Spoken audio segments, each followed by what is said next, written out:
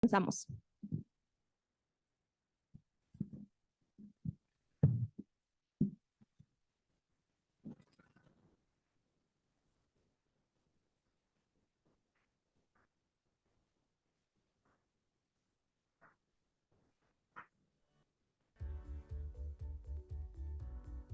ICA welcomes you to this event and thanks you for your participation. To improve the quality of the video conference, please take note of the following recommendations. Remember to unmute your microphone only when you are given the floor. Please keep your microphone muted when another person is speaking. We ask that you keep your camera on at all times so that the other participants can see you. If you need to step away for a moment, you can turn the camera off and turn it back on when you return. Please put your cell phone in silent mode to avoid any interruptions during the video conference. We recommend that you maintain proper posture and position yourself adequately in front of your computer. Simultaneous interpretation will be provided for this meeting. It is very important that you speak in the language corresponding to the Zoom link you selected. For instance, if you accessed the link to the meeting in Spanish, you must speak in Spanish at all times. At the end of the video, please remain silent for 30 seconds. Afterwards, the moderator will begin the meeting. Thank you very much for your attention.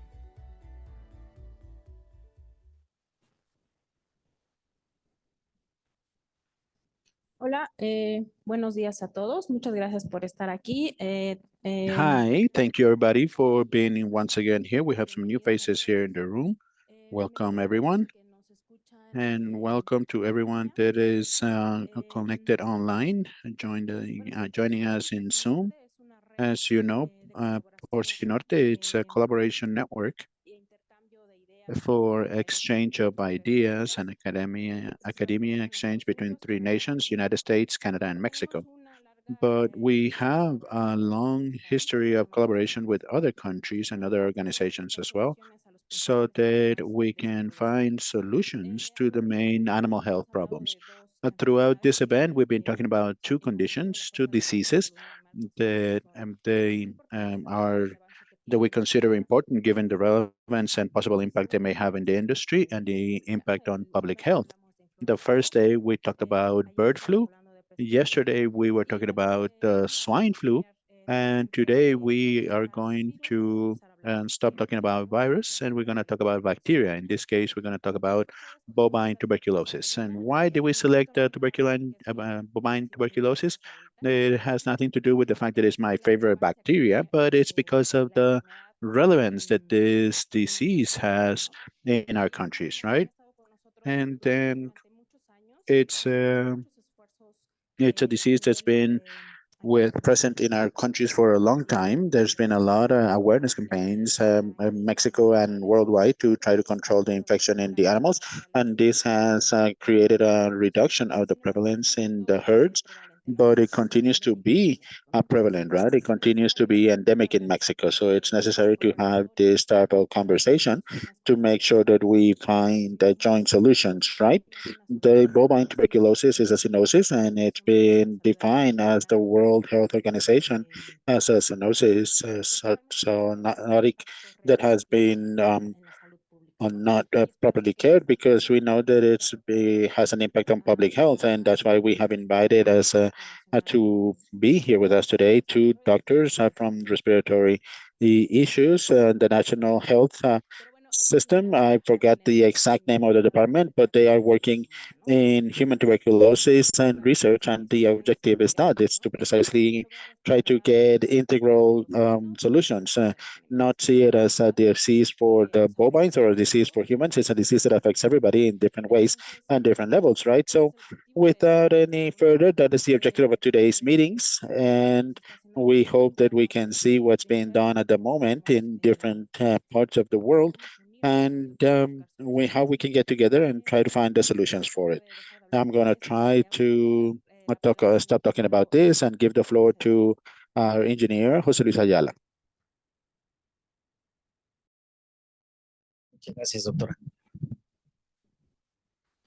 Pues, buenos días a todas y a todos. Thank you very much. Good morning, everybody. It is an honor for me to welcome all of you on behalf of the representatives of IICA and Ian Charles, a representative for IICA in Canada, whom unfortunately, due to a health issue, was not able to be here today. I hope that I'm not putting him in evidence, but I believe that the food last night, the tacos last night had played a game on him, played a number on him, right? And then I'm also here representing Dr. Montenegro, representative of ICA in Mexico. So I'm here to tell you a little bit about the the, the general the plant for the burrowing worm conditions in Panama, and we were saying that right now we are facing challenges, a lot of challenges, and where we have diseases like the one that Dr. Susana mentioned, diseases that are constantly being reviewed, analyzed, and reconsidered in forums like this, in important forum like this, like Porcinorte, and where we talked about the avian flu, the porcine flu, the swine flu, and now we're talking about bovine tuberculosis and other pests that are present, like the burrowing worm and other effects in the agricultural production, such as the Mediterranean fly, and how it's moving forward in different areas, and especially the R4 as well. And we could have a long list of issues, right? And we come up with a list of about 13 between diseases and pests in the agricultural sector as well as the livestock sector that without a doubt that they show a great challenge when we put them together with this big challenge that is climate change, right? And when um, um, we see social phenomena like migration, and where we have the factor that can make acute this condition. So the wetlands and the livestock corrals were trade sometimes without having the the necessary needed in sanitary conditions that represent a risk for human health, and with the focus of a health when we go in to see the environmental health, the public health. And the truth is that we see these huge challenges that, especially in gardening, in cattle livestock management, and some places have been shown as greenhouse effect gases emissions, and it means that we have more than a problem. We see that it's a reduction. It provides us a reduction and a solution for the reduction of greenhouse effect gases with regenerative livestock management, for example. But what I'm trying to get at is that this type of forums is very important and very relevant, especially looking for how through science and investigation and technology we can propose the new solutions with all this scientific and necessary rigor, so that we can face these challenges in such a way that Procinorte for us, it's a great instrument. It's a strategic platform that is available for the region, and not only in the north of the hemisphere, but also and available for the rest of the continent, especially worldwide. And in fact, from behalf of IICA, we would like to convince all of you, we are convinced, and not, we are convinced, and we know for sure that these activities are capable of having elements that will help us face these great challenges. Thank you very much, and I like to see all of you here. Thank you, Doctor. So without any further, let's get started with our presentations that we have today. Just as an announcement, we are not going to read the biography of the speakers because all the biographies are in a shared document and the chat online or on our websites. And if you're gonna wanna contact the speakers, you're gonna see their contact information there in their bios as well. This is gonna help us save time for the presentations and have more time for the Q&A sessions. All the presentations are going to happen in the morning block first, and then we're going to have a Q&A session for the morning block before lunch. If you have any questions, for those of you that are connected in Zoom, you can write them in the chat, and those of you in the room here, you can send them in as well. And now let me welcome the veterinarian Daniela Ayala, who's going to talk to us about the current situation of bovine tuberculosis in Mexico. Thank you very much. Good morning, everybody. It's an honor to be here in this event that has a great relevance for this part of the American continent that we are in charge of. And in this case, I'm here to talk about the current situation of bovine tuberculosis in Mexico and what are we doing in Senacica to for the eradication of this disease. So let's go to the next slide, please. Okay, so as background information, we have tuberculosis, bovine tuberculosis. It's a chronic disease because it evades the defense of the individuals that it affects. And the whoever has this capacity to evade these defense mechanisms in the organization, in the organisms, makes it a very, very difficult problem to deal with because the processes we have to eradicate this disease, we have to get to know the epidemiology of this bacteria very well, which has very particular qualities. Next slide. Tuberculosis affects the bovines today, and as you all know, aside from affecting bovines, it is also affecting human beings. It's a zoonotic. It's a zoonotic that is known very well worldwide, where, well, there's been some studies that showed that it might be an anthropozoonotic as well, that the infection may have developed both from humans to animals, so then animals to humans as well. And this means that the eradication of the disease, it's going to be important because not only affects bovines or humans, but there's many species, animal species, both wild and domesticated, that can be affected by this problem, complica todavía más which complicates a lot more the situation of control and eradication when this disease is found in wild animals. Next slide, please. And well, we know that bovine tuberculosis is a disease that historically has been there. It's been for thousands of years, part of our history. You know, over 3,000 years ago, we see mentions of this disease. Dr. Robert Koch in 1892 discovered the tuberculosis bacillus. Through a series of studies, he was able to isolate the microorganisms and discovered there was the cause of the problem they were facing at that time, which was a respiratory conditions.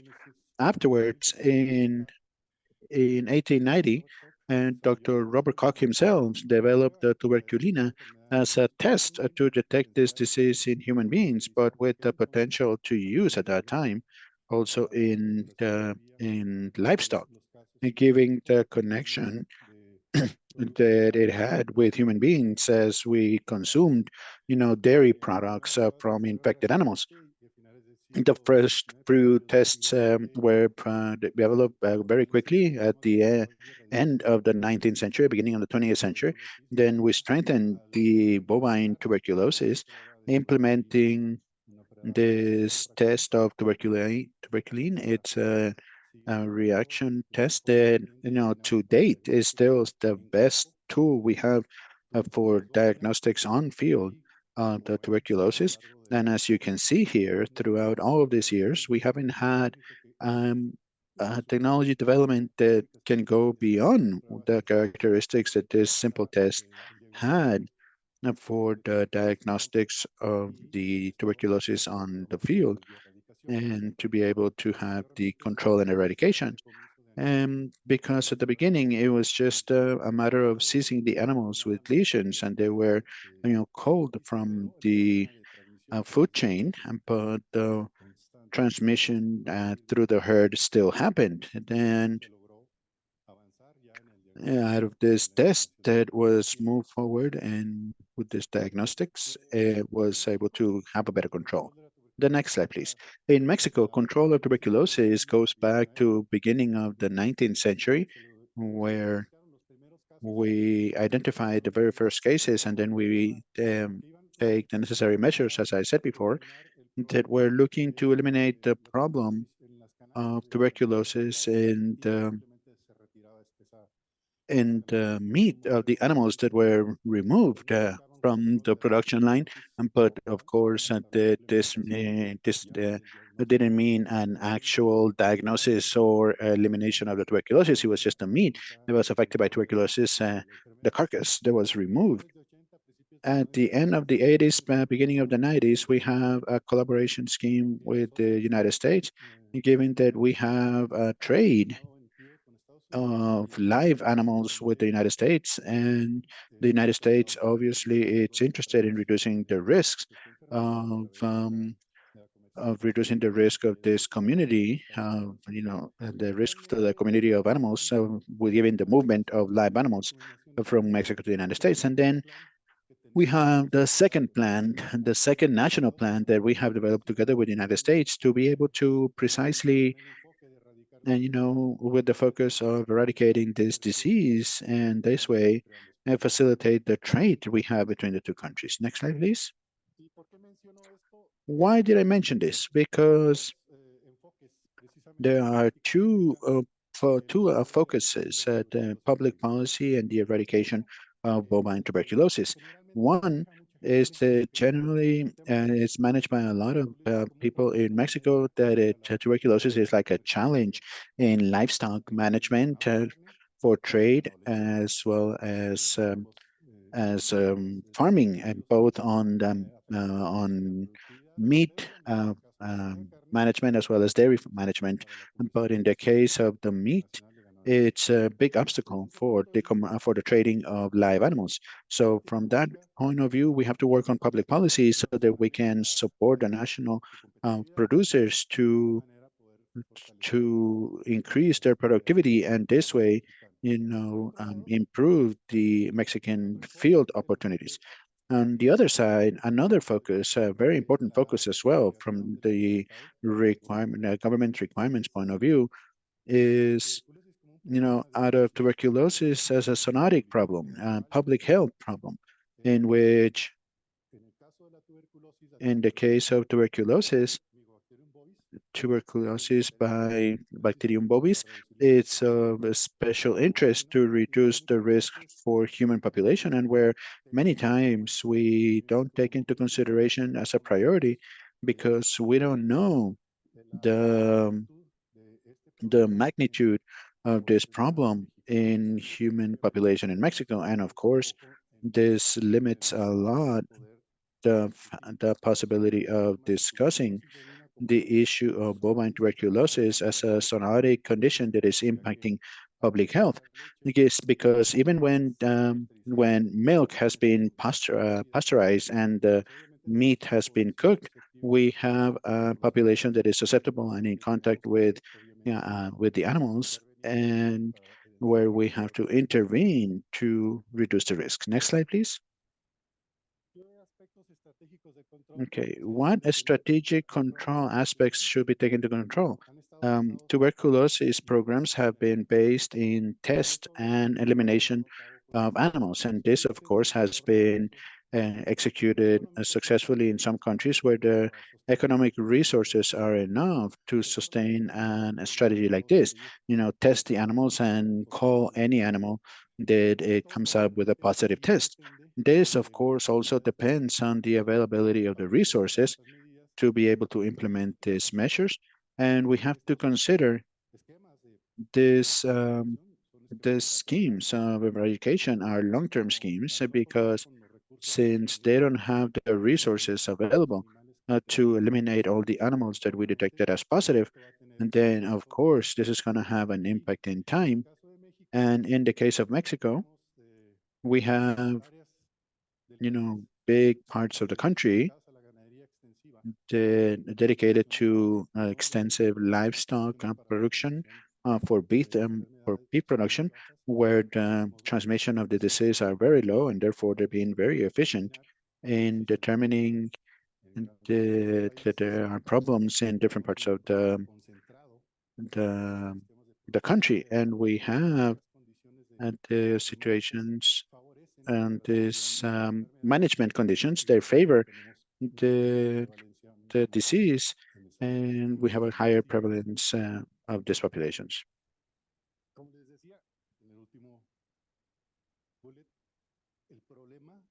And like I said in the last point, the problem becomes, and this problem becomes in wildlife, like it was the case of some countries that have eradicated the disease, apparently, and then the bovine tuberculosis comes back through a wild transmission, in United States, where in 74, 75 had been declared free of tuberculosis, and in 24,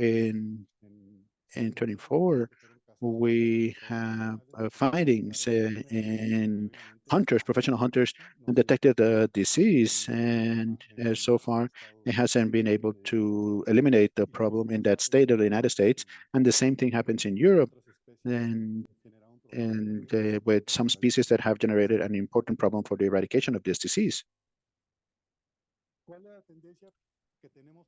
What is the trend we have for the control and eradication worldwide? Well, we have the development of more diagnostics techniques, because although the the testing are efficient for some countries, for us, it hasn't been really the best solution, given the prevalence that we have, and looking for um, some diagnostic techniques that can give us a faster detection are necessary, and we've been working very hard on that. And with that sense, also developing the vaccine with a DIVAS system that will help us see the difference between the vaccinated and non-vaccinated, because it's been shown that the PSG, it's a vaccine that is able to reduce the drastic the acute presentations, but it doesn't help us with diagnostics. We are not able to know if an animal is being positive on the tuberculin testing because of the vaccine or because of the actual presence of the disease. And another item, it's been a very important presence in Europe and the United States, is the development of the control of wild presentation that is looking to vaccinate them as well.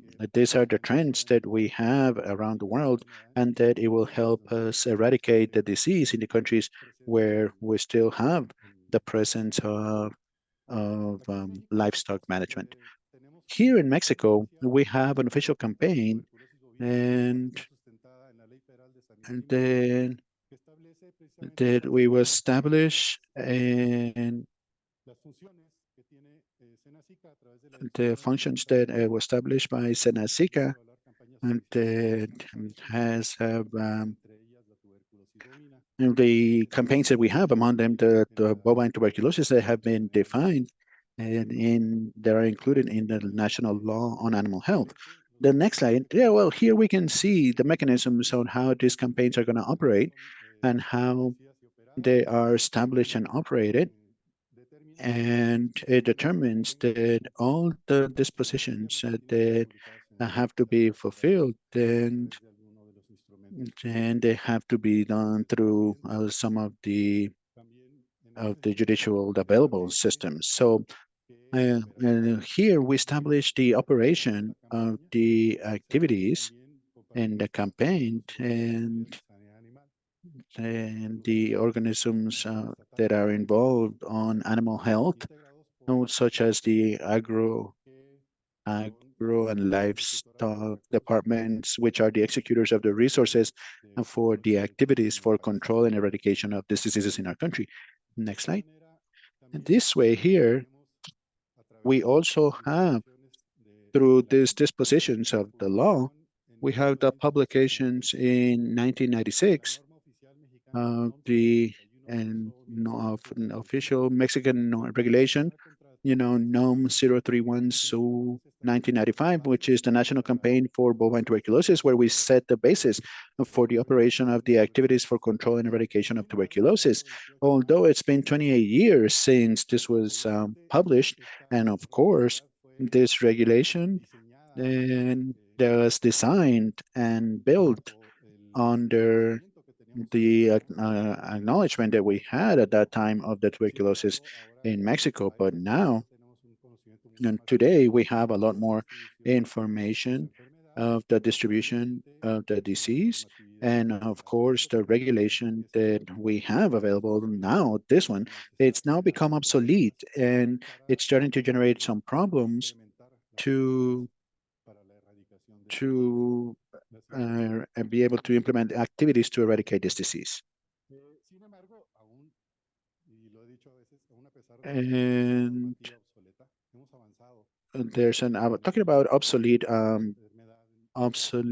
regulation. We talked about how this disease has been moving through Mexico, and according to what this national Mexican regulation says, there's three stages, right? Control, eradication, and free. And here in the map, we show the status of most of the states and territories in Mexico when they are in the state of eradication. Why are we in the stage of eradication? Because the regulation establishes that to be able to go into the stage of eradication, we need to have less than 2% of prevalence in an known distribution, which at that time was sort of like the beginning. We're going to say the beginning of the knowledge of the spreading of the disease. And where right now this position is now obsolete because we are able to establish other levels in other stages to be more strict in the control of the risks in the mobilization of animals in the country. But you can see here in the map that we have reached this stage in most of our territory, with the exception of a few areas that are labeled here as in control, and some of them are dairy production. And that's where the problem is concentrated. And in one way or another, we haven't been able to move forward because to be able to have the right control and eradication in these populations, we need more resources.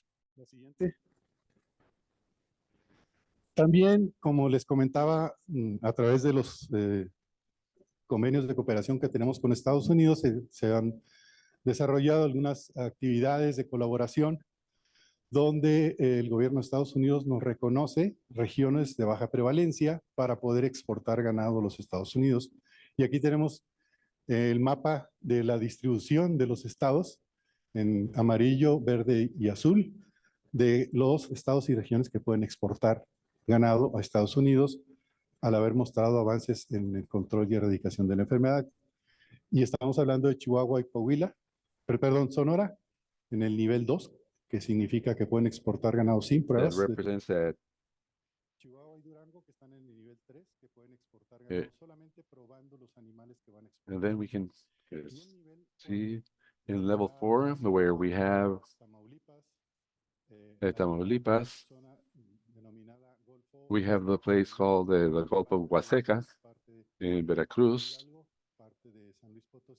It's part of San Luis Potosí and part of Puebla, where we have we are testing the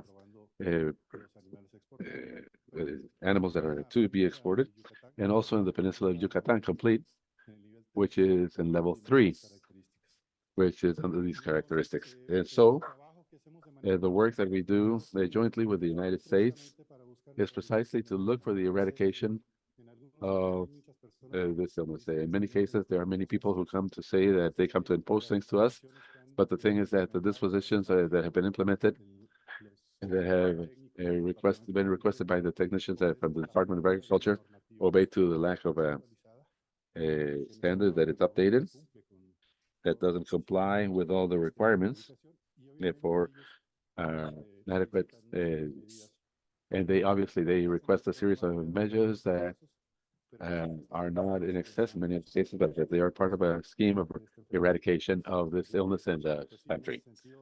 So, in this sense, the lack of an adequate updating of the standard has led us to have a duality in this sense, where on the one hand, we have the situation of the standard, but we also have the typicity of the control and eradication that is more efficient. The next one, please. In regard to the campaign,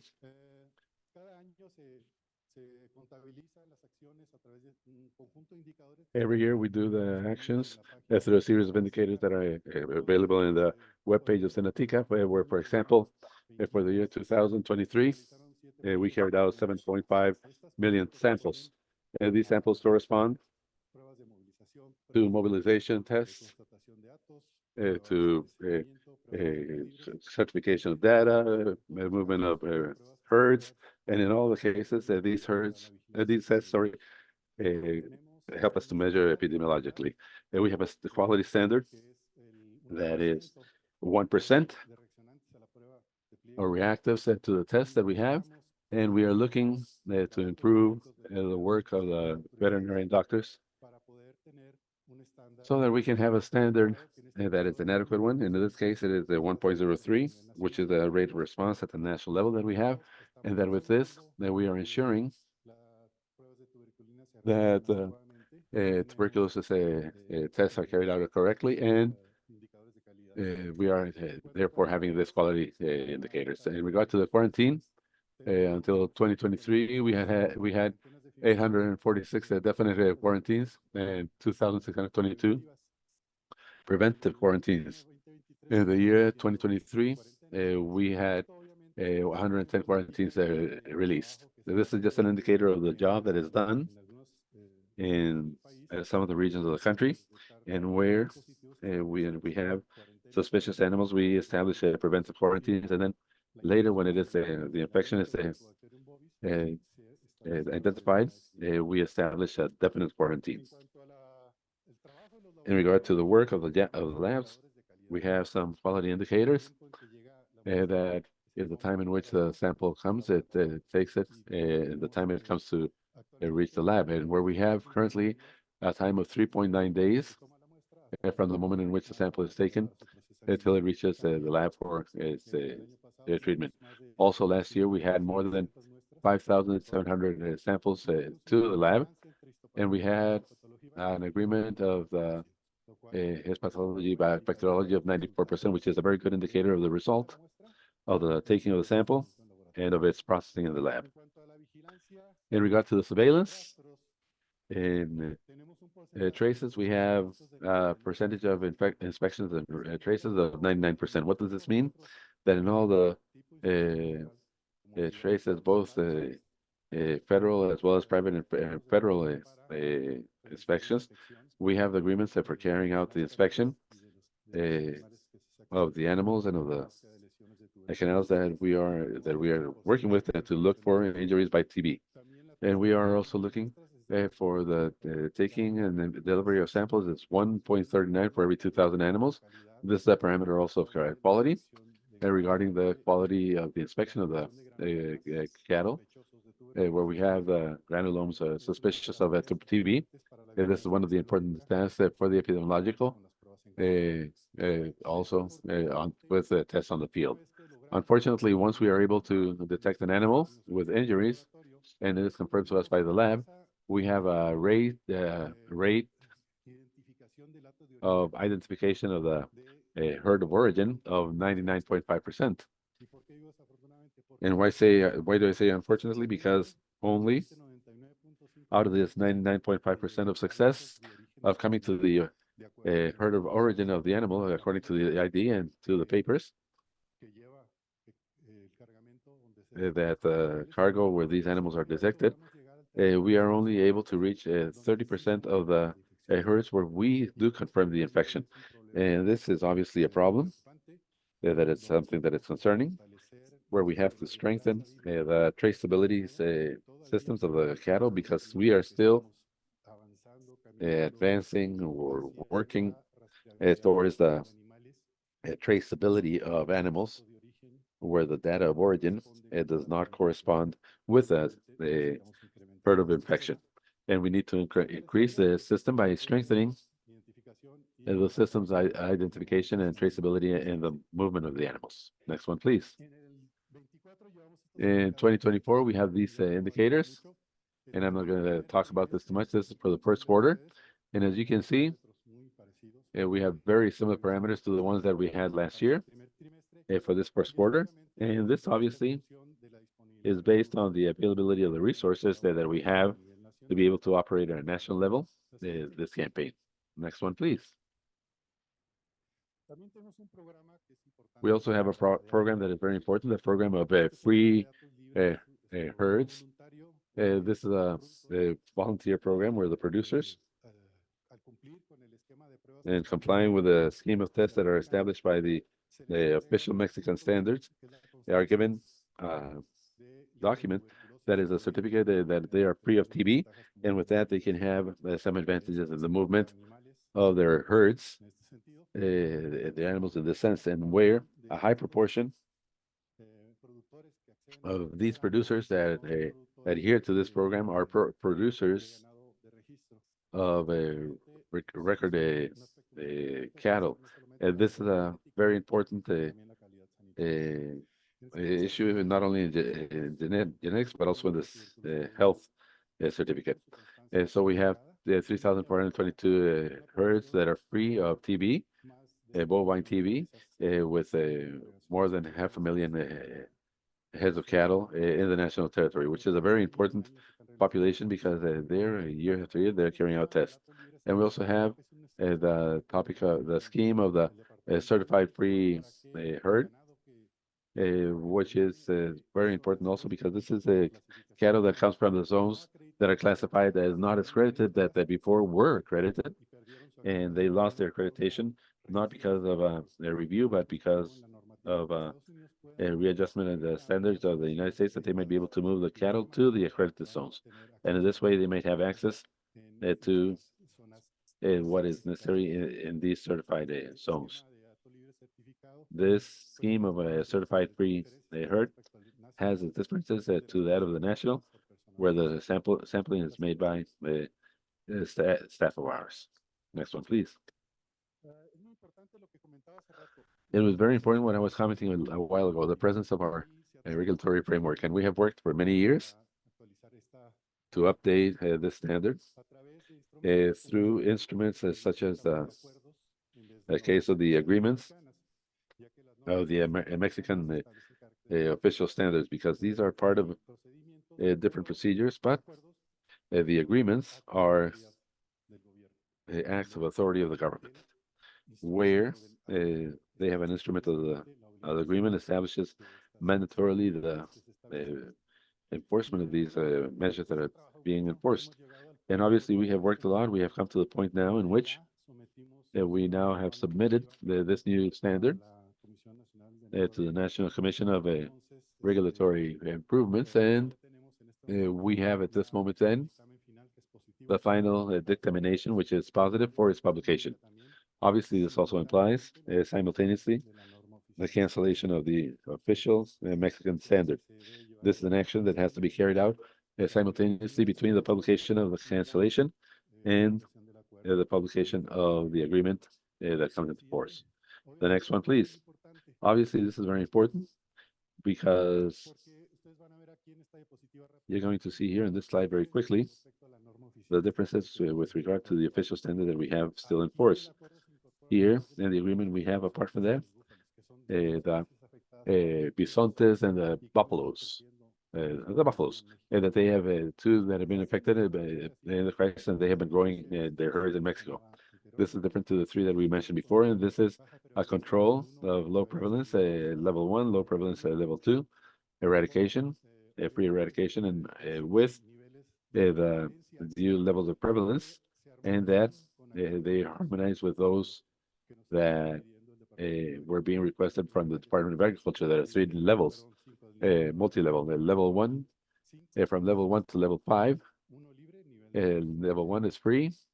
Level 2 accredited, modified, and advanced, and level 3 that is modified, and the third that is preparatory and accredited, and the fifth that is not accredited. Obviously, since we know the distribution of the illness much better, we can now be more specific in establishing these differences, and with this, reduce the risks in the mobilization of animals. And also, we establish as a device of the official diagnostics.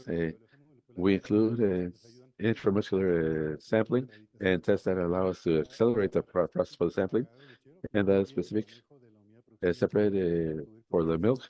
This is the management for milk units that are affected by TB, and the management of units for breeding, controlled breeding.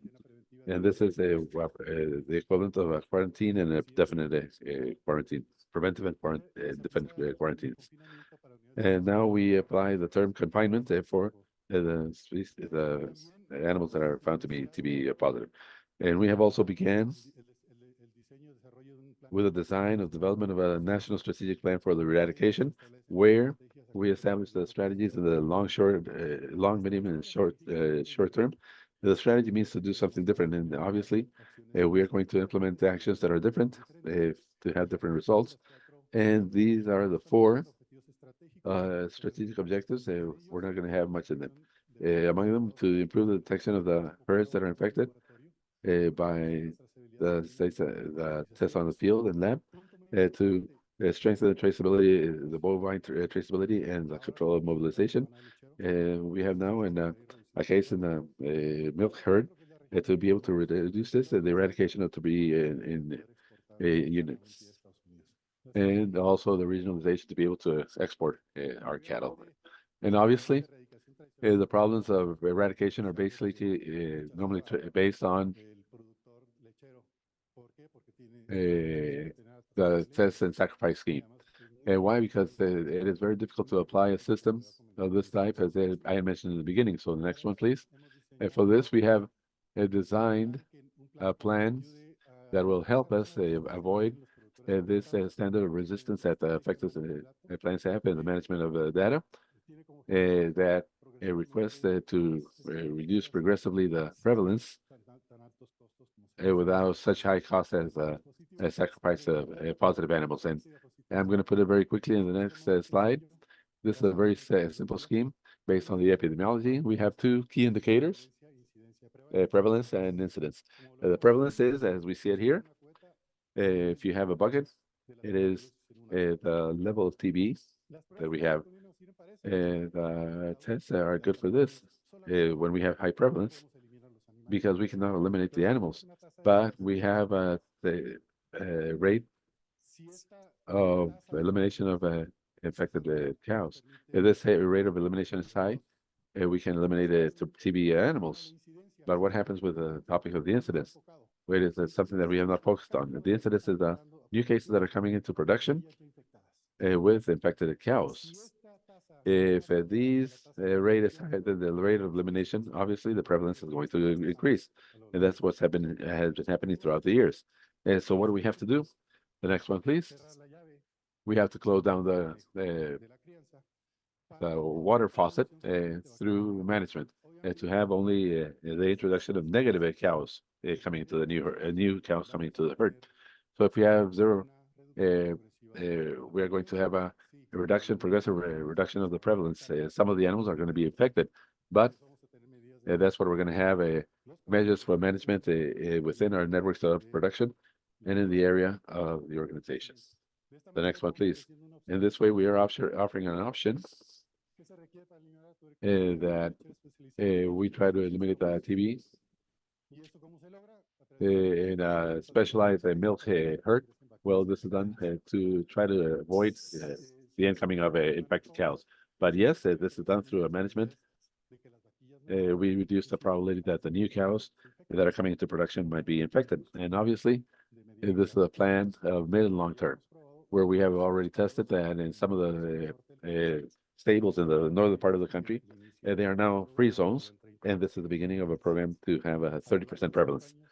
Throughout the 5 years, they were able to eliminate the problem without having to sacrifice additional cows, just doing an adequate management of the herd.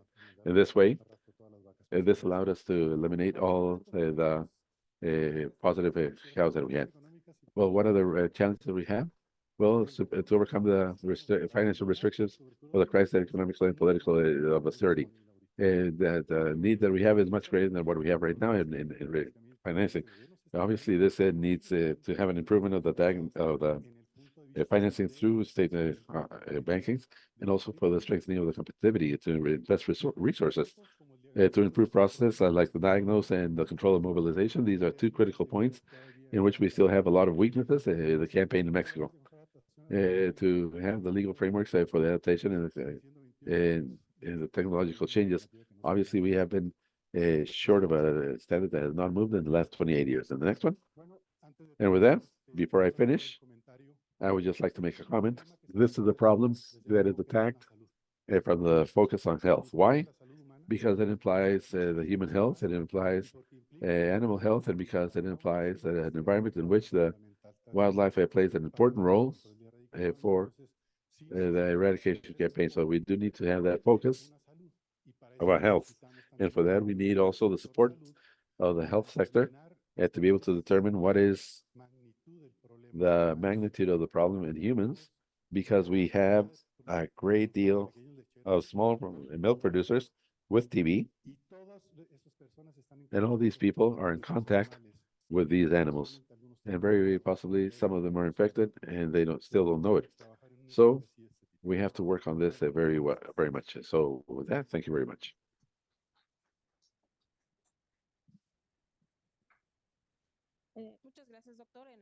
Thank you very much, doctor. This is something that we have boarded from the framework of health. We're going to give way now to a virtual practice by Dr. Olga Andresqueya. Perdón. Sorry if I didn't pronounce that right. Are you there, Dr. Olga? Yes, I'm here. And Sí, aquí estoy. I'm not sure if you can see me. We can see you, but we don't see your slides. Sorry? We can see you and we can hear you well, but we are not seeing your presentation. All right, sure.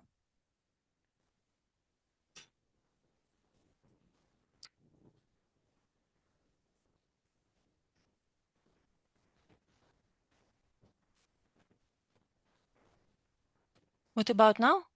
Yeah, we can see it now, but can you put it on? Yes, I'm doing it. Okay.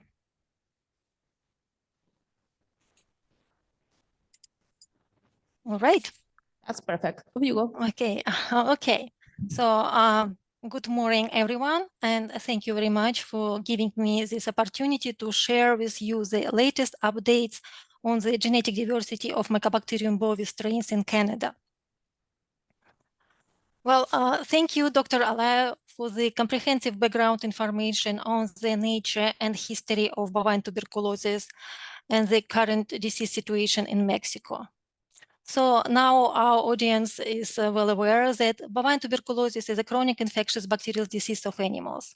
It's primarily caused by Mycobacterium bovis, a member of Mycobacterium tuberculosis complex. The disease can affect all mammalian species, but mostly reported in cattle. It is also a zoonotic disease, meaning that it can be transmitted to humans. The transmission can occur through consumption of unpasteurized milk products or direct contact with infected animals during slaughter or hunting. Therefore, bovine tuberculosis presents a risk to public health, livestock industry, and wildlife animals. The importance of bovine tuberculosis is well recognized in Canada, where it's a reportable disease under the Health of Animals Act. The Canadian National Bovine Tuberculosis Eradication Program has been in place since 1923. The main elements of the program include slaughter surveillance, test and cull strategies, livestock movement controls, monitoring and managing wildlife reservoirs, and epidemiological investigations of the disease incidence. Significant government and industry investments over the last century, with testing more than 100 million cattle through on-farm campaigns, led to a remarkable reduction in disease prevalence within domestic bovine herds. In 1923, meaning 100 years ago, the estimated prevalence was approximately 4%, but 100 years later, by 2023, it had dropped to below 1/1000th of a percent. Currently, all Canadian provinces and territories are classified as officially free from the disease in domestic livestock. Historically, there were two recognized reservoirs of bovine tuberculosis in Canadian wildlife. A persistent reservoir exists in free-ranging bison population in Wood Buffalo National Park in the northern part of the country. Another reservoir, now considered eliminated, was found in early 2000s in wild cervix in Riding Mountain National Park in the province of Manitoba. This chart illustrates the progressively decreasing prevalence of bovine tuberculosis in farmed animals. Over the past 20 years, bovine tuberculosis outbreaks have become increasingly sporadic, with 3 localized bovine tuberculosis outbreaks reported in cattle in the last decade. In the province of Alberta in 2016, British Columbia in 2018, and Saskatchewan in 2023.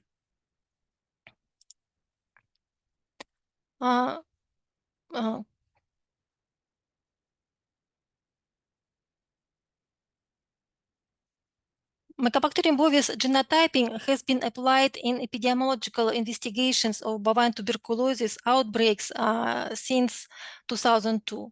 It plays an important role in characterizing Mycobacterium bovis strains, identifying new strain introductions, recognizing wildlife reservoirs, understanding transmission pathways, and developing disease management strategies.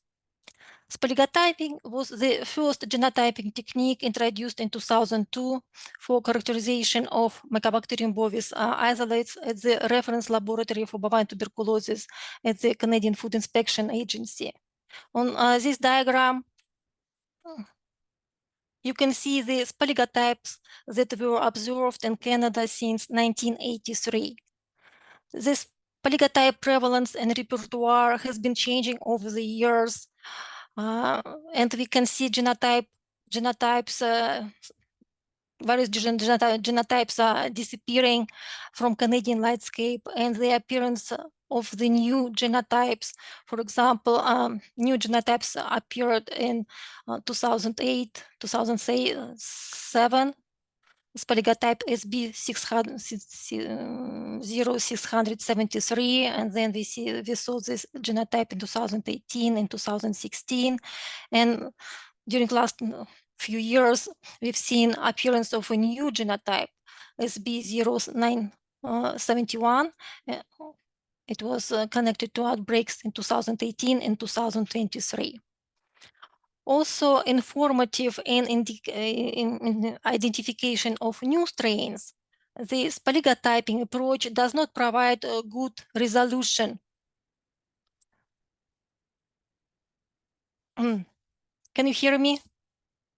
Well, okay. Yes, we can hear you.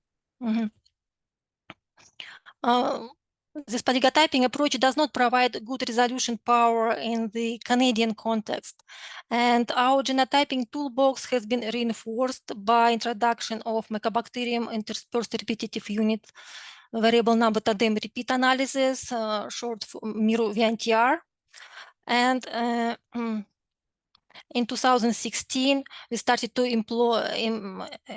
apply whole genome-based single nucleotide polymorphism typing. This slide gives you an idea of the workflow of the whole genome SNP genotyping process. Whole genome sequencing is performed using Nextera XT DNA libraries in the Illumina MiSeq platform. Sequencing data analysis is done using the bioinformatics tool vSNP. This tool has been developed at the United States Department of Agriculture National Veterinary Service Laboratories in Ames. The vSNP pipeline has been specifically designed to meet the needs of diagnostic laboratories and presents results in formats that are can be easily evaluated and interpreted, such as organized Excel SNP tables and phylogenetic trees. Actually, just recently I've seen that this SNP pipeline has been officially published online on June 2024, which reflects a great achievement of in the development of this pipeline. So on this slide, you can see a phylogenetic tree of Mycobacterium bovis strains of animal origin observed in Canada during the last 40 years. The broad cluster definition of the SNP typing is in agreement with Spaliga-type and Merovingia clusters, like here, here, here. But with a whole genome SNP typing, we can access transmission pathways, transmission chains within the clusters here, and uncover interesting stories of the past. The most interesting clusters to look at in more details are a group of Mycobacterium tuberculosis, Mycobacterium bovis isolates from wildlife tuberculosis reservoir in Riding Mountain National Park in Manitoba. The next interesting cluster to pay attention to, it's a group of isolates from wildlife bovine tuberculosis reservoir in Wood Buffalo National Park. And the last but not the least is the group of isolates affiliated with the most recent bovine tuberculosis outbreaks in cattle. So let's go first to the wildlife TB reservoir in Riding Mountain National Park. Riding Mountain National Park is located in the southwestern corner in Manitoba in Canada. Wild elk and white-tailed deer in the Riding Mountain National Park were identified as a reservoir of bovine tuberculosis after several outbreaks on cattle farms in the surrounding area in the late 1990s. The wildlife livestock TB transmission was also confirmed later by discoveries that all Mycobacterium isolates actually have unique Spaliga type, never observed anywhere in the world. In 2003, the Canadian Food Inspection Agency established the Riding Mountain tuberculosis eradication area, which included the park itself and surrounding territories where the disease was found. A multi-stakeholder TB management program has been created in 2000 to coordinate activities on reduction of surveyed population, by security and containment, and testing and removing of TB suspect animals. As a result of these strategies, the last infected cattle case in this area was confirmed in 2008. And the last infected surveyed was detected elk was detected in 2014. As the bovine tuberculosis prevalence in this area was estimated to be undetectable, The eradication area was dissolved, and the Manitoba TB-free status was recognized by the USDA in July 2018. The wildlife TB reservoir is considered eliminated these days. If we take a look at the whole genome SNP-based phylogeny of Mycobacterium bovis strains from the Riding Mountain National Park area, we find quite interesting transmission patterns. The majority of the isolates from 2000 to 2014, identified here by blue brackets, belong to a highly homogeneous group, which appears as offsprings of one particular strain. We will probably never know the nature of the reason of clonal expansion of this strain, and can only speculate if it was a super shedder in the area at those time, or the strain had a good fitness for the environment, or if it was highly virulent strain, or maybe there was some kind of quite too many shared pastures in the area where cattle and cervids been sharing pasture together, and if it was a high density of cervids in this area. The cluster is separated by two, this cluster actually is separated by two SNPs from a most recent common ancestor here, pointed by the blue arrow, which probably originated in the 1990s. In red here, identified the last cases of bovine tuberculosis seen in this area. One last case was reported in cattle in 2008, and the last case was reported in cervids, in wild cervids in 2014. The infection transmission dynamics exposed by the phylogenetic analysis here supports the conclusion that bovine tuberculosis is eradicated from this wildlife reservoir.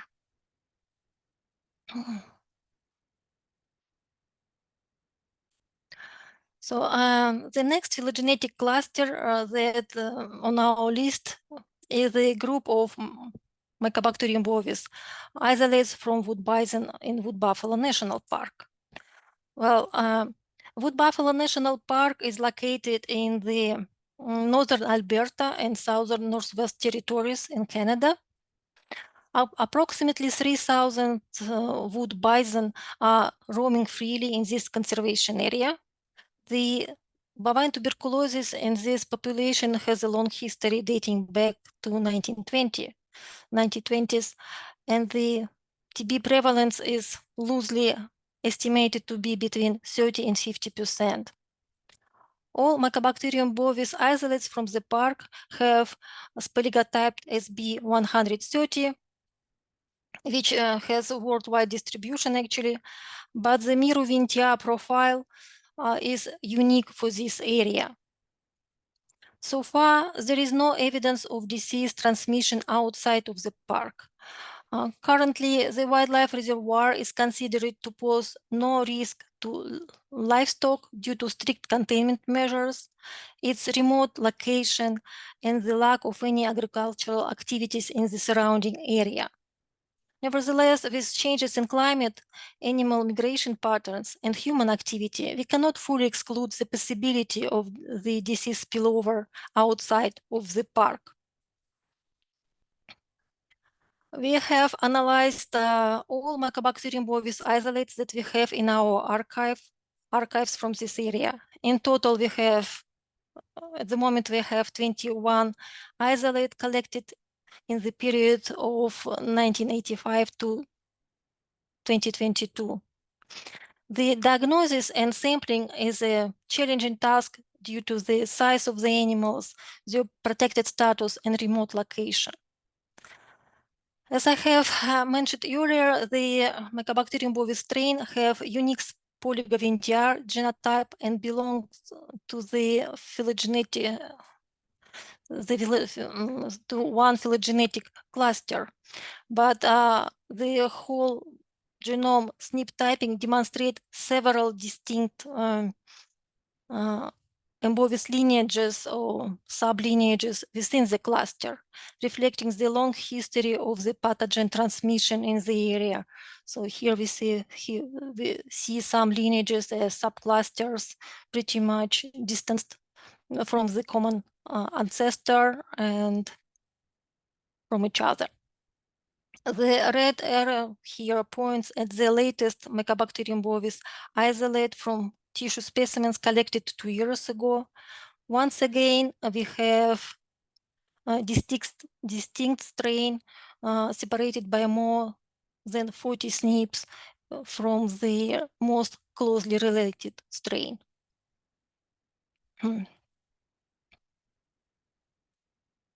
And now let's come back to our phylogenetic tree and look closer at the most important cluster of Mycobacterium bovis isolates associated with the bovine tuberculosis outbreak in cattle in the last 10 years.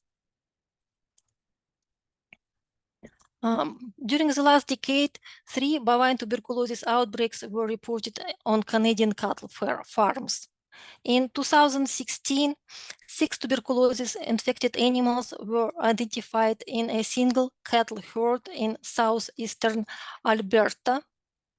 Here, after testing 34,000 animals on over 145 farms in Western Canada and $39 million in compensation, $39 million paid in compensation to producers, the CFIA did not identify a source of infection for the index herd. Also, there was no evidence of the spread of infection to any animals, including wildlife outside the index herd. In 2018, 4 tuberculosis-infected animals were identified in a single cattle herd in the province of British Columbia. After 23,000 animals in 42 herds tested and almost $4 million paid in compensation, a source of infection for the index herd was not identified. Also, there was no evidence of the spread of infection outside the indexed herd.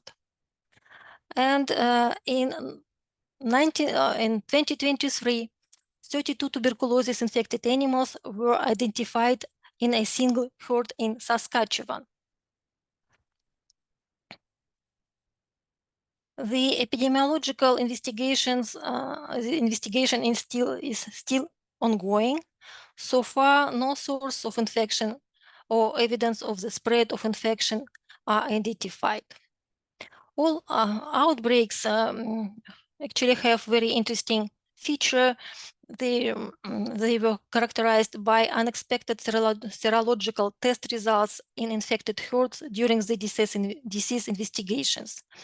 Stay tuned for presentation which will be delivered by Dr. Om Suraj Bali in less than an hour. On this slide, you see results of whole genome-based phylogenetic analysis of Mycobacterium bovis strains isolates associated with the last bovine tuberculosis outbreak in Canadian cattle. The cluster is divided into subclusters, each characterized by individual Polygoventiar types. Like here, cluster that belongs to subcluster that belongs to Spaligotypes 0673, and another subcluster that belongs to Spaligotype 0971.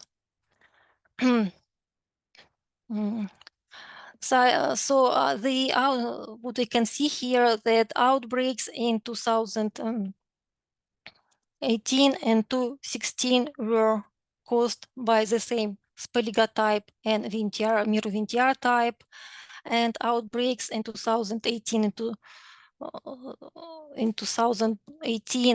2023 were caused by Spaligotype 971.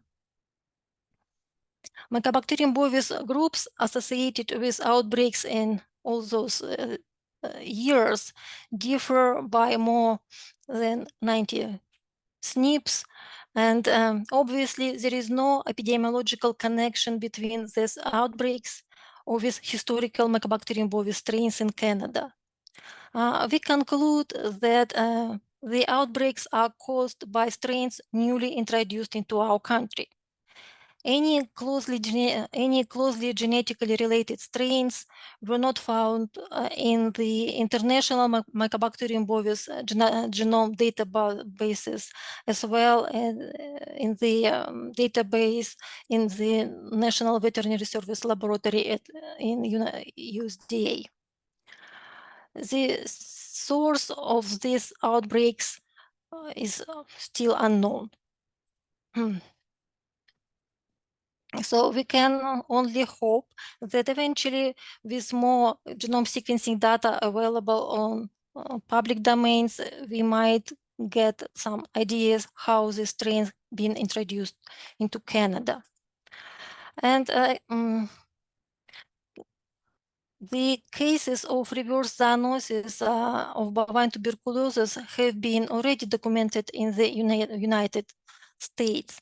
And therefore, in the search of introduction pathways of new Mycobacterium bovis strains into Canada, we also must consider the human population. If we just run this simple math here, just trying to quickly estimate how many Mycobacterium bovis cases in human can we expect in human population. We can look at the statistics of the human tuberculosis cases in Canada, and actually between 13 and 15 active cases are reported annually. We don't know exact prevalence of Mycobacterium bovis infections in tuberculosis cases in humans, but the prevalence in the industrial countries is estimated between 0.5 and 1%. Consequently, we can expect between 6 to 20 Mycobacterium bovis infections annually in Canadian human population. We have established a collaborative project with the Federal Tuberculosis Laboratory and the Public Health Agency of Canada and a few provincial public health laboratories. Our goal was to create a comprehensive Canadian Mycobacterium bovis genome database and identify potential animal-human or human-animal transmission events. So here is a phylogenetic tree of Canadian Mycobacterium bovis strains of animal and human origin. The isolates of animal origin are in black and human isolates are in red. The Mycobacterium bovis isolates in humans are much more genetically diverse when compared with the animal population. From Illumina sequencing data, we could deduce spaligotyping information, and 28 spaligotypes were identified in silico in human isolates. 23 of these bovis spaligotypes have not been seen in Canadian animals, and 6 spaligotypes have not even been reported in the most comprehensive international bovis spaligotypes database, mbovis.org. Technically, they don't even have the formal names as B names. With close examination of the phylogenetic relationships between animal and human strains, we have not identified any closely related genomes. So now we can zoom into the cluster of Mbovis strains associated with the last bovine tuberculosis outbreaks in animals and humans. Oops. Oi.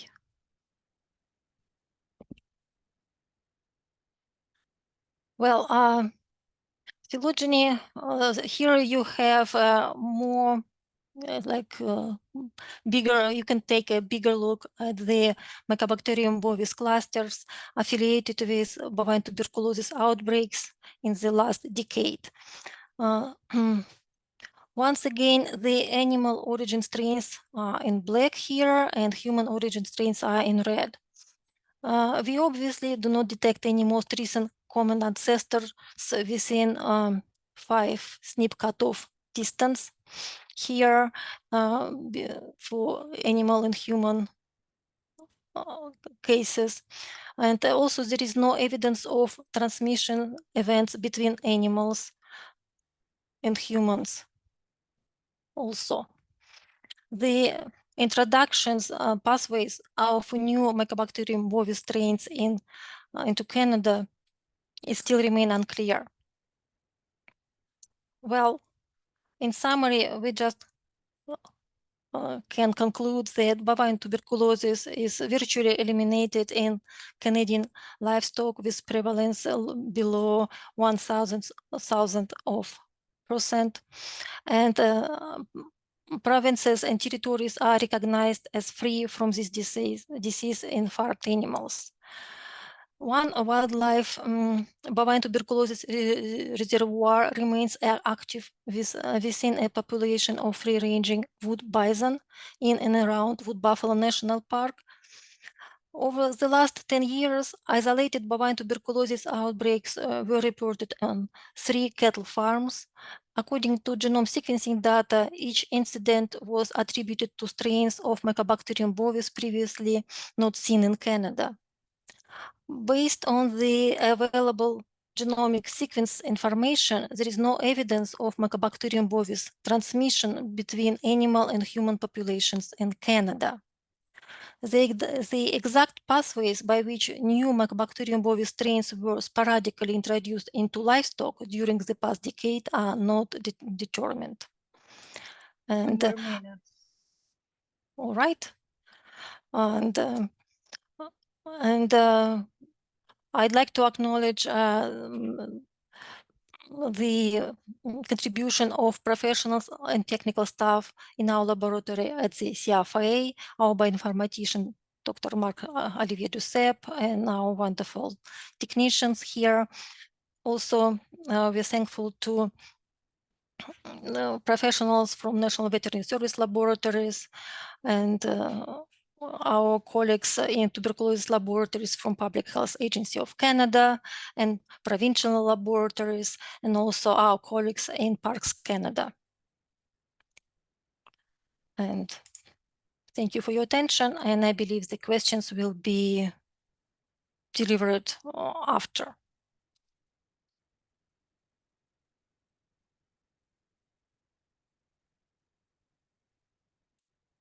After the end of the morning session, so please stay online. Now I'm switching to Spanish. Ahora vamos a nuestra siguiente plática. Thank you. I'm going to switch to Spanish now. Our next presentation is going to be by Dr. Jose Ansel Pabello from the Veterinarian Academy at the UNAM here in Mexico.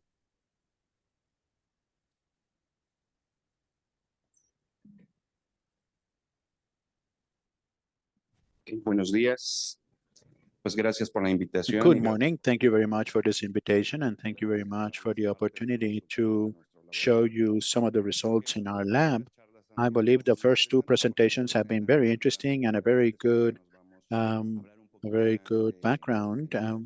And before we go in talking to the pathogen itself, but I'm going to change a little bit because I'm not going to talk about the pathogen itself or the regulation itself. Our lab is focused on understanding the immune response in the host of the bovines and how this immune response works to counteract the effects of the different strands of the bodies that the animal population is facing. So this is the title of my presentation. Next slide, please.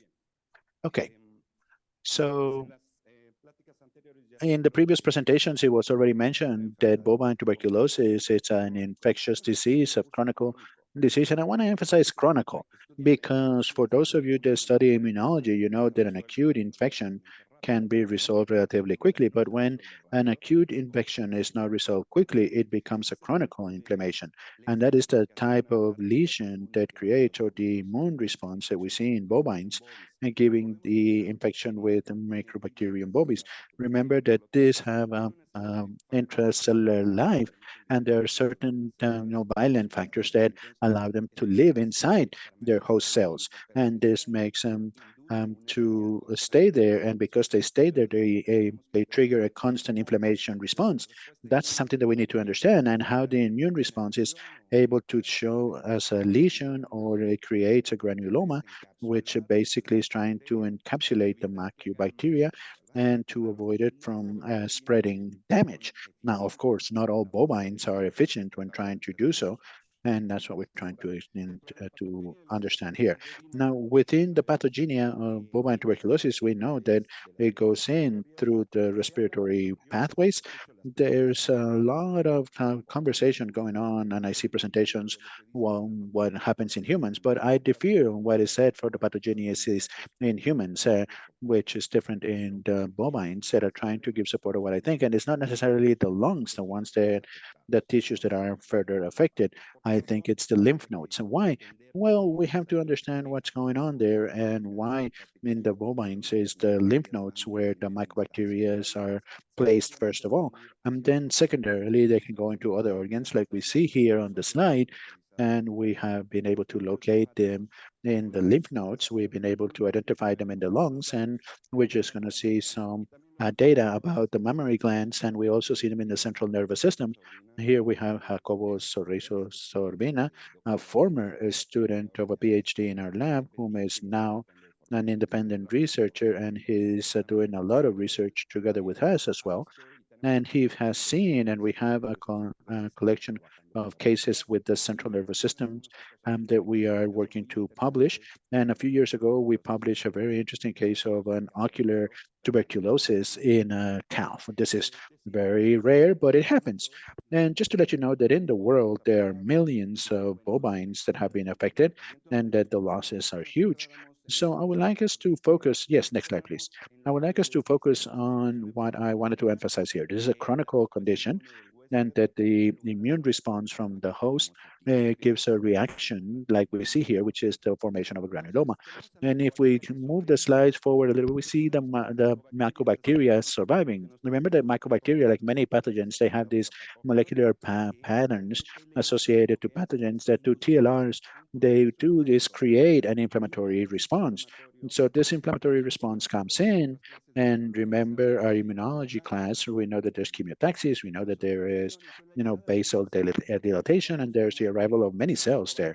And here we see how the mycobacteria is in the center, in this case in red, and then they start, we have macrophages, of course, then we have neutrophils, giving the disease, and they try to eliminate the microbacteria, but giving its virulent factors, this doesn't happen quickly. And so there are more and more cells associated in the activity to try to counteract this. And then we have the, say, lymphocytes, different types, alpha, beta, as well as gamma and delta. I'm going to show some very interesting numbers on these gamma and delta cells that is a concern in many of us. How do they work? What do they do? And it's a surprise. The result that I'm going to show is that we have a huge doubt on what exactly do they do and why don't we have as many as we would expect to see in a granuloma. And then after that, we have lymphocytes B. And those of you that considers that the diagnostics should be focused on serology, then here we have some evidence. We have clear evidence that there are cells that are dedicated to this. And therefore, yes, it might be possible to use this as a different tool. Now, of course, we have to do the necessary research to back that hypothesis. And then afterwards, since the immune system is able to say, look, I'm not going to be able to control you, I'm not able to eliminate you, so you know what? I'm going to surround you with some collagen fibers and trap you. And that's what happens. 95% of humans that are infected with Mycobacterium tuberculosis, bovis, they have this granuloma that is like this, and the immune response is great, and they can spend many years living with it like this. We hope the bovine response was as good as it's in humans.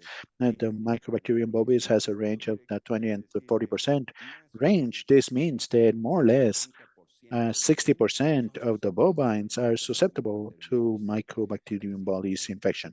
Next slide, please. So I was saying, with Jacobo, we started working with macrophage and looking into the tissue, but never the granulomas. And then Jacobo said, Doctor, why don't we look into the granulomas? And I'm like, well, I'm not a pathologist, and that's right. I'm not that interested in the granulomas. But Jacobo insisted, and I told him, well, let's take a look at it. And then we started organizing this. I told him, well, where do we go? Well, let's go to the place where we all know there's certain percentage of tuberculosis always, which is Tisayuca. And we went to this part of the country and we found there. And, serendipity here has a very important role because the truth is that we were looking for granulomas, right? And it was pointed out in the red frame there. It turns out that half of what Jacobo collected was bovines under 4 months old. Why? Because that's what we found. It's not that we were looking for it. This is just what happened. And the other half adult bovines that were over a year old. That's what we found, but we didn't know that this was what we were going to find. And so we see in this distribution. I would like to put this blue frame here because in this study, what we were able to see was that all the animals had lesions in the mediastilic lymph nodes. And so at least in the cohort that we studied, that's what we saw. And the lungs, you can see the lungs here, the lungs preferably in the calves, right? In young animals and in the adults with a lot less proportion. So here we start to see something, right? That there's a difference between what happens in calves and what happens in the adults. And maybe this is an issue that we have to consider further ahead and due to the management of the cows, as talking about Mexico and the United States and Canada, probably it's a different management. But I would say that this is something that we have to consider when we are talking about the management, doctor, in our country, right? Next slide, please. And so from those tissues, we try to do the bacterial isolation, and almost in 90 something percent, we were able to identify the presence of Mycobacterium bovis and the isolation. And then we have this molecular isolation, first using PCR technique where in the first graph in the top part of the chart here, of the slide here, what we have is we use primers to prove that the strands that we were looking at, or the genetic material of the strands that were there, they were part of the Mycobacterium bovis, right? No, there were several present, of course. Then we went into differentiation and we found the RD9, and this removed the Mycobacterium tuberculosis. The positives that came with Mycobacterium bovis, we already knew that we were sure that there was Mycobacterium bovis, although it was also Mycobacterium africanus. And so we decided to create another differentiation region, number 4, which now tells us Mycobacterium bovis. And there we have the different results from our observations, and therefore we were able to identify in a high percentage of the tissue that we work with, the presence of Mycobacterium bovis. Next slide, please. And so these are some pictures of us. Jacobo took these pictures, and these are the stages and work done by Wangu in an experimental infection. He was able to identify it, and on stage 1, where we know, according to the prototype that I mentioned at the beginning, we know there's neutrophilus, we know there are microphilus, epithelials, that we have basically the start of the inflammatory response. In stage 2, which is the top right, stage 2, we're going to observe that aside from what I already mentioned, we start to see a certain degree of necrosis, right? A little bit of necrosis. And then on the bottom left, we start to see a stage 3 where we have full-on necrosis and where we start to see the capsule formation to go to stage 4, which is the same thing that I just say in stage 4, but we have a higher mineralization. All right, so we see a granuloma that has properly established and has a capsule that is pretty well outlined in its shape, and then in the center has a huge necrosis. And those of us that study this type of things, we're able to prove the presence of mycobacteria there in the center. Next slide, please. And so we start to quantify it, to look into one tissue had a lot of granulomas, right? So it was a lot of work for Jacobo, but Jacobo started counting granulomas and granulomas and granulomas, counting, and we were able to see that on the left side, we have the adults, and we see how the adult is able, in a general way, when we started observing this, it's able to get all the way to stage 4, right? To properly encapsulate the microbacteria and keeping them in a latent state and without a greater complications, although the calves are not able to do so. And in fact, the calves show a series of lesions that do not coordinate with what Wangu had described in his experimental infections. Remember, these are natural infections, and therefore the situation is very different. But what we are able to see is that in the cows had a mix, and that's why we suggested a new classification. In which we have out of 2 and 3 and 3 and 4 is combined. But what we see is that the calves begin with a good inflammation, but they cannot consolidate it. That's the first data that we have that something wrong is happening here. Something weird is happening in the granulomes of the calf. The next one, please. Well, here we have the photographs.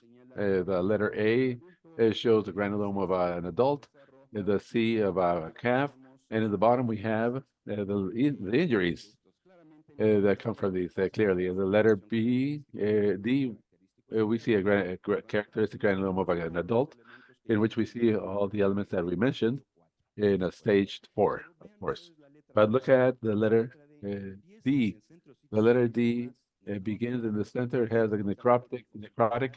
It has a lymphocytic deposit next to it, but there is no capsule. That's the first point that shows us. Form capsules. And based on what we saw, the next studies that we have been doing with young animals, we know that this is true. At this age, they don't make any capsules. Why? That's a good reason. That's a good question. Sorry.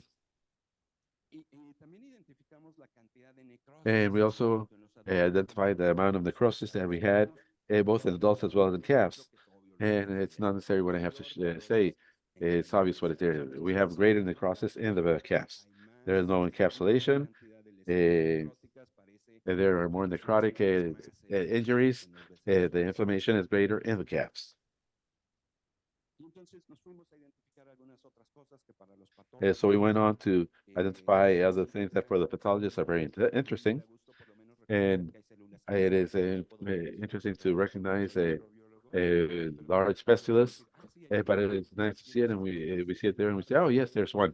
I'm a microbiologist. So in the letter D, it is more or less the pattern that we were looking at in the adults, and we see a great number of giant cells, which is an indicator of how good the immune response might be working. And we can see also that of the calves, the giant cells, the number of giant cells is much less. In the bottom photographs, we try to correlate it with the amount of bacteria that we have found for the adults. And so we saw that the amount of bacteria that we saw in the adults is minor, is less. And we correlate some of the details, and the amount of the bacteria in the calves is greater. And that is a constant. Next one, please. We quantified this, and clearly we can see in the top superior part that the calves have a greater amount of granulomas. And we can see it there very clearly. And then Jaco started counting in detail the resistant bacteriorhizides. It took him a lot of time, but he identified that basically in the youth is where we have the greater amount of microbacteria, as we can see in this graph, compared to the adults. So they already, this is telling us several things. The calves do not form capsules. Their immune response of the calves seems to be exacerbated. The calves, apart from that, have a lower number of giant cells, and on the other hand, they seem to have a greater amount of bacteria. At least that's what we find the resistance. In the bottom part, what we find is the number of giant cells. So it is determining to observe that the immune response is different between the calves and the adults. So therefore, for this was the master's degree, for his doctor's PhD, we said, okay, we have to get to work. What are we going to do to demonstrate the contact or immune response? So we kept on taking samples. Go ahead, please. Next one. Next one. Next one. And we decided to research the immune response through immunohistochemistry and digital pathology. That gives us a great advantage in regard, because this is something that is very precise. It gives us precisely the concentration of the antigens that we were looking for. The next one, please. And well, look at the number of granulomas that we have analyzed. We have a great number. It is a great support to be able to say that this is partly the reason. And 1,767 for the adults and 2,000 something for the calves. This is what we use to macrophages, to lymphocytes B, lymphocytes D of the gamma delta. Since we were not able to identify capsules, encapsulation, at least it's not in plain sight in the calves, we use two markers. One of them is pimentine for fibroblastis, and here we have for the neofibroblastin. We use them to see if they were there or not. And then in that alpha, we introduce gamma, then glutamathinos to try to correlate the immune response, inflammatory or non-inflammatory. And finally, we were able to obtain an antibody to look for the residues, not the complete bacteria, but yes, bacterial diseases of mycobacteria. So we started analyzing. This is simply to demonstrate how we did it.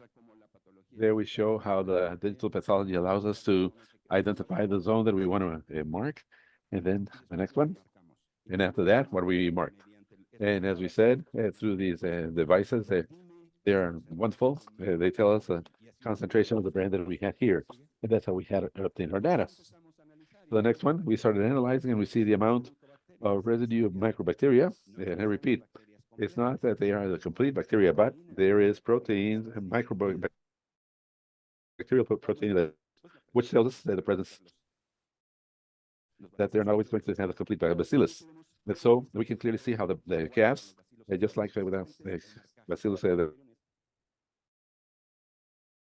they have a higher count. And then they got us working when we sent the article to be published, because they said, okay, now do it by stages of the granulome. And when we said that by the revisor, we said, oh, how can he think about this? But after that, we thanked him, because what we saw after the great deal of work that we had to do, we said that was a very good comment by the reviewer, because he made us have a result that was much better. For anybody who sees this, this is published, as you can see it. And so we can see it through different stages. But it is obvious that in the calves, the amount of microbacteria is greater. And we can see the images at the bottom in which they try to corroborate the same thing. The next one. Yeah, so we started to look at this of the capsules, and we would see that we had the calves, or there was also markings in the muscle, but we can see the different stages and how it is being differentiated.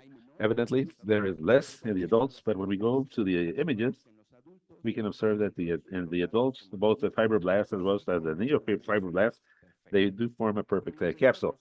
While in the calves, there is a marking, as you can see it. As you can see it in this brownish color, but it is not organized. So it means that these cells that are here, for some reason, they cannot form the collagen, or they cannot deposit it, etc., etc. Something is wrong with that. And that's the next question that we have to try to answer. The next one, please. Oh, yes, there it is. Well, we started observing cell population, and we see macrophages that are smaller in the crafts. gamma delta cells, if you remember, as a part of our immunology. We know that the gamma deltas in the calves can be up to 70% in the peripheral circulation. So we said this, okay, we were expecting to find a good amount of delta cells in the tissues, and we found it, as you can see here. And that is why it might be that they might be dead, that it died with all that necrosis that we saw. And the other is that there is not enough chemotaxis for it to arrive. That is one of the questions that we're working on to understand better why these cells that are determining in the immune response in the bacterials, why are they not there in the granulomas? And then we can see at the bottom, so we saw the Bell cells also, a smaller quantity in the cell in the calves, and that doesn't complicate our existence, but there it is. They are formed in the nucleus. They are not dispersed, but they are, let's say, in very little focuses concentrated. And the T cells, unfortunately, the antibody that we used to identify CD8s and CD4s were not good for immunochemistry. It was good for other things, but not for immunochemistry. But we were only able to detect alpha delta. So we can detect the T cells like a greater amount, a smaller amount in the calves. And when we started to study the immune response, in other words, the cytosines, we observed interferon gamma, a smaller concentration in the calves, and the nitric oxide, the CD6, it is in greater concentrations in the calves. It would tell us, or it could tell us, that maybe the nitric oxide is being produced more. We would expect there to be a better control of the aminobacteria. That might be a association, but that was not the case. The next one, please.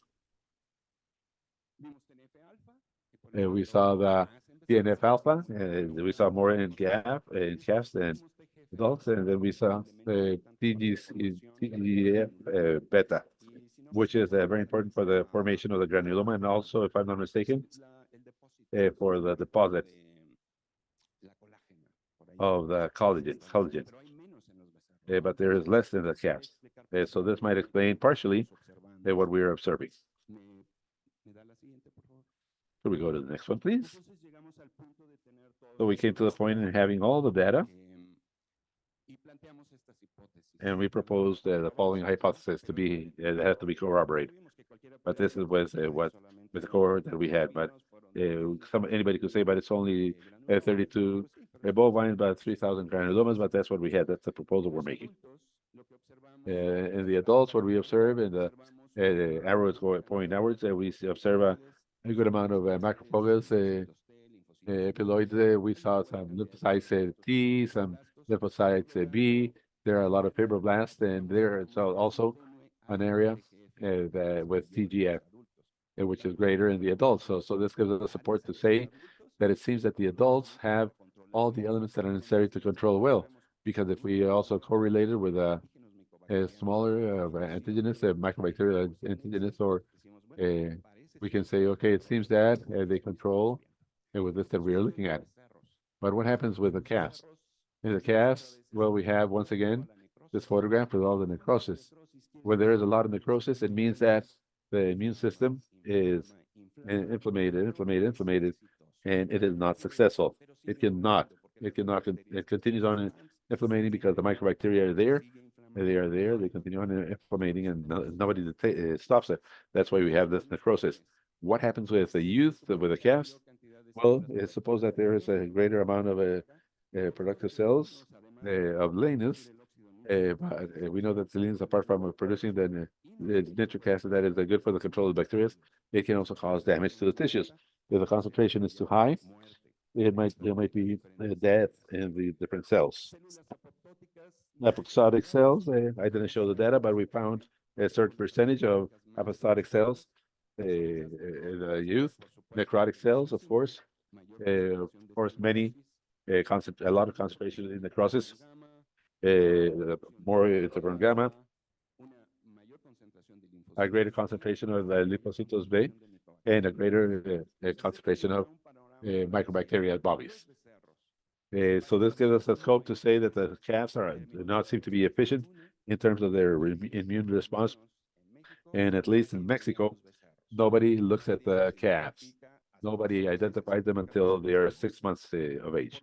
And please correct me if I'm mistaken. So therefore, these calves that we saw, calves that were born and also already had granulomes in their tissues, and these calves that are walking around there freely and nobody looks at them, well, they become disseminators. Or so we have to think about something practical. And what we thought was, well, now that we have the authorities and the people that know about prevention campaigns and biosecurity and so forth, well, maybe we should say that we have to do something with the calves. Or maybe why not start sampling them if the tuberculin doesn't work? Well, you can do interferon gamma, or we can do some other sample. And the second infomercial that I want to make, and with our technique of monitochemistry, identifying microbacterial antigens, we can try to help solve the situation in which it is positive, being positive, tell the owner of the cattle this is positive. It has to be sent to the slaughterhouse. They sacrifice the omen, and there are no injuries. And he gets angry, and he says, "Why? Why? Because I was the biggest producer. It was my consented, my spoiled cow, and they told she was sent to slaughter, and they don't find any injuries. But the fact that they didn't find any injuries, that doesn't mean that there is not microbacteria. If we take the tissue in any way from those animals where our eyes cannot see the injuries, and we did immunohistochemistry, and we applied the antibody with a contrabacterium, I could ensure that we are going to find samples of microbacterium there. And it's going to help us tell the owner, for peace of mind, also as a campaign of the country. Yes, it is. Yes, it is. But because of immune responses,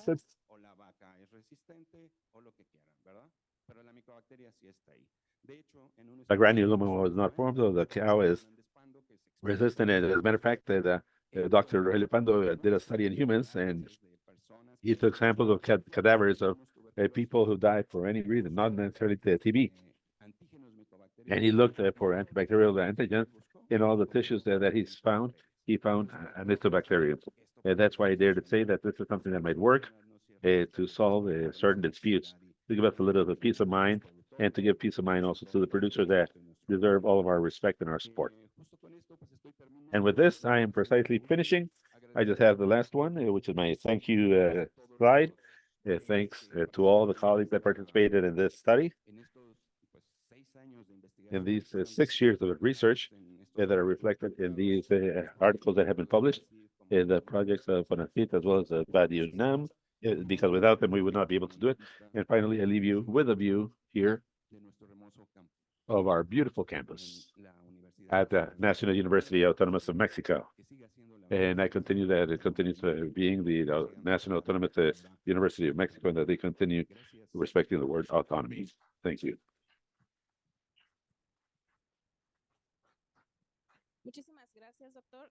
Thank you very much, Doctor. An enormous job that you have presented. Thank you. Thanks. Congratulations to all the working team. I remind all our companions in Zoom that you can leave your questions in the chat and that they will be sent to us. We will give floor now to the last presentation of this morning session. This is a virtual presentation by Dr.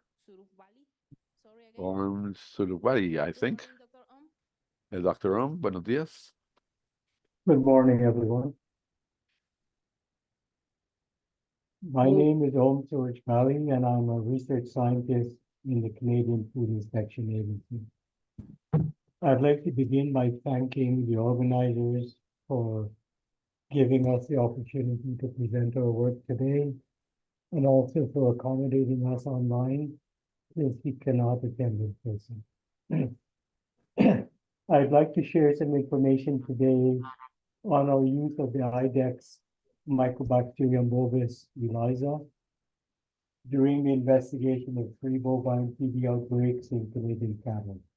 My colleague, Dr. Olga Andrevskaya, already referred to these outbreaks. Excuse me, Doctor. Could you please speak louder? Okay. My colleagues that contributed to this work includes Dr. Kennedy Macondo, and Irene Ovidio Nandavedi.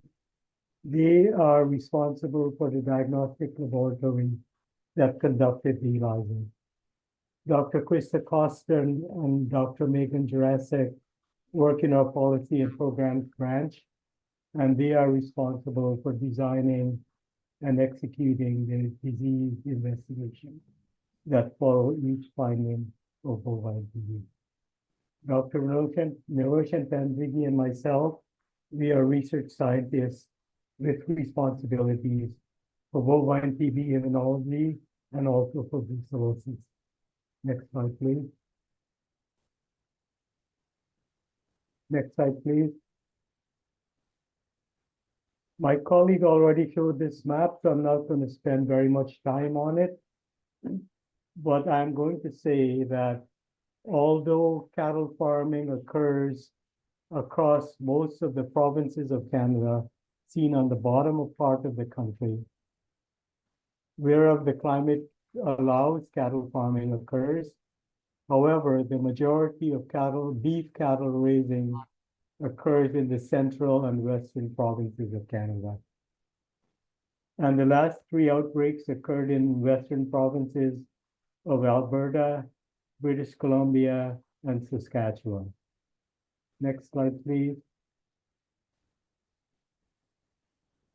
Bovine tuberculosis in livestock in Canada is the responsibility of the Canadian Food Inspection Agency, or the CFIA. The CFIA's disease response policy objective is to eradicate bovine TB in all livestock. And we try to do this in the following way. We try to find all cases of Mycobacterium bovis. After that, we then try to limit the spread of the disease.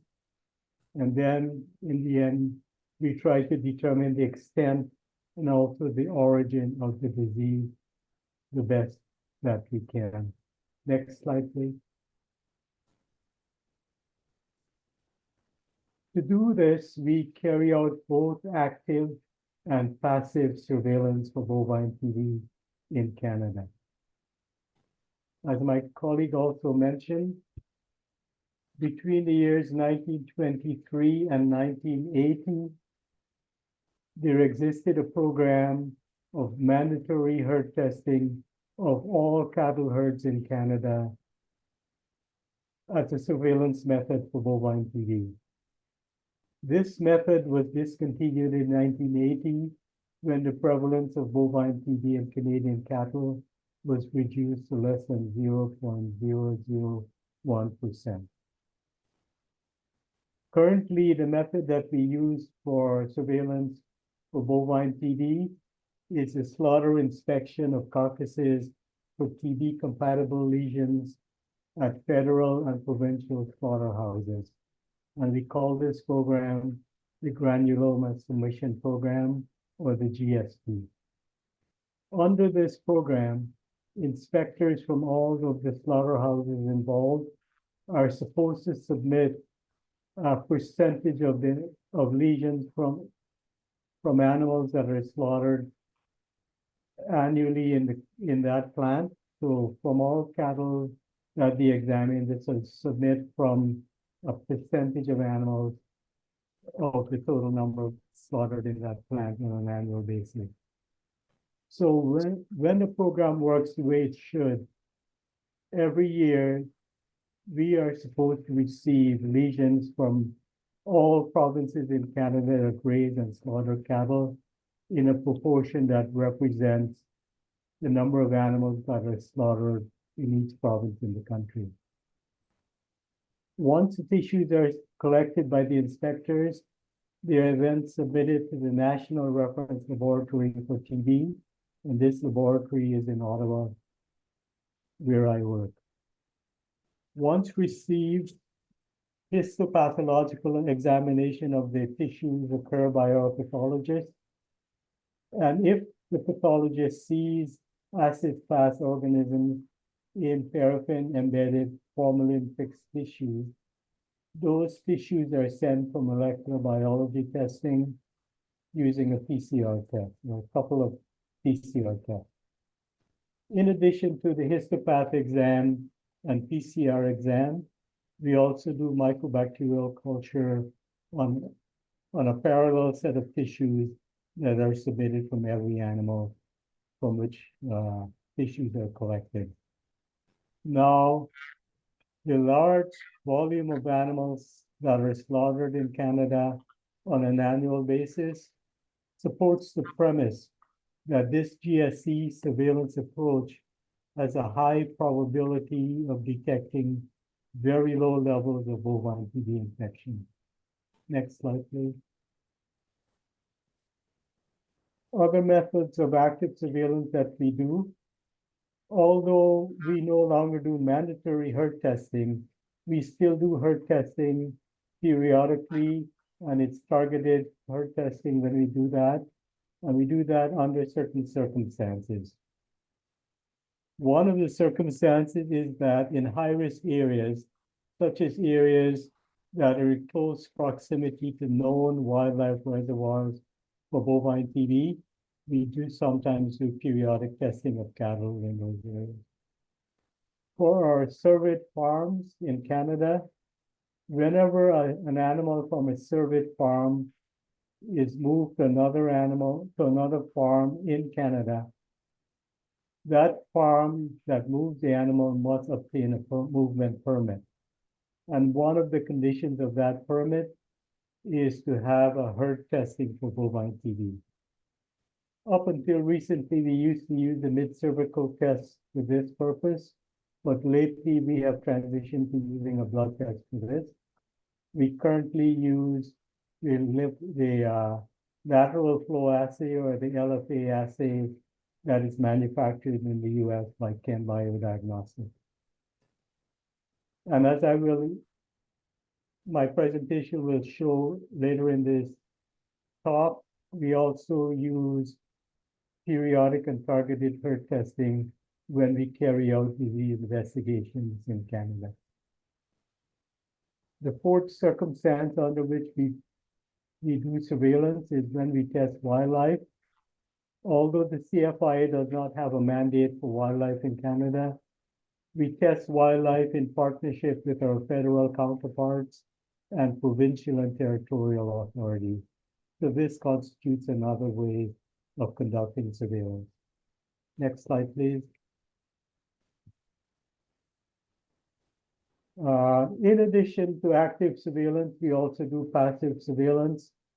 For example, if a private practitioner using a private laboratory carries out a clinical investigation at the request of farmers, zoos, hunters, or on wildlife, if they see evidence of bovine TB in the animal, they have an obligation to contact the CFIA and inform them of the finding, and the CFIA then follows up the case. Also, if an owner requests that an individual animal be tested for several reasons, such as export of the animal, or if that animal is looking to enter into a semen production center, that animal most likely has to be tested for bovine TB. So this also constitutes a way of doing surveillance. And as I mentioned before, we also do wildlife testing in collaboration with our partners in Canada. Next slide, please. And as my colleague previously mentioned, Canada experienced 3 outbreaks of bovine tuberculosis in Canada within the last 10 years or so. We experienced one in 2016 that occurred in the province of Alberta. And again in 2018, this one occurred in the province of British Columbia. And last year we experienced another outbreak which occurred in the province of Saskatchewan. All of these provinces are in the west part of Canada. Next slide, please.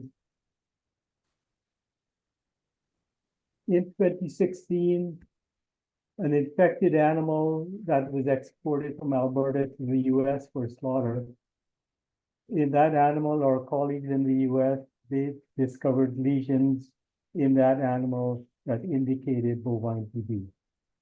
And those lesions were tested and TB was confirmed, by PCR for mycobacterial tuberculosis complex organisms, and the PCR finding was further confirmed by culture of the organism from tissues in this animal. Next slide, please. In the 2018 outbreak, a cow from a farm in the province of British Columbia was submitted for slaughter in Canada, and tissues were submitted from this animal under our national granuloma submission program. TB was detected in the tissues from this animal, and TB was confirmed by PCR performed on the paraffin-embedded formalin-fixed tissue. That PCR finding was confirmed once again by culture of M. bovis from the tissues of that cow. Next slide, please. In 2023, a heifer from the province of a farm from the province in Saskatchewan was also found to be positive for TB by our colleagues in the United States. And they confirmed this finding for TB by PCR and by culture. Next slide, please. Whenever TB is discovered, either in Canada by our trading partner in the US, the CFIA follows up these findings by conducting investigations. We trace the cattle through its tag to the farm of origin and then starts investigation from there. All of these investigations that occurred in 2016, 2018, and 2023, the index herd, as well as all epidemiologically linked herds, such as contact herds, trace-in herds, trace-out herds, and herds that lived in proximity to the index herd. These herds were all subject to testing with a protocol that maximizes test sensitivity. The tests that we use in these herds included the caudal fold test, or the CFT, and an ELISA, and this ELISA was the IDEX ELISA that is commercially available. Wherever possible also, we conducted the interferon gamma test, which is commercially sold under the trade name Bovigam. All of these tests were applied in parallel for high-risk herds. In the 2023 investigation, the ELISA was only applied in the index herd, and this ELISA was applied in parallel with the CFT and the Bovigam. The ELISA was not performed in epi-linked herds. Instead, the CFT and Bovigam, wherever possible, was applied in high-risk epi-linked herds. Next slide, please. After antemortem tests were completed, all bovines that were positive on one or more of the antemortem tests from the index and all of the epidemiologically linked herds were slaughtered and subject to an enhanced post-mortem inspection. Under this inspection, tissues were collected for histopathological examination, and whenever the pathologists observed their acid-fast organisms in the paraffin-embedded formalin-fixed tissues, these tissues were sent for PCR testing. And tissues were also collected for microbacterial culture. Animals from the index herd, which were negative on all antemortem tests, were also slaughtered and subject, in this case, to a standard post-mortem inspection. Under this inspection, tissues were once again collected for histopath exam, and PCR was conducted, and also tissues were subject to microbacterial culture. Next slide, please. In all three investigations, serum was collected for ELISA testing. In 2016, 2018, and 2023, serum for ELISA was collected on the day of injection of the tuberculin for the caudal fold test, and this occurred in most herds. Whenever we could not collect serum on the day of injection, We collected serum on the day of reading of the probable test. For the 2023 outbreak alone, we were fortunate to be able to collect a second set of serum when the animals in the index herd went for slaughter. We were able to get serum from 89 out of 107 animals from the index herd that went to slaughter. And these serums were collected approximately 17 to 19 days after the tuberculin was injected. Next slide, please. I will now go into a discussion of the results that we obtained in the 3 investigations, starting with the 2016 investigation. When we tested the index herd, where the infected animal was traced to, the number of live animals that we tested in this herd just detected 22 out of the 370 animals as positive. And of those 22 animals, 5 were positive for M. bovis on culture. With the ELISA test, only 1 animal was positive out of the 370. And that animal was not positive on culture. PCR detected positive results for M. bovis in 5 out of 5 animals that went for PCR testing.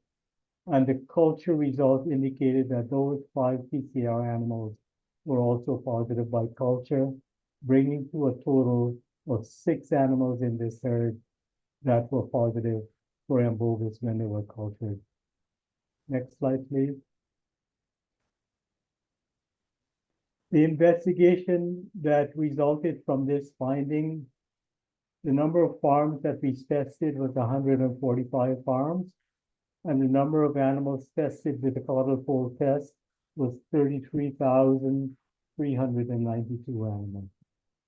The number of CFT reactors we found on these farms was 1,166, and the number of animals tested with the ELISA was 20,345 animals. And we obtained 222 ELISA reactors. We call these non-negative because they were either suspect or positive on that ELISA. The number of animals tested with PCR was 25.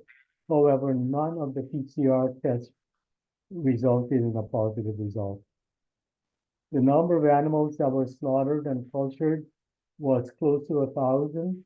995 cattle were slaughtered and tested by culture. However, none of those animals turned out to be positive by culture for M. bovis. Next slide, please. To summarize the overall reactor rate for the CFT and the ELISA in this investigation, for the CFT, we obtained a reactor rate of 3.5%, and for the ELISA, a reactor rate of 1.1%. Next slide, please. Moving on to the 2018 outbreak, the number of live animals tested on the index farm was 639 animals. The number of CFT reactors we obtained was 9 out of the 639 animals, and 4 of those 9 CFT reactors were positive on culture for M. bovis. The number of ELISA reactors we obtained was 12 out of the 639 animals, but none of those 12 animals turned out to be positive on culture. Histopathology yielded 4 positive results out of 27 animals tested, and we found 4 PCR positive animals, and all 4 of those PCR positive animals were positive on culture, bringing to a total of 5 animals in this herd that were positive by culture for Mycobacterium bovis. Next slide, please. The investigation that followed this finding of bovine TB involved a total of 41 herds. And the number of animals tested across these 41 herds was over 25,000. 25,078 animals to be exact. We obtained 625 caudal fold test reactors, and we tested 4,521 animals with ELISA, of which 33 reacted. We tested 2 animals with PCR, but none of those 2 animals were positive. And with culture, we slaughtered and cultured 258 animals. However, bovine TB was not detected in any of those 258 animals. Next slide, please. So to summarize the reactor rate for the CFT, that was 2.5% in this investigation. And for the ELISA, we had a reactor rate of approximately 0.9%. Next slide, please. For the 2023 outbreak, this outbreak occurred last year and it's still under investigation, so I will refer to these results as interim results. The number of live animals tested on the farm of origin was 107, and we obtained 27 caudal fold test reactors out of the 107 animals. On culture, 25 of those 27 animals produced M. bovis on culture. And as you can appreciate, the level of infection in this herd was quite high, about 30% overall. The number of ELISA positive results we obtained, however, was only 1 positive result, and that animal was not positive on culture. Histopathology showed that there were 31 mycobacteriosis positive results, and so far we have obtained 10 PCR positive results. The culture results for these 107 animals showed that an additional 32 animals were positive for M. bovis, bringing to a total of 33 animals out of the 107 that were positive for M. bovis in this herd. So in summary, the number of M. bovis infected animals in this herd that were detected by the caudal fold test or ELISA, and I refer to this ELISA as ELISA number 1, since we have performed a second ELISA on this one. We got a total of 25 positive results out of 32 animals in total that were positive by culture. And as you can see, all of those 25 animals were detected by the caudal fold test only. None of those animals were detected by the ELISA. Next slide, please. Moving on to the second ELISA we performed, we were able to get serum, a second set of serum from only 89 of the 107 animals that went to slaughter. And these serum were collected 17 to 19 days after the tuberculin was injected for the caudal fold test. If you remember, the first ELISA we did on serum collected before the caudal fold test antigen was injected was only 1 animal reacted on the ELISA, and that animal was not positive on culture. On ELISA number 2, on serum collected after the antigen was injected, 14 animals reacted on the ELISA, 14 out of 89. So quite a few more animals reacted on the ELISA. The number of animals that were positive by culture out of those 14 animals was 5. And we had 9 animals that were ELISA positive and culture negative. So in total, the number of animals that were infected with M. bovis in this herd that were detected by the CFT and ELISA or by the ELISA alone was 25 animals positive by CFT and ELISA 2, but only 1 animal alone was positive, alone only on the ELISA. Moving on to the next slide, please. Doctor, you have 1 more minute. Next slide, please. This slide, I'll summarize all of the results we obtained from this herd, and I apologize for the small font. but I wanted to put all of the results in one place. The results in red indicate a positive result, and the results in black are negative for ELISA, culture, and caudal fold test.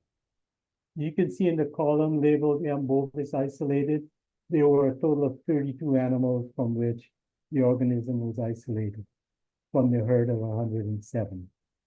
Moving on to the column on the right-hand side that says CFT, those are the caudal fold test results.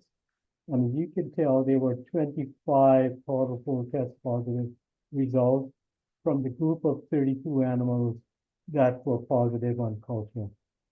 Of those 32 animals positive on culture, 7 were negative on the CFT. And as I mentioned before, none of the culture positive animals were positive on ELISA-1. The one positive result we obtained on ELISA-1 was negative on culture. For the ELISA-2, the number of positive results increased to 14, and 5 of those animals, 5 of the culture positive animals reacted on this ELISA. 4 positive ELISA results were also positive on the caudal fold test, and 1 ELISA culture positive animal was only positive on the second ELISA. There were also 9 ELISA positive animals detected in ELISA-2, and those 9 animals were negative on culture at the time these animals were slaughtered. Next slide, please.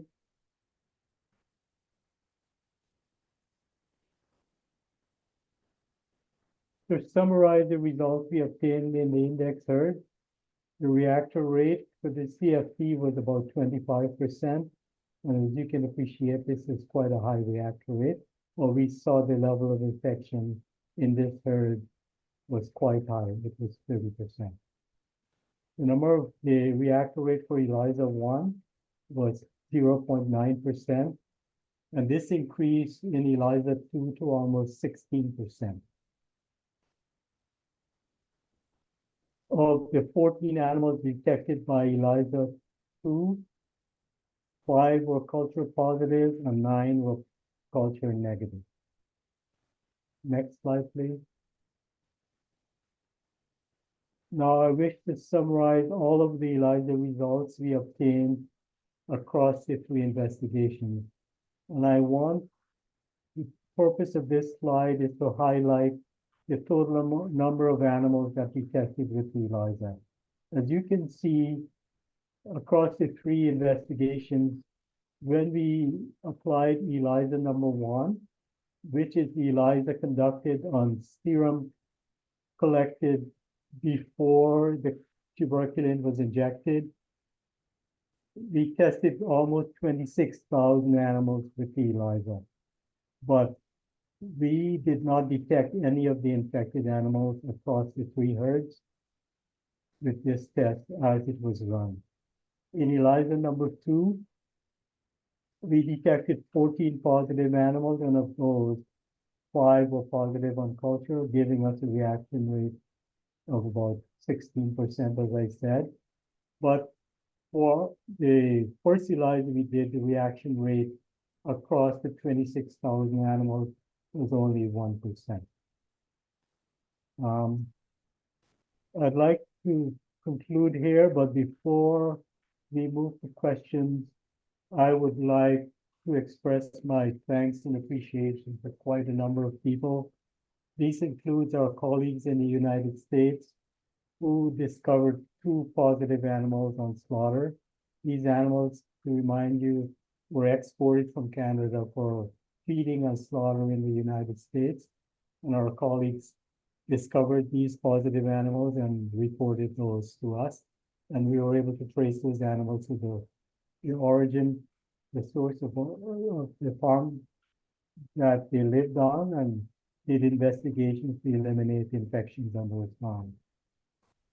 I would also like to express our appreciation and thanks to all of our colleagues in the Canadian Food Inspection Agency who did the work that I reported on today, our colleagues in the operations branch, conducted approximately 60,000 causal fold tests across the 3 investigations. They also collected blood from approximately 26,000 animals for the ELISA as well as the Bovine test. Our colleagues in the laboratory performed the ELISA and also the Bovine test. That was mainly done in the lab in Ottawa. However, as you may know, the Bovine test is performed in 2 phases. The first phase has to be performed within 24 hours of collection of the blood. And we could not ship the blood from the west part of the country to Ottawa in time. So we had our sister laboratory in Western Canada that conducted phase 1 of the Bovine test for us. We very much appreciate that. And our colleagues in the histopathology lab, molecular biology lab, and the culture lab who did such a fantastic job in detecting the positive results. I'd like to finish here, and whenever you get to the question part, I will try to answer as best as I can any questions anyone may have. Thank you again for your attention, and thank you to the translators for your work in translating our words today. Goodbye. Thank you very much, Dr. Om. Yes, now we are going to start the Q&A session. So now I'm switching to Spanish again. No sé si hay algunas preguntas aquí en I el... don't know if someone here in the room has a question. You can raise your hand and we can get you a microphone to get started. We'll go to the doctor. Okay, go ahead.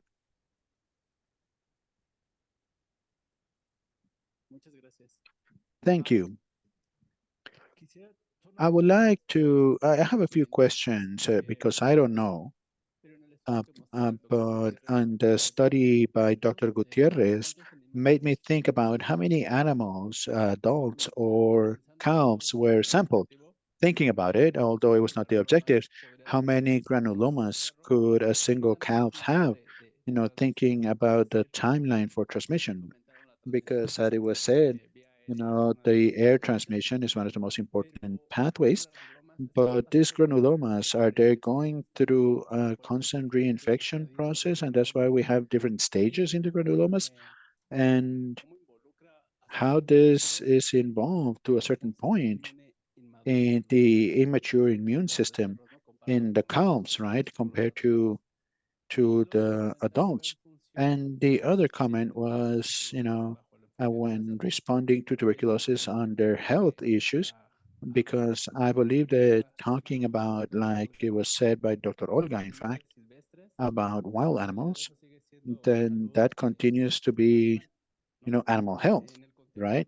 In the context of environmental health, it's a question that comes to mind. Yes, you know, what is the persistence of the different varieties of the mycobacterium complex in the soil or in the water or in air itself, right? To try to close that a cycle or interaction with a single health approach. Thank you.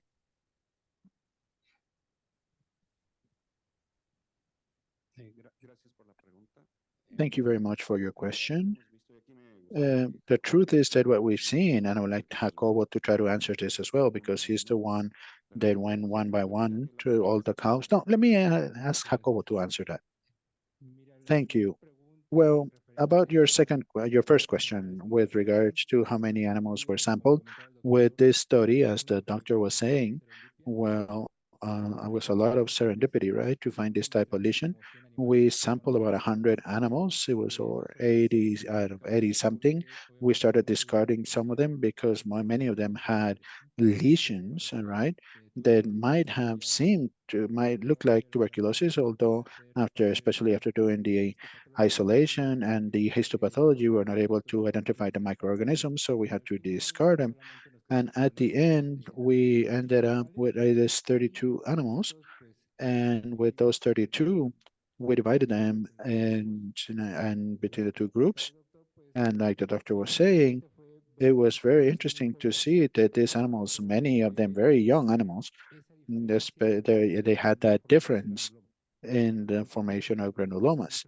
That's something that really caught our eye And especially when we were asking about the pathologist who was also in the Cuenca there, he was looking into the animals and he was constantly checking on the animals. And the animals that have this sort of characteristics are young. They're very young animals. And in fact, we had there in this group some animals that have already been born with an infection already, right? They had 8 days, they were 8 days old and they already had a lot of bacteria. Now, what part of the immune response could be different between the adults and the cows? Well, that's part of what we are trying to answer, but what we've seen so far, it's a higher inflammatory response in these young animals, although we have seen many other things that might be associated to this type of immune response. What we clearly try to say is that yes, it's an immature system, but what's the immature part? Because when you're born, you have an immune system, the full immune system already. So you have all sort of cellular knowledge there. But what is missing to from that to really behave as an adult? And it's probably this lack of training in the cells that is probably is going to be done throughout their lifespan, like it happens to all of us. And part of what we realize as well with the COVID infection, especially in children, right? Sometimes at the beginning, there was very few children affected. It was mostly adults. And so there are differences in the immune response associated to age. And another important thing in this study, they can give us a little bit more of information. It's because in humans as well, when we are vaccinated, we are only protected when we are very young. When we are children, yes, it protects us from tuberculosis, especially mediar and meningina. But here it seems like we're looking at similar issues. These young animals are more susceptible, same as us humans, when we are very young. And then afterwards, we are no longer protected, but it seems like our immune response is capable of controlling the infection. That's a great point, Jacobo, and it is going to be good for Feliciano's presentation, the vaccination. Vaccination in humans protects youth, right? If we see a high susceptibility, at least in this study, we could think that, oh, yes, maybe vaccination in youth could help us, especially where, oh, okay, Feliciano is going to talk about that. So I'm not going to say more about that because he will have a presentation about that. And the other thing you mentioned was about the granulomas. Well, the granulomas in stage 4, you can have satellite granulomas, stage 1, etc. And so if it's really like a reinfection, constant reinfection, and that's why tissue may have 20, 30, 40, up to 80 granulomas. Yeah, it's many. That talks about the susceptibility of the individual and the lack of immune response to control it. Thank you. Okay, yes, just a moment. We'll give you the floor, doctor, but I wanted to take advantage that Dr. Jose Angel has the mic because my question is for Dr. Jose Angel. In your presentation, you talked about the implications that your investigation may have in real practice, because a lot of times this based in research stays there, but we have to take advantage of the fact that we have the authorities here. So what would be your proposal, your actual proposal of what we need to include for the new proposals or modifications to this agreement? Yes, I tried to discuss those two issues in my presentation. Managing the cows that might need to be different. I understand that there is biosecurity, right? We didn't have to go to, we don't have to worry that much if we have biosecurity, but I guess the security measures in the camps need to be more stringent. And also in diagnostics, when Feliciano talked about vaccination, yes, we have to talk about the EVA, the doctor mentioned as well, where we could participate with these antigens that we know work. And the microbacteria, right? The identification of microbacteria in tissues that seem like they don't have any lesions. Those will be my two contributions to that. Thank you. I wanted to make a comment about that practical part of the investigation. We, at the end of the 90s, we established this management plan based fundamentally in the fact that number one, the calf, which is the one that is going to go into growing, that is going to grow for replace the herd. It's infected by two pathways. And this is theoretical, but it was done by observation as well. When they fall on the floor and there's a high density of microbacteria in the floor at birth, which is the case of the cows that you found in Visayuca, because there are very high density of microbacteria on the floor there. Now, if you look at the birth of a calf, they go straight to the floor, and the first thing they do is to breathe in that dust, that contaminated dust right there. The second thing, if the mother is eliminating mycobacteria when they are licking it to clean it, they are giving it, and they're doing some inoculation as well. And that's part of the this observation, because when we established this program, this management program, the management program established three tests, four tests throughout the calf's life. And at 1 month old, at 3 months old, at 6 months old, and before insemination. At the first month, we had reactions that were very clear. And when we opened up the animals, we found granulomas, in spite the fact that many people said that the animal is too young and it doesn't have any response, etc. But there were studies done in Argentina with Holstein calves, 1 month olds, where they are response to tuberculina. And based on that, we established this schedule. And why do I say that the contamination of these calves is like that? Because once we were able to establish a program of screening the calves by the the farm hand, and the calf that was catch, that didn't touch the floor, that didn't touch the mother, the calf that was catch upon birth, and we put him in a clean pen, and it turned to be negative in the first two tests. And that was our indicator of the efficacy that this program of catching at birth, how effective it was. And we realized, because in one of the farms, we went from 60% reactive to only 5% reactive in 5 months. Which clearly shows that the animal is infected during birthing, and that the management contributes to the fact that that cow becomes a transmission of the disease, because it doesn't have an immune system to be able to retain the contamination. So in the calving pens, they spread the disease itself. They become spreaders. So that's why in this program, in this activity, the most important thing is catching the calf as it's born and having the tests ready, because it's going to help us eliminate all the calves that have the problem already, that in no way or another is necessary to keep them all the way to adults.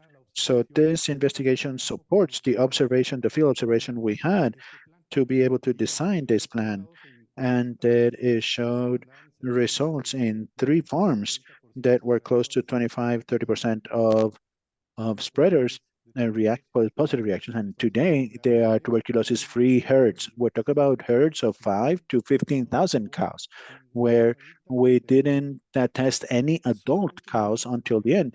Just with the proper management of the calving, based on this epidemiology observation, where we see the incidence, it's a very fundamental aspect, which is the management of the counts, and really takes us to understand why the program was very successful at that time, and that now we are proposing it to the dairy cattle, high value, the specialized dairy cattle. That's why it's so important to have investigations like this, because it helps us confirm something that in the observation was already considered, and it has to do with that response that you saw in the cows, where instead of being able to control the disease, they become a spreader. And then we have a constant problem in a pen, in a herd, because we don't pay attention to the replacement or the breeding of that herd. Thank you. I do have a question regarding what Dr. Jacobo was saying regarding the number of animals that you had, those 32. Did you have any information about the mothers of those 32? Because at the end, we, to look into what the doctor was saying, they, during calving, they went down, they got infected after 2 or 3 days. How did you know that the infection was there? Where did it come from so that you can have a response in the lymph nodes, right? It's a very short time frame. So it's a what? It's a previous infection. Is my questions regarding if you had information about the mothers of some of the mothers also had problems like this so that you can associate the presence of this infection in calves that are so newly born? Desafortunadamente es algo que nos hubiera gustado tener, importantísimo, ¿verdad? Sobre todo, hay muchos detallitos Unfortunately, it's something that we would have liked to have.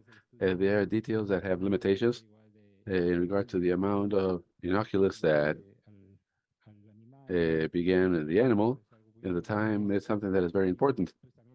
That stopped the virulence of that's part of that you're commenting. It is information that we have, but nevertheless, we know that where the animals came, since they were in the yards, they were positive.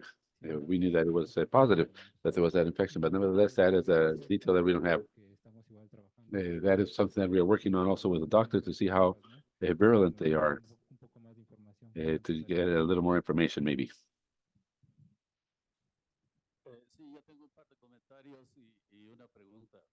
Well, yes, mine is a comment and a question. My comment is that you notice when you come to these type of forums, how short we are on getting in contact with the different areas that are involved in the control of an illness, especially an illness, authorities, scientists, those that are among the science and the practice. So it's good that ICA, hopefully they will put more money into this and to organize more events of this type. And the other comment is that I would like to ask Dr. Pabello to see if he can repeat his experiment in calves of 1, 2, 3, 4. Would it be possible? Because as it is well said, in terms of the vaccination and the strategies, we always have the question, when is it convenient to apply the vaccine? Of course, the vaccine is not reduced to the age of the animal or what we have found in some of the studies, X studies, but it is many things that are involved and where the management is a very important part. We have the tables where the calves fall to the ground and they are there for hours before somebody comes and picks them up. But there are stables where the care is very good and they have all the probabilities that for the calves to get infected are very low. But they have their devices to deal with colostrum, with the milk that is given to them, and so forth. So there are many things that are involved at the moment of making decisions, right? But this type of forum where we find and we can listen to the results of the research is obviously something that really helps the authority to make the best decisions, right? So I repeat, the ICA sometimes maybe can put a little more money and invite us into those forums. And I have a question for Dr. Olga. And talking precisely about vaccination, in Spain, in England, it seems also from Ireland and New Zealand, where they have a problem with wildlife, that's something that really makes me feel happy. They have a problem with wildlife more than us with cattle because in wildlife control is more difficult.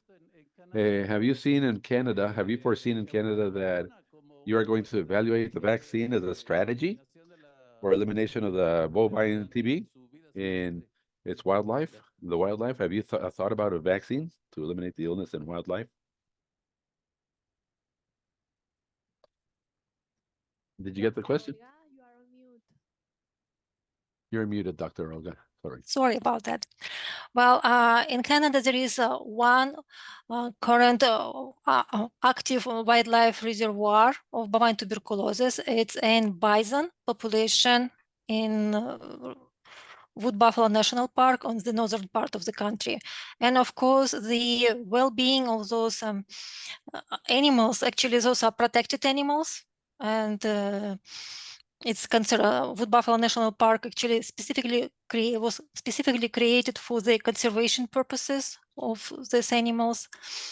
Well, and I do know that there are some activities by Parks Canada, like joint activities between Parks Canada and Veterinary Infection Disease VIDO, Vaccine Infection Disease Organization in Saskatoon, where they're working on the development of vaccines for the specific reason of protecting those animals in the area. That's all what I can tell you about it. And maybe you can also chip in if you wish. Yes, so that you're correct.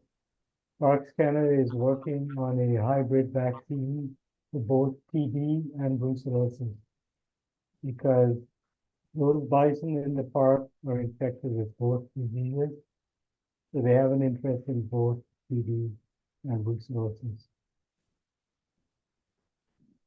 That vaccine is currently being developed at VIDO in collaboration with Parks Canada.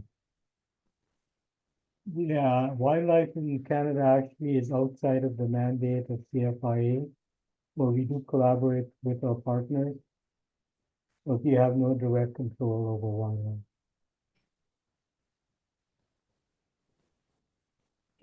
Thank you, Dr. Dr. Olga, thank you. Doctor. Sí, nada más un comentario respecto a lo que había preguntado el compañero acerca. Just a comment in regards to what had been asked by the colleague regarding the times in the cows.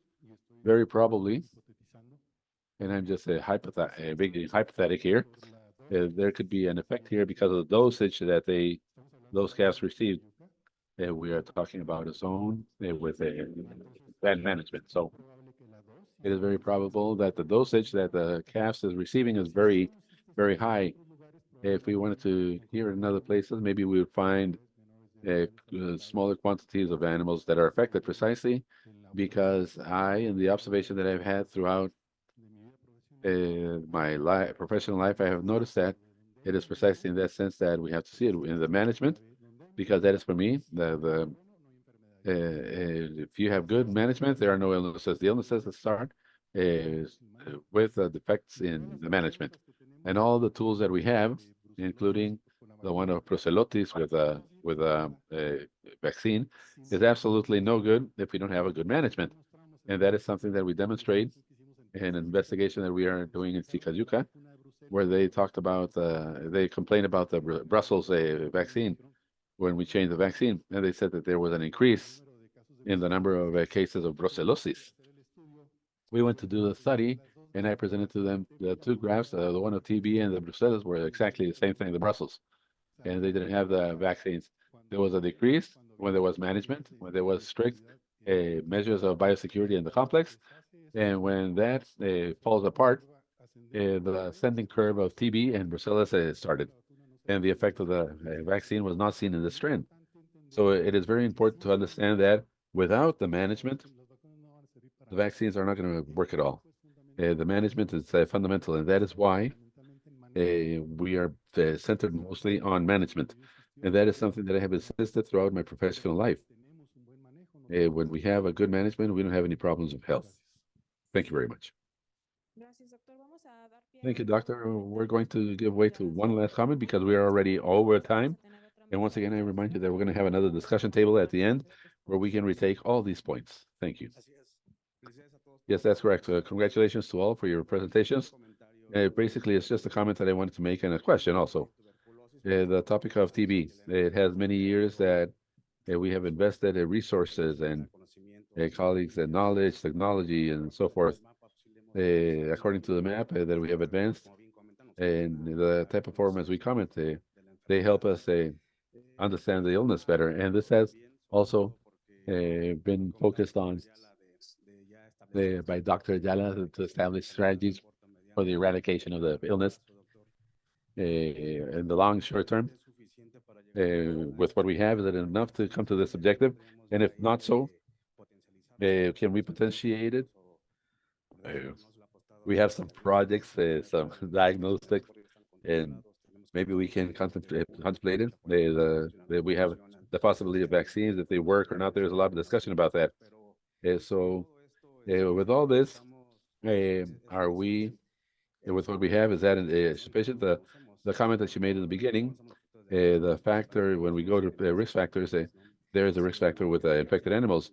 Although we have animals infected, although we have candidates for vaccines that are good, well, very difficultly we won't be able to carry it out. Have we thought about having also, even with the problem of the resources,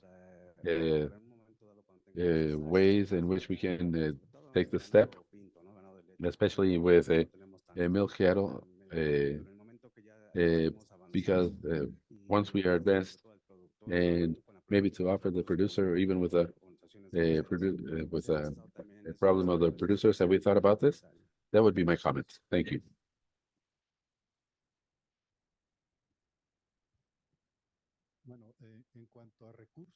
In regard to resources, we are always below.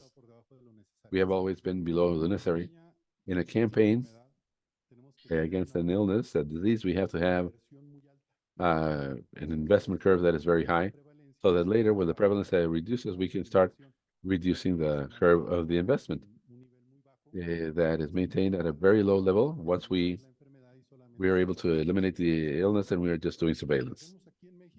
So what we do here in Mexico, we go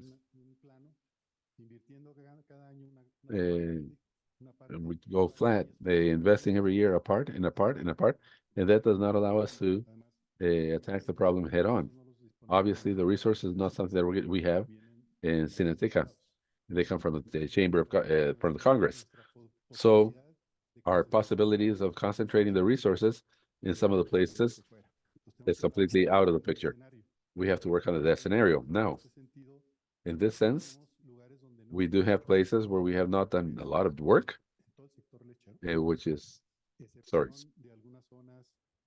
with the exception of some of the zones in the north, where because of commercial reasons, they have put some more money into to depopulate herds. But in the rest of the country, the milk or dairy cow industry has not been dealt with, the one that has problems precisely. And it is precisely to look for resources and alternatives that are feasible for the milkman, the milk producer. We cannot go and depopulate herds of 10, 15, 20,000 cows when they have prevalence of 10, 20%. So what do we have to do? We have to work intelligently, looking at the epidemiology of the illness, and obviously this leads to convince the producers that this is a feasible option to be able to work with the sector of mid and high production. For the small producers, the one that has 50 cows or less, there we need the support of programs, one of indemnization and the other one of repopulation, which is something that we have not been able to achieve in Mexico because each one handles its own little drawer. We in Senatica, we are concerned about depopulating, but we are not worried about repopulating, and that is necessary for the small producers. And one of the proposals within the strategic plan is to look at link for that link between the cattle promotion programs and the sanity programs to continue on advancing in the cleaning of the TB and the small producers. And that is why this plan contains elements that are different. That what it's looking for is precisely to look for more adequate conditions for the milk sector, for the dairy sector, because this dairy sector is a risk for the meat cattle production, where we have already advanced in the idea of eliminating the TB and not having that problem. So there we have a situation in which we either begin right now or we begin right now. There's no other option because we have delayed this too much, and where there was really not a proposal, a working proposal for the dairy sector, which is precisely where the problem of TB is located. And so this will imply that the producers will also have to contribute some elements of budget, because that's going to benefit them. in the topic of something else. Sorry, it's a complex topic. What we are putting our bets is on having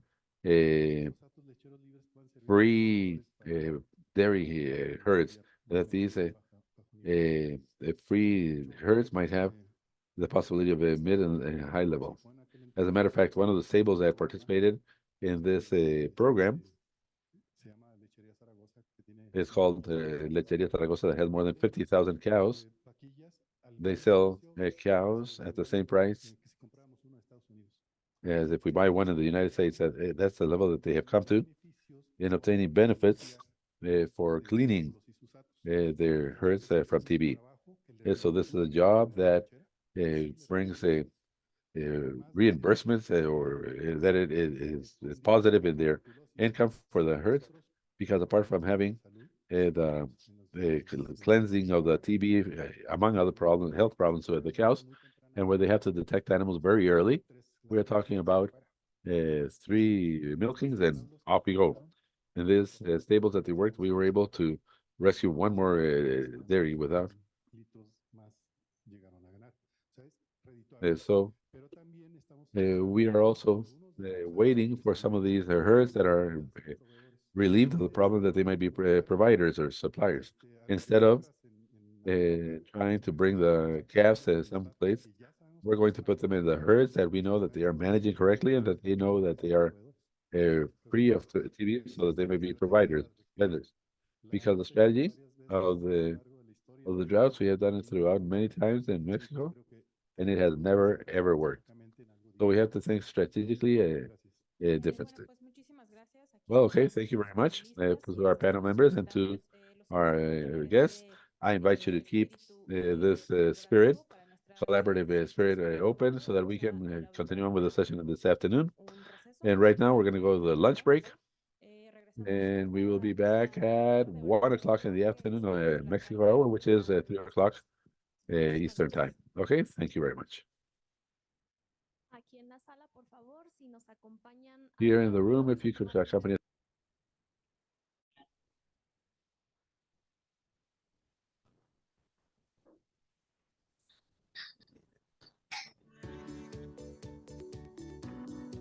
El ICA le da la bienvenida a este evento y agradece su participación. Estas son algunas recomendaciones para mejorar la calidad de la videoconferencia. Habilite su micrófono solo en el momento que le den la palabra. Es importante mantenerlo en silencio cuando otra persona está hablando. Por favor, tener encendida la cámara en todo momento para que otras personas lo puedan ver. Si necesita atender algo personal, puede apagarla y encenderla al volver. Agradecemos por favor poner en silencio sus teléfonos celulares para evitar alguna interrupción en la videoconferencia. Recomendamos cuide su postura y su posición frente al computador. Para esta reunión contaremos con interpretación simultánea. Es muy importante que cuando ingrese al enlace de Zoom del idioma de su preferencia, debe hablar en ese idioma. Por ejemplo, si ingreso al enlace de español, debe hablar en español en todo momento. Al finalizar el video, les pedimos el favor de hacer silencio durante 30 segundos. Una vez finalizado ese tiempo, el moderador o conductor puede iniciar la reunión. Muchas gracias por su atención.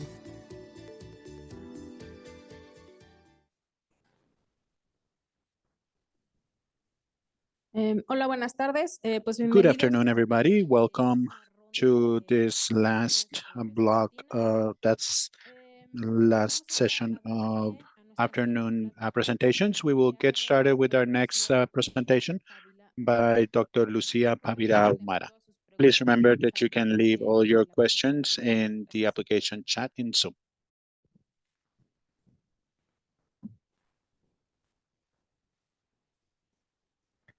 Hola, muy buenas tardes, buen provecho.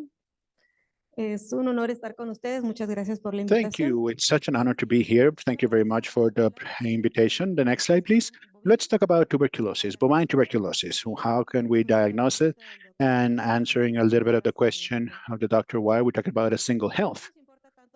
Why are we so interested in tuberculosis in general? Because this is a highly prevalent disease in humans and is maybe the most prevalent bacterial disease. It has been for many years this way.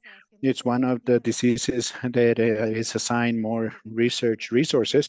We are sure that every dollar that is invested is returned in over $40 for products that benefit human health. And why it's so important depends on the source, but it's said that a third of the human population, and more optimist population says not true. Only one out of every four people in the country has tuberculosis in them. And so that's why it's so important. Every year, 1.5 million deaths a year. It varies 1.4, 1.6, but it's a very big number of deaths. Only increased or only passed by a single pathogen during the COVID situation, but that was a special circumstances. But we're talking about 1.5 million deaths a year. Out of those 1.5 million deaths, we believe that 140,000 of them are caused by Bacterium bovis in humans. This has been diagnosed very seldom because we just identify it as tuberculosis, complex tuberculosis, but very rarely do we specify that it is Mycobacterium bovis. And why is so important? Because it's naturally resistant to the pyraceramide, which is one of the drugs that is needed for the treatment. We also know that there's been a lot of strands, multiple resistance, about 500,000 a year. And then out of them, very few, one in every four have been identified. And that means that there is a circulation of strands that are not going to have a good response to the treatment. In susceptible population, obviously migrants and people with advanced age, patients that have been infected with HIV, that's even worse in situation. So we are very interested in tuberculosis as a whole, both because of the people and the animals, and in the environment. Answering your question, it's a bacteria that has the capacity to survive for a long time, especially if there are the right conditions for cold, humidity, and it can survive a long time in the environment. Now, some time ago, Dr. Anna was talking about the 1,500, 1,600 cases that diagnosed in Canada every year. We have a statistics of over 30,000 cases a year in Mexico. We don't have, when we have 15 times more population than Canada, so it's the same kind of rate. Out of this, we see almost 1,000 cases are for resistant strands. And that's the information we have. Yes, this is disease number 8 in the top 8 disease for death causing in my country. This is a very high prevalence. Next slide, please.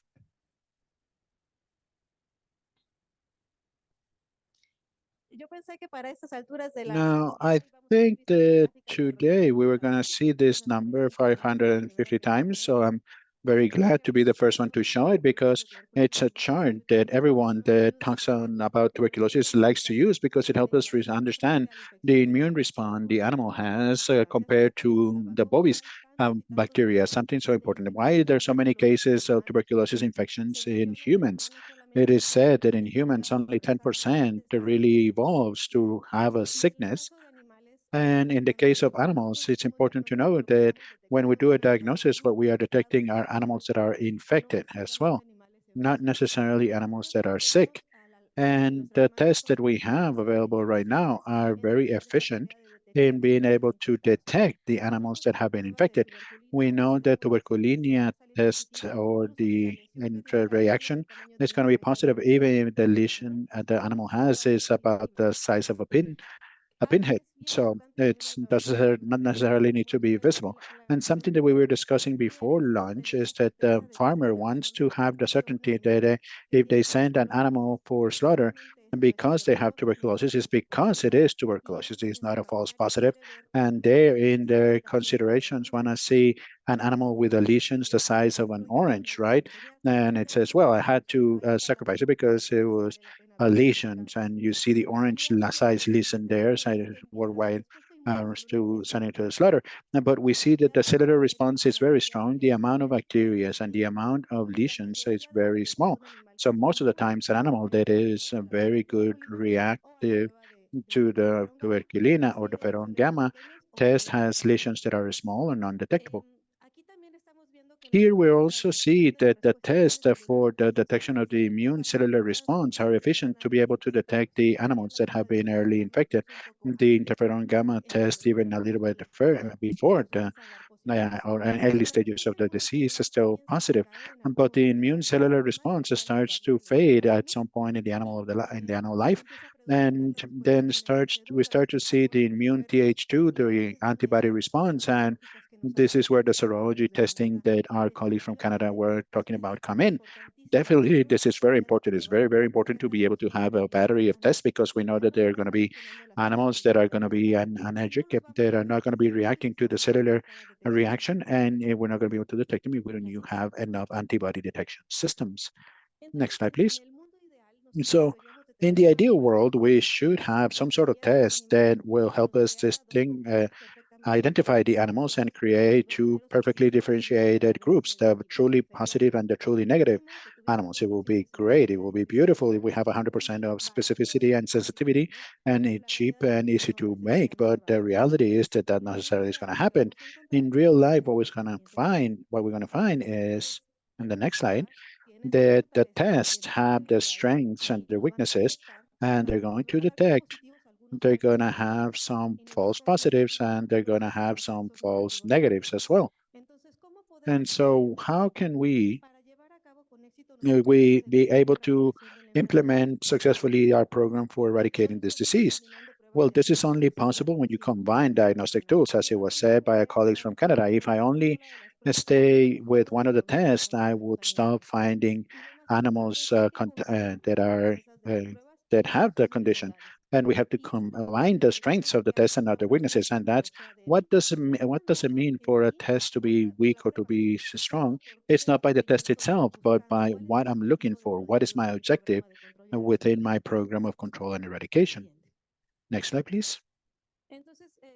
And so I was asked, well, what are you going to talk about? What's new? What's new? What's the new things? Well, the new is the intradermal response that's been around for years, but it continues to be our our workhorse, and the most important tool that every country in every campaign on eradication of tuberculosis has. We know that, well, it's an intravernical application of the antigen, which is a PPD. It's a protified protein derivative that has a pureness and sensitivity that is very high, but we know that the PPD, it's not exclusive for the tuberculosis complex or even worse.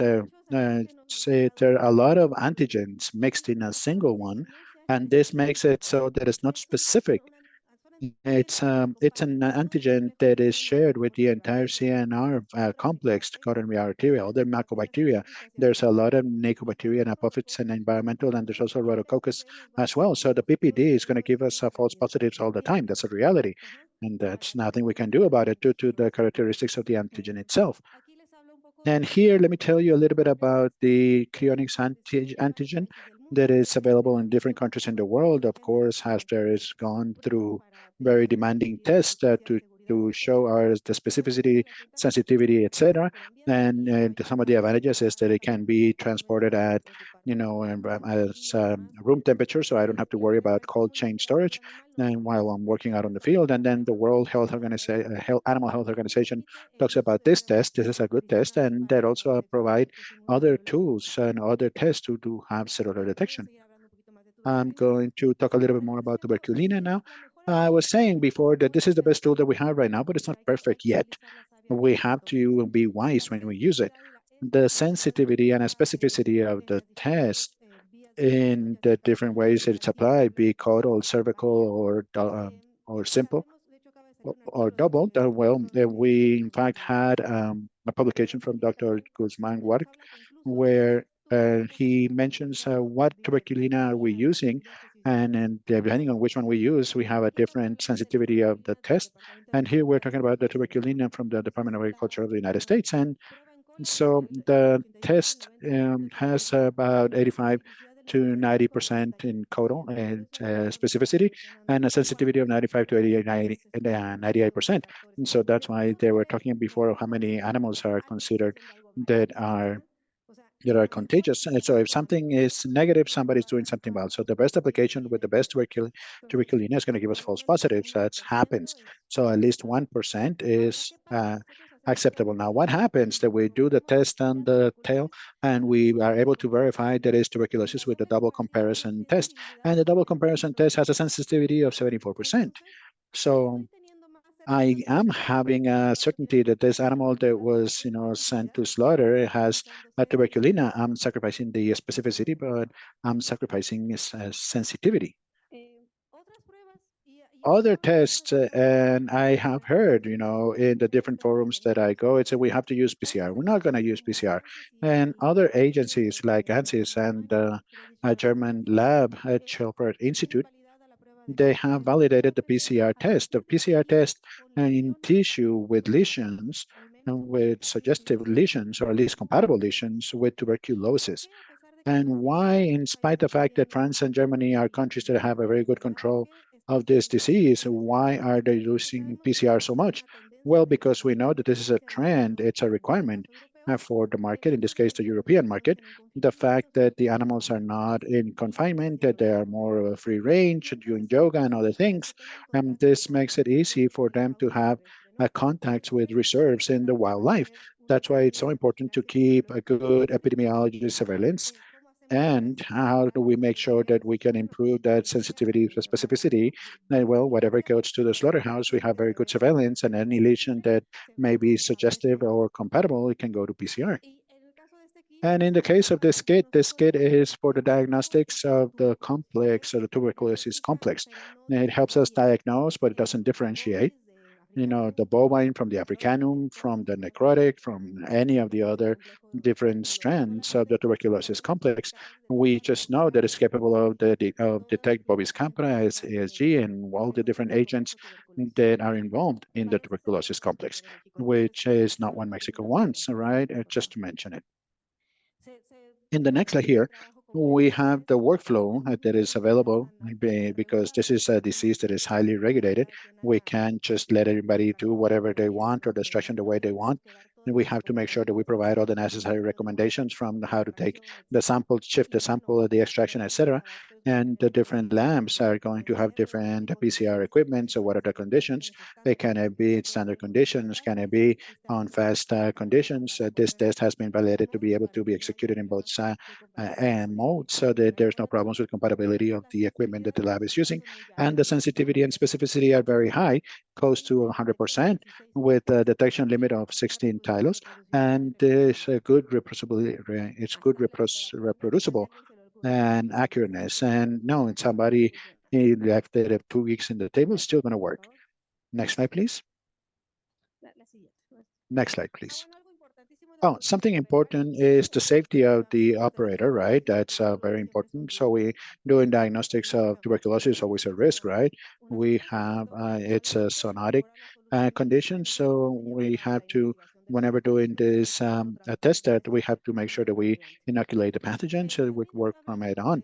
We also talked about in the border myograph, it's a beautiful count there, they talk about intergravrion, but this test that helps us to interpret that an animal that we knew the antigen of the PPD is going to produce more interferon gamma compared to an animal that has never been exposed to the mycobacteria.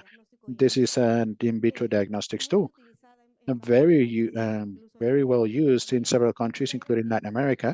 But in the kit itself, it's a kit for the detection of interferon gamma itself. It's a sandwich testing. It can be used for the diagnostics of other diseases. Yes, the first part of the test, which is the cell culture and the antigenic stimulation, it's done with other pathogen antigens, and it can be used for that as well. Next slide, please. Here, a little bit, the doctor was saying, well, that's what's new, right? Well, it's not that new. It's 1990, right? This has been along for a while. when the first few tests were done in the field with 12,000 animals with a high sensitivity of 93% compared to the study at that time that had 65% of the tuberculinemia test sensitivity. And that's why it showed as a result that it was approved as an official diagnostic tool in Australia. And then after that, there were tests done in other countries, the United States, Italy, Spain, New Zealand, etc. And in the year 2001, 2003, then it's included into the a battery of tests done by the Department of State, the Department of Agriculture of the United States. And we have the documentation so they can be validated by the OMSA, right? The National Organization, the World Organization on Animal Health. And that validation was favorable in 2015. Next slide. This test, there are many scientific articles about this test that you can query, you can check, and the results shown by the company with the results that show that different investigators are different, but they have in common the show of a higher sensitivity of the gamma interferon test compared to the tuberculina test. And this is something that is very important. I'm going to have one specific image to highlight this once again. We know that most of the animals that are positive with tuberculina are going to match positive to Bovigam, another gamma interferon test, but it's not always going to be like that. The sensitivity might be higher, and we can find 25 to 27% and more positive animals using gamma interferon compared to tuberculina. Next slide, please. As I was saying before, that starting in 2015, we have the results that this Bovigam test is a validated test by the World Animal Health Organization, and this validation is very broad. It mentions that it's not only available for the use of bovine, but also in small ruminants, and there's goats and sheep. And like Dr. Gabriel said, that is going to be included in the new agreement to do it in bisons as well. And this is water buffaloes, sorry. And we go into the previous one. Yes, there we talked about the Bovigam test that it can be used as a confirmation test for the initial diagnosis by intradermal reaction. It can also be used as a primary test. So not necessarily has to be done after the first test on the skin. Now, in the conversation before, they were talking about, well, what happens when I historically have a free herd? I'm trading my live animals, but then I have an animal that is positive, but it could be a false positive. But how do I go back to calling myself free of the disease if I'm going to be in quarantine throughout that entire time? I'm not going to be able to trade any animals. Well, that is a question that not only affects that doctor, it was a question that that is in the mind of everybody around the world. And you saw how the Bovigam test doesn't require specific time between test to test. You can reestablish your free status faster with this one. So it's a test that can be useful to maintain your free status, to move live animals or to confirm suspicious cases. This here is a little bit of the workflow of the test, but for me it's important because a lot of people, it's difficult for them to understand why the serology sector, so they are accustomed to taking, blood samples on serum and not full blood. We need full blood here, blood with heparin that is moved at a room temperature, which is about 22 degrees centigrade. And we need that sample to be sent to the lab and be processed in the next 20 hours. That's very important. That's why the communication between the farmer and the lab is very important, because if they arrive on Friday at 5 p.m., no one is going to go in on Saturday to do the second part of the test. So it's very important to define which days is going to be sampled, how the samples are going to be shipped. All of that logistics is very important. Now, arriving at the lab, we have to do the first part that I mentioned before, which is the cell culture, where we homogenize the sample, and in a petri dish we add antigen PPD bovine, PPD bird, and then an antigen that is called CoWB. The new antigen that is a PBS, it's a phosphate motivated solution, and then optionally we can use peptide cocktails that I'm going to talk about in just a moment. Then we pull into the bacterial growth, and we wait 24 hours. The very next day, we do a centrifugate and we get the plasma out of it. And that plasma is used in the Bovigam test, which is just a simple laser test to identify the interferon gamma. It's just an antigen capturing laser. Something happened here. My apologies. It's a PDF, but it doesn't matter. My apologies for that.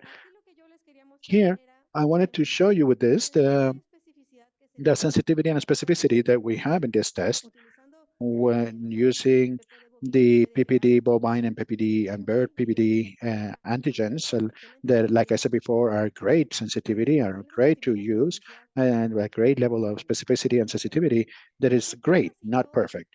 So what happens if I include into my test other antigens?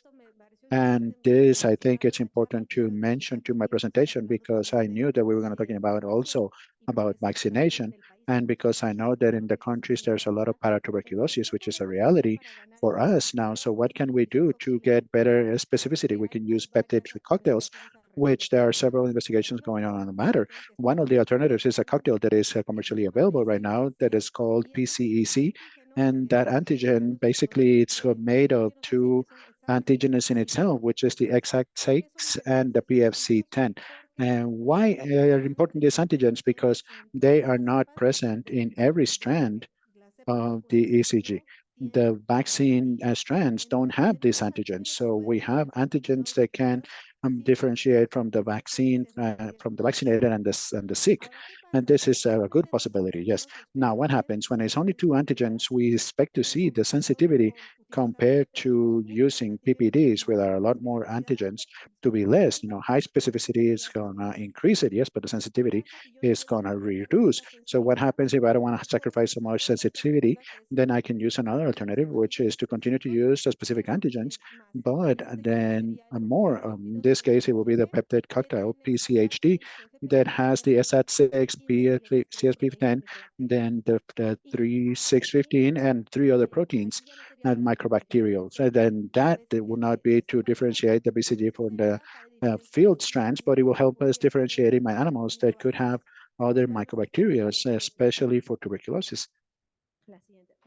Next slide, please. So the same test as the previous slide, yes. And we can move into greater sensitivity or greater specificity, not just changing the antigens that we're going to use. Or in some countries, what they've done is to make their cut or their cutoff point more strict. That's also can be done. And we said before that there are antigens to differentiate the vaccinated from the infected. We have the CFP10 and the ESAT6. There's a lot of radiographical research done where we did an extended search of other mycobacteria. There's a lot of environmental here, the abium, the accesses, the ornithotitiums, the gordonia, etc. And we don't have any presence of ASAT6 or CFP10. And we do have them on the field strands for the tuberculosis complex. And in national investigations, so there's been several investigations. A group of Dr. Gutierrez and Susana, they were investigating what would happen if we use ESAT6 and CFP10 as a test, as an antigen test for tuberculina. And they studied different concentrations of antigen. They looked into different criteria for interpretation of the test, etc. And they found a very high sensitivity, 95%, with a specificity of 100% in the host. We hope to have a lot of very high specificity, even in herds that have been affected by other mycobacteria. And we were not able to see any reaction in the animals that were not infected or sensitized. So there are other alternatives. And I also wanted to show you this because I didn't have time to add another slide from Golden Meyer that we love them in my group, or at least I do. And he's also doing a lot of work with ESAT6, CFP10, and AR1650 as antigens for interferon gamma, and has a lot of results where the sensitivity has been very good and the specificity is a lot better. And so that's just to illustrate what I was saying before, that definitely most of the animals are going to be positive in both tests. That's a reality, but not all of them. Some of them are only going to be positive when there's a reaction. Some of them are going to be positive to interferon gamma, and some of them are just going to be positive to ELISA. And so I believe the best approach to diagnosis is using all the different tools. Now, how am I going to do this? Well, I do intradermal reaction, and if it's positive, I can confirm with body gum. That's just one way of doing it, yes. But what happens if even better, everyone that comes out negative to the intradermal reactions, I do the body gram or the other way around. So I'm going to have the possibility to detect more infected animals Now, with the first approach, I confirmed, and then I sent it to slaughter with more confidence, and the other one, I can detect more infected animals. And if everyone that comes negative on both parts and both tests I run, at least I'm going to be able to detect those allergic animals that I was not able to identify in any possible way. Thank you. Next slide. So I was saying before that how can we get to free status after I have an animal that came out positive? With Bodygam, I don't have to go like we normally do with the Angola test, right? In the first 10 days or wait 60 days to come back and test it, which is really what happens because the double comparison test cannot be done by anybody. It has to be a doctor, it's a specific doctor, etc. And then when that happens at 60 days have passed, and then I have my negative result, and then I have to wait another 60 days for another set negative result, and I need to have 3 negatives. With Bodygam, we could take the blood on the animals daily, nothing happens with it, and we are able to have 3 negative tests quicker if we do it like this. Next slide. Now, something that is very important, there are 2 versions of Bodygam. The one that is validated by the World Animal Health Organization, this is version number 1. I propose for the country the second version because it has more better repetitions and reproduction, because we don't want to be incorrect on the antigen. There's a lot of antigens, like I said. We have the aviar, the bovine, we have a peptide cocktails. It's a lot of variations and a lot of money. So I believe it's better to run it once and know everything. Definitely, I believe that the sensitivity and specificity, and especially the reproduction, it's the better in the second generation of Bobbygram. And this is the version that we have the peptide cocktails validation as well. So if you have any questions regarding how we can do a test to differentiate the animals that have been infected to the ones that have been vaccinated, the second version will be the best. And this is my email, lucia.favila, and I'm at your disposal. Muchas gracias, doctora Lucía. Thank you very much, Dr. Lucia. Please remember to leave your questions in the chat and here to the guests to write down your tests. The next presentation that we have is going to be a virtual presentation that will be provided by Dr. Paola Proviato, I think it is. Is it going to be a video or is it going to be a... Okay, they're going to reproduce the video by the doctor. Okay, very good. Paola Proviato. Let's hope that it's Hello, recorded. everyone. My name is Paola Bujato. Hola a todos, mi I am nombre a es... veterinary medical officer at the National Animals Disease Center in Ames, Iowa. And I would like to start by thanking the organizers, not only for the opportunity to present and share our work with you today, but also for the flexibility in being able to do this via recorded presentation. So today I'm going to talk to you about some of the work that we've been doing with white-tailed deer and developing vaccine platforms for oral administration of BCG against bovine tuberculosis. While many of you are likely familiar with bovine tuberculosis, I would like to start out with a brief introduction on the disease and the agent that we'll be discussing in this presentation. Bovine tuberculosis is caused by infection with Mycobacterium bovis. This is an obligate intracellular acid-fast bacteria that has a tropism for macrophages. And its host is going to cause a chronic infection characterized by lymph node as well as pulmonary lesions or granulomas. And it causes a protracted disease, meaning that clinical signs are not apparent shortly after infection, but can rather take years, months to even years for disease to develop and be seen in these animals. It does have a wide host range, including the 3 that I have listed here: cattle, deer, and humans, as this is a zoonotic pathogen. However, I should note that there are many hosts of mycobacteria.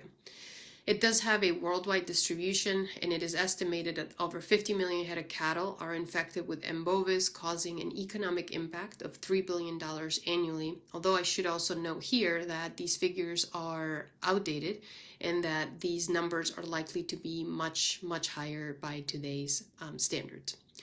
Bovine TB eradication programs have been established in many countries, including the United States. And the success of these programs, which were primarily based on test and culling of infected animals, did result in decreased prevalence of disease, but in many cases it hasn't resulted in eradication. So we continue to have a problem. Now, the obstacles to success of these programs are many, including the fact that these are long-standing efforts, that they're very costly, and in certain countries, cultural and social norms may not allow for the culling of animals. But also one major challenge to eradication has been the presence of wildlife reservoirs, which is what we're going to discuss today. In the United States, the reservoir host for M. bovis are white-tailed deer, but more specifically white-tailed deer within the state of Michigan.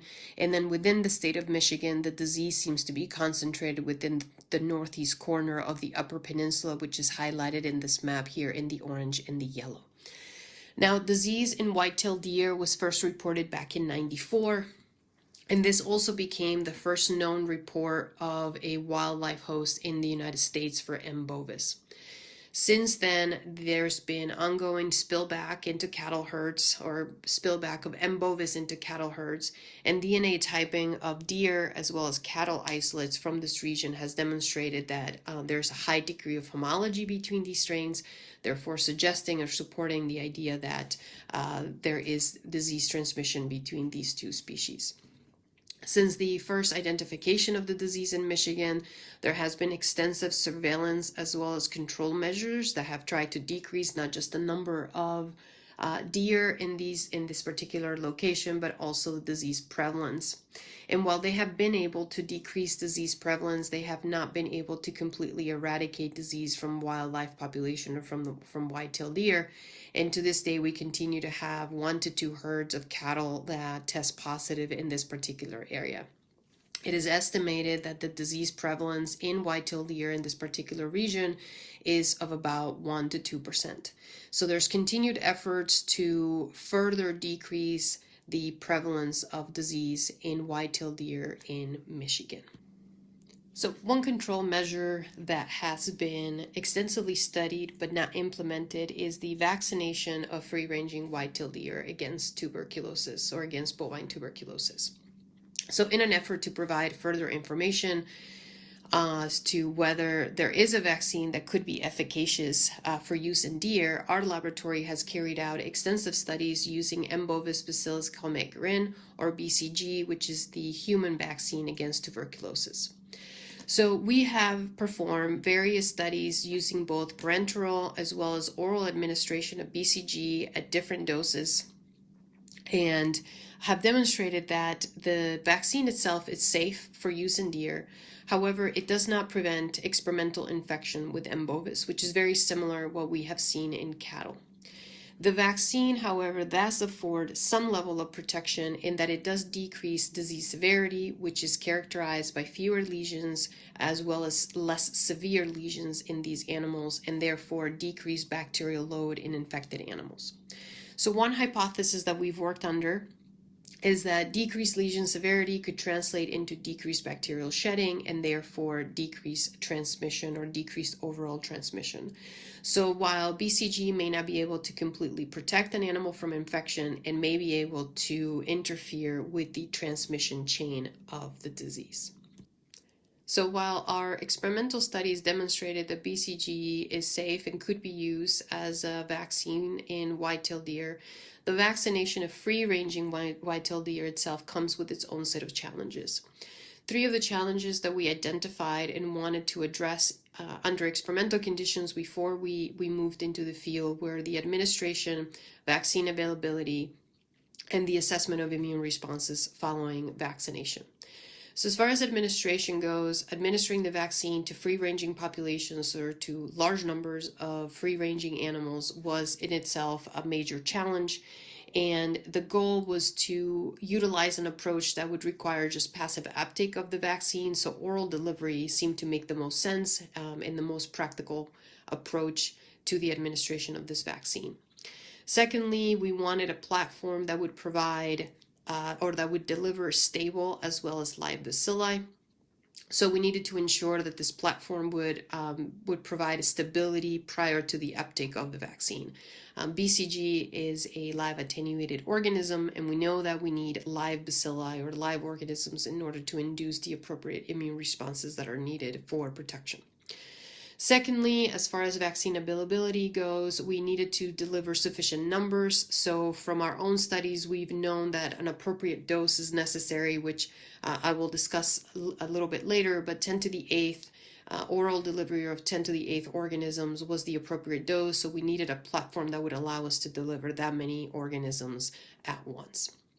And last but not least, certainly assessing vaccine responses, being able to determine whether an animal that has consumed the vaccine actually consumed it in a way that allowed the immune system to see it or to expose the immune system to the vaccine that would then allow for the induction of a subsequent protective immune response. So a platform that we opted to utilize for this vaccination strategy was developed in collaboration with the National Wildlife Research Center, where they had a sodium alginate sphere platform that could be used for delivery of this vaccine. So sodium alginate is a natural polysaccharide that is produced by brown algae. It is a biocompatible as well as a biodegradable material. It is commonly used as a thickening agent in the food industry, so it is safe for human consumption. And the chemistry basically results in a soft membranous exterior with the liquid interior, which would be ideal for the delivery of a liquid payload in these spheres. In addition, they can be generated or formulated in different sizes, ranging from 1 to 10 mils of liquid, which made it ideal for us to test different sizes and figure out what would work best in the deer.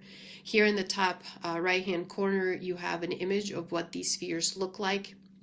And our collaborator, Hayden Hamby, at the National Wildlife Research Center made these spheres containing glitter.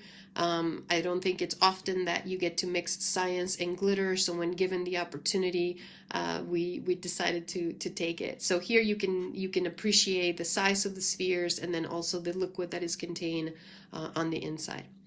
So the fact that these spheres had a liquid interior then also allowed us to deliver the right amount or the right dose of BCG, which was, as I mentioned earlier, 10 to the 8th CFU of BCG that were delivered in 2 mils of media.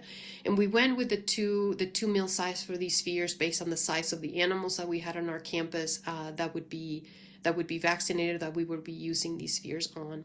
And once again, the goal here was to target the oral cavity of these deer, specifically the tonsils, in order to bathe the oral cavity with enough solution that would allow for exposure of the vaccine to the oral cavity and more importantly to the immune system.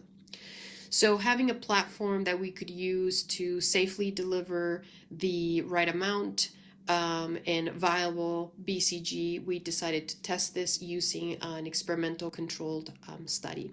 So here's a diagram of what our experimental study looked like. We had 3 groups of animals, controls that were non-vaccinated animals. We had a group of deer that received oral BCG, which is administration of 2 mils of BCG and 10 to the 8th organisms directly into the tonsils.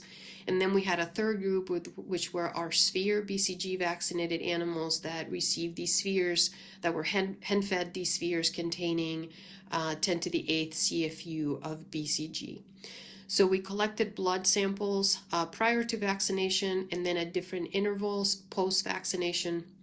And our goal then was to measure cellular mediated immune responses in the blood via proliferation.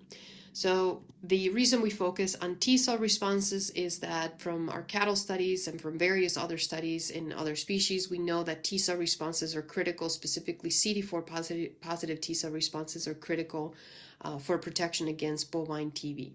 So here I am showing you representative dot plots of flow cytometry data that was collected from these animals. When we're able to look at, these are dot plots showing you CD4 positive T cells, CD8 positive T cells, and gamma delta positive T cells on the top charts or the top plots, indicating that we're able to isolate or we're able to characterize those specific populations.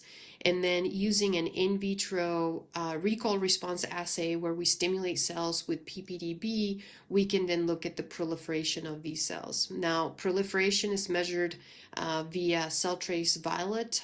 This is a dye where we stain our cells prior to stimulation. And as cells proliferate, as cells proliferate, they lose fluorescence, and we can measure that proliferation or that loss of fluorescence is equivalent to proliferation. So on the bottom graphs, the bottom histograms, you can see what in this first chart here, the first histogram, you can see a population that is undergone one round of proliferation. In this middle histogram, you can see cells that have also undergone one round of proliferation. And then in the third histogram, you can see cells that have undergone multiple rounds of proliferation, indicating that there is cellular division taking place. So this is how we're able to track immune responses against vaccine or against infected animals. All right, so in the deer that we vaccinated then, as I said before, we collected blood at various time points after vaccination and measured these responses over time. So here is the frequency of proliferating CD8 positive T cells in the peripheral blood of these deer. And within the CD8 T cell compartment, we really didn't see a whole lot of responses or any major or measurable CD8 positive T cell responses in either of the vaccinated groups. So what you're looking at here are control animals in the open circles at the various time points after infection, and then similarly orally vaccinated animals in the green circles at the different time points after vaccination, and the sphere deer, or the deer that were vaccinated with the allogeneic spheres, similarly at the different time points after infection. So compared to day 0, and certainly compared to control animals, we didn't see major changes in the frequency of those proliferating CD4 T cells, except for one animal that we had a high responder here. But other than that, we didn't see any huge responses within that CD8 T cell compartment. However, when we looked at the frequency of CD4 positive T cells that proliferated or responded to antigen stimulation, once again, the controls are in the open circles, the oral BCG vaccinated animals in the green, and the sphere deer in the purple. We see that there is a lag time period of approximately 5 weeks where we don't see a lot going on, or we don't see any proliferative responses. But by 8 weeks, we start to see a change both in the orally vaccinated animals as well as the allogeneic sphere vaccinated animals, indicating that there's an exposure to antigen and that we see a response to the vaccine in both vaccinated groups. I will also say that, not unexpectedly, of course, with an outbred population, there is some level of variability here in these responses, but certainly between the two vaccinated groups, those responses are very similar, and they tend to be higher than what you see in the control animals. And last but not least, we also looked at gamma delta T cells. Gamma delta T cells are very common in ruminant species, so we looked at the proliferation in that compartment as well.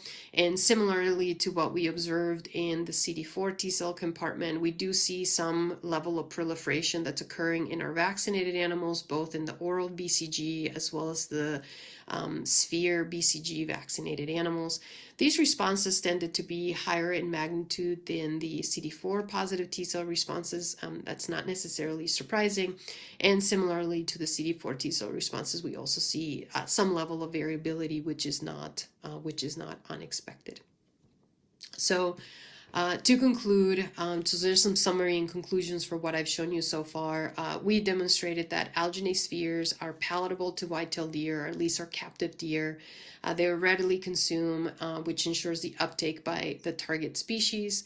We also showed that BCG-containing allogeneic spheres elicit measurable cellular T cell responses in vaccinated animals, which means that we've been able to deliver sufficient numbers as well as viable bacteria into the host, and hopefully demonstrated that this is a potential platform for delivery of the vaccine to free-ranging white-tailed deer in the wild. And while I don't have that data to show you, I am happy to report that based on the studies that we performed in our pen deer study, experimental studies, the vaccination of white-tailed deer, it has been currently deployed in Michigan. The first set of baits were set out in the spring of 2024, so just a couple of months ago.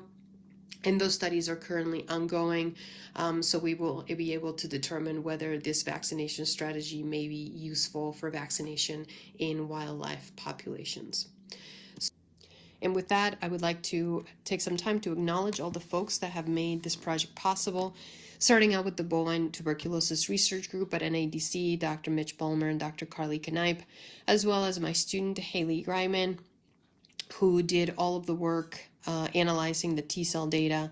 I'd also like to thank the Animal Resources Unit at NADC, who take care of our animals and do an excellent job of keeping them healthy, and our collaborators at the National Wildlife Research Center, as well as Michigan State University, without whose input and support, none of this would be possible.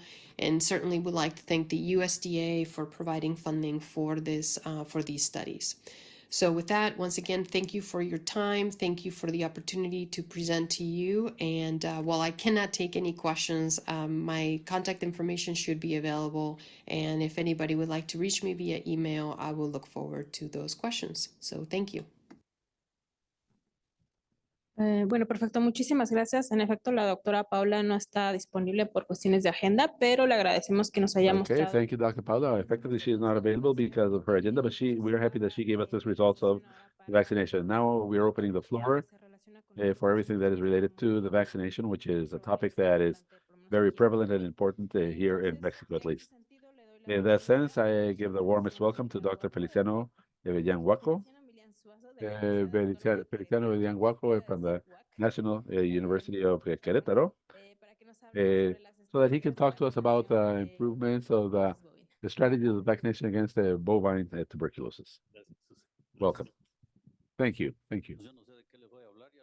I don't know what I'm going to talk about. You've received the presentations about everything already. Well, let me talk. It is interesting.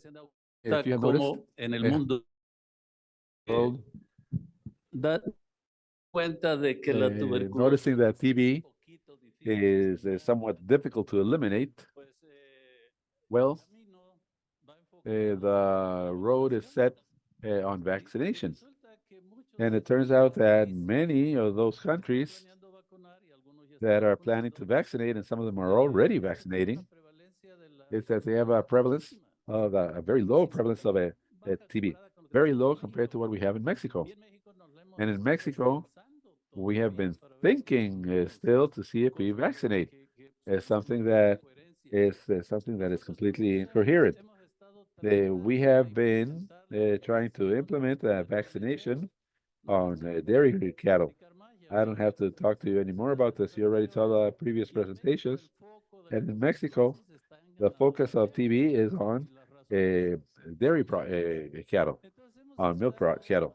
And the reasons are many. So we have been throughout the years trying to implement the vaccination in dairy cattle. We have had some opportunities. We always have to do it through the authorities. And we have had, in some opportunities, the goodwill, the willingness of the authorities. There have been programs, there have been plans put together, there have been budgets established. But it turns out that when it seems that we already have this budget available, all of a sudden the authorities change and we have nothing. And that has been a story that has been repeated once and over again. So right now we are retaking, once again, please don't put that one yet. We are still retaking this once again with Dr. Gabriel. And if you saw, Dr. Gabriel, the authorities have a plan for the control of TB. And I am proposing this very clearly. He proposed it very clearly in his presentation. And we have no doubt that with an adequate management, the tuberculosis, the TB, the prevalence of TB, it can be reduced tremendously. Nevertheless, there are two things that have to be taken into account. One, not all the producers are participants of that idea. The idea might be a good one, but not everybody is going to accept it. And two, maybe the time to be able to achieve a considerable reduction, and what I can call considerable is to come down to level as low that we might be able to think about putting the strategy of test and calling so that the herds can find their certificate for free herds. And that's where we come in, thinking about all those who came before me, that they were going to give all the introduction of the TB the way it has adequately been done. I said, well, what am I going to give as an introduction? Well, it turns out that first, the TB is a very old illness or disease. If you remember, at least those of us that have worked more in this area, the TB is somewhere around the 1970s and in the 1980s, it was almost eradicated. It was almost eradicated. As the Senator Mula says, it was yours and you let it go. That's what happened. We let it go. It was almost eradicated. So somewhere around 1980s, it came back again. And now we have a problem, a great problem that we cannot control anymore. It's a very old disease. It is preventable. It is curable. And the point is that we cannot get rid of it. Yeah, the next one, please. I don't know if you knew that TB was a fashion at a given time. Next one, please. The women in the middle century, they wanted to see as chic as those that had the TB. So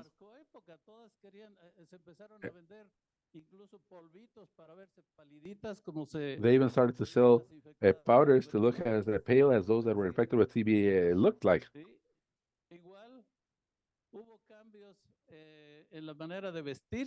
There were also changes in the way of dressing. And obviously, there were shorter skirts, and when the skirts were shorter, then we came into fashion with the shoes because the shoes were ugly and they wanted to look pretty. So then the vogue of shoes came into place. And then the corsets. If you have tuberculosis, they were very stiff, and they said, no, we need to find some more flexible garments so that they don't tie to our lungs too much. So then we had the idea of new bodies or corsets. And the one that follows, the men also. If you have a beard, you have more probability of acquiring TB. So shave. And well, you look very pale now. You want to get you want a cure of TB, go to the beach, and that's the time in which everybody wanted to go to the beach. That's something that's still in vogue because we all want to go to the beach all the time, right? But there's even some country music in which they make a lot of emphasis on topics related to TB. It's something that is very interesting. We've already been given numbers before. Here, the only thing that I would like to point out is that, given the fact that we are dealing with MOBIS, which is a pathogen for the disease in the cattle, well, the reports tell us that between 3 and 10%, a very variable number of the cases of human TB are caused by MOBIS. Next one, please. Now, the one next, please. The next one. What happens with the bovine TB in Mexico?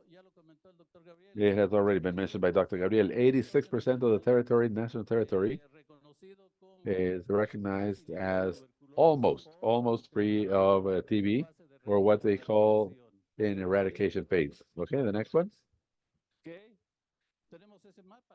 We have that map. That map is of Senatica, and we can see the yellow zone, and we see a zone that is somewhat darker, brownish, kind of mustard. And the light yellow colored is the territory. That's the 86% of the territory that Dr. Gabriel is talking about. And the dark parts is where there's still a high prevalence of TB. And it is precisely where the dairy cattle is located. And that's where our problem lies. The next one, please. So, what do we have as background? Well, as you saw also, there is a national official plan for the reduction. The Dr. Gabriel calls it incidence at the end of the day. Remember, prevalence is the same as incidence by duration. So if we reduce one, we reduce the other. So what do we have? We have the willingness of the producers to support, and like I said, Some do, some don't all that much. And this governmental initiative to reduce the prevalence of the TBV, the BTB, and that in reality, currently we have a vaccine that has demonstrated to be efficient, as the doctor from the previous presentation said, in acting in two ways. One, it mildly prevents the infection, and the other one, it prevents the dissemination of the illness. Let's see how. Next one, please. What else do we have? The official standard, the official Mexican standard is 031 and is already expired. So what do we have now? Well, we have a new agreement that is going to substitute that standard, and that is going to be the legal support for the control of TB. And what does it say?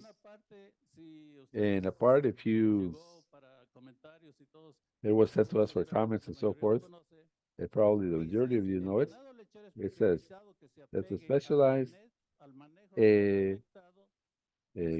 cattle management that links to the management of the infected herd described in Chapter 8, this agreement, it will be subject to confinement. And what does Chapter 8 say? It says that it specifies that the herds have to be tested and so forth, and blah, blah. And so it says if they turn out to be positive and we confirm the infection, the owner may one of the following: bind to the management of a affected milk producing unit, and the units will be confined by the Senacica. Or if they decide to remain in quarantine without doing anything, then he's going to be on the quarantine. So what do we have here? Well, we have a certain pressure so that the producer should do something. He stays confined. What does it mean that he's going to be confined? It means that he has the possibility of moving animals, at least within his own farm, when he has 2 or 3 in the same zone with the same status. What does it mean that it's going to be quarantined? There, the person cannot move absolutely anything. So there is a pressure. The next one, please. And the antecedents of the vaccine, well, it's clear now. And we're talking about the BCG. The BCG is the one that we are vaccinated as when we are children. Next one, please. Okay. I was telling you, we have a vaccine that we have tested experimentally, and experimentally it has demonstrated that it produces a very strong immune response compared to non-vaccinated animals, obviously. The next one, please. The previous one, if you could go back a little bit, maybe, if you could go back to the previous one. That response, that immune response has a duration of approximately 2 years. And when we apply a reinforcement with a non-filtered or a protein extract, that response, that immune response, increases potentially. The next one, please. We were able to prove also that it reduces the number of animals with injuries, and it reduces the number significantly. It's worthy to mention the number of injuries per animal also. And I repeat, vaccine against non-vaccine, as we can see it in the second column of this chart that we have there. Que sigue, por favor. Okay. Reduce el número de lesiones por animal. Okay, so it also reduces the number of lesions per animal. It also reduces the size of the lesions, like I said before, and it also reduces the viral load the bacterial load by lesions. We see that it's reduced. And as I was said by the doctor in the previous presentation, well, obviously, as we reduce the possibility of dissemination of the disease. Next slide, please. Okay, so we had some field work in heifers, And what did we see? We see, unfortunately, they didn't allow us to slaughter the heifers because this was a natural production unit. And so we saw 400 heifers, and we used 4 different types of vaccines, and we saw that the immune response it's very similar to what happens experimentally. And what else did we see? We see that animals that are gestating is completely safe, is completely adequate. We had no problems with miscarriages or abortions or anything like that. Next slide, please. Okay, now this is what we saw. In the world, there's been many work done on this, and in all of them, if we pay attention, in the second to last column, it says protecting effect against pathological damage, and we see there yes, yes, yes, yes, yes. So it means that we are not the only ones who have been able to show that a vaccine works to prevent the disease. The next slide, please. This is a continuation where we see some notes there, but there are certain variations compared to what we see in yes, like the dose, like the application path. In general terms, most have had positive effects. Next slide, please. And so recently, our colleagues from England that have a lot of money to do investigations like this, and they published this very recently, where they are able to show that in a combined way, the prevention of the infection, the prevention of dissemination, the efficacy of the vaccine can be as high as you can see there, 89%, and with a trust interval of 74 to 96%. So more evidence than that, we cannot have, right? Next slide, please. Okay. So what are we considering about the objective of this investigation? The objective is to reduce the prevalence to such a level that the old strategy of test and slaughter is feasible, right? And which level are we talking about here? We're talking about 3 to 5%. We are right now at 25, 30%. In such a way that when we get to that, and this is in a time frame that is approximation mathematical models that the English developed for it, they talk about a period of 7 years. So we put 7 to 10 years there, right? So basically what we see here is that when the herd is able to reach these low levels of prevalence, then you can make the decision of grab the infected animals, eliminate it, slaughter them, and look for the certification of a free herd, of course, while you comply with the guidelines on the agreement, right? Next slide. Okay, now, the objective of vaccination against TB is not the same as what happens with brucellosis. With brucellosis, we have been vaccinating for years and years and years. Here, we are trying to establish, with the participating herds, clear goals. Now, do you want to remove TD? Yes, okay. How long do you want to take to remove it? You want 7, 10, or you want more? Oh, no, we want 5. Okay.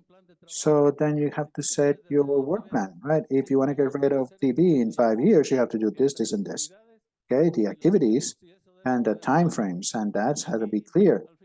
And at the end, like I said before, you can get your free herd, right? Next slide, please. So what is the objective of this management? Is the vaccination strategy, right? I mean, this is very clear. What we want is these heifers. And here it's important to mention that where is the infection focus when we have a corral, right? Or we're gonna leave Tisayuk outside of this because Tisayuk was a very special case. But where? Then where is the infection focus? Infection focus, it's in the production herd, in the adult herd. And so what do we want to do? We want to guarantee that when the heifer goes into that herd after calving and pre-production, then in the maximum peaks of it's in its maximum peak of immune response in such a way that it has better possibilities of protecting itself, right? So we are going to consider three strategies. Sorry. What are the three strategies that we have implemented with the producers here?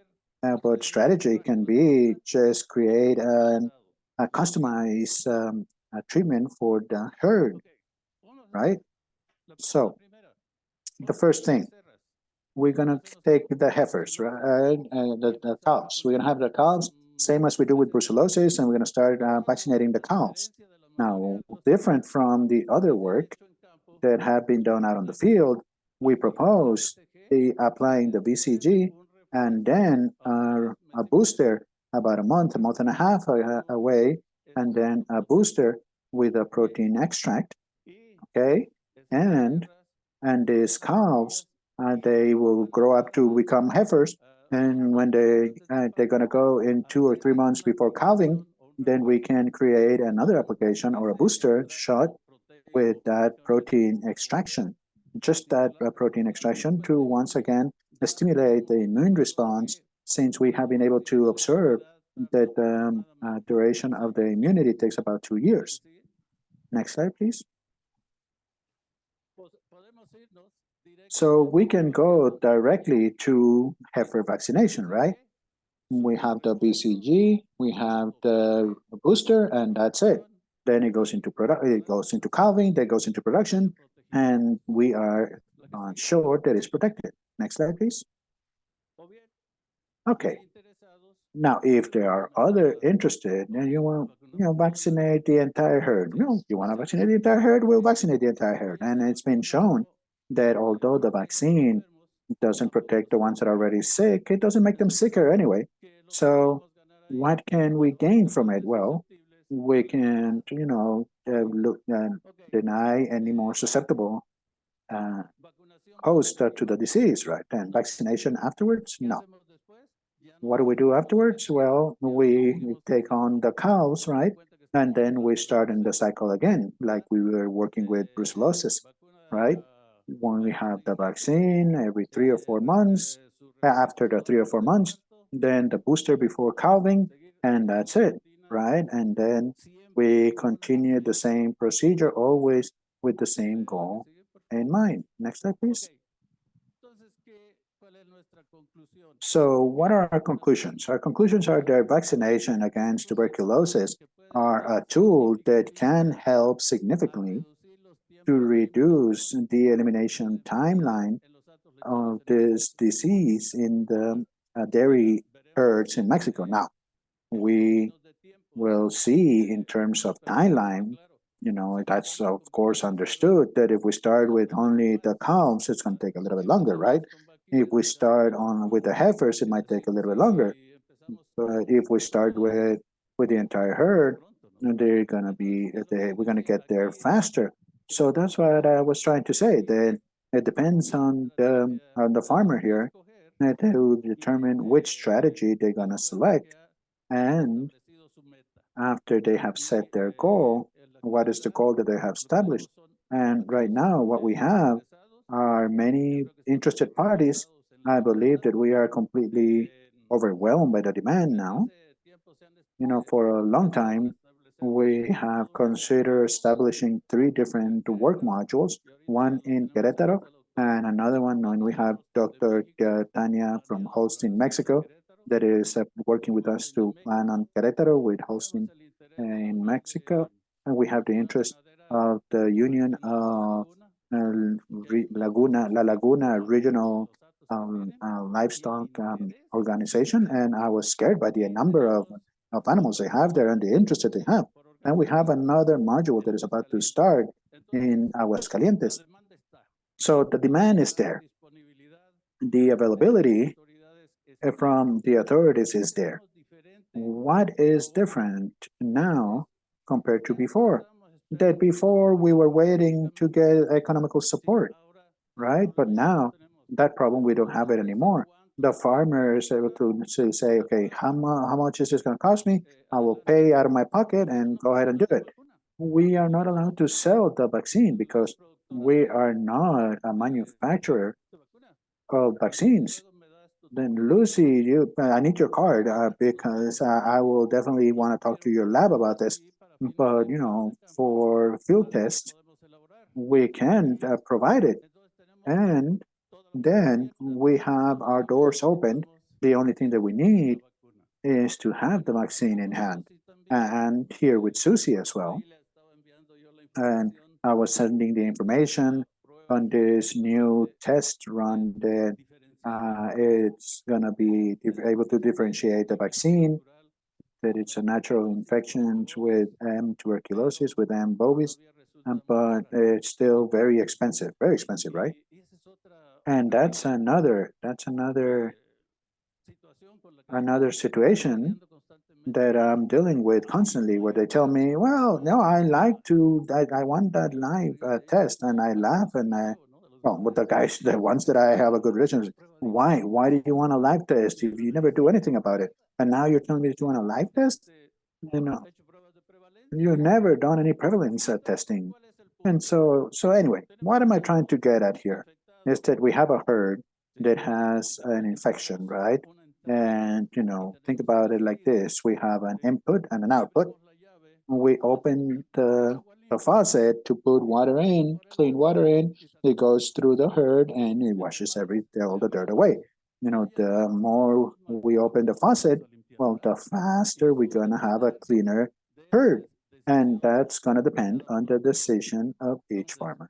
So, as I said before, we have everything ready. We have the blessing from the authorities, which is something that is always concerning, but we have the blessing and we are ready to do the field test. Thank you.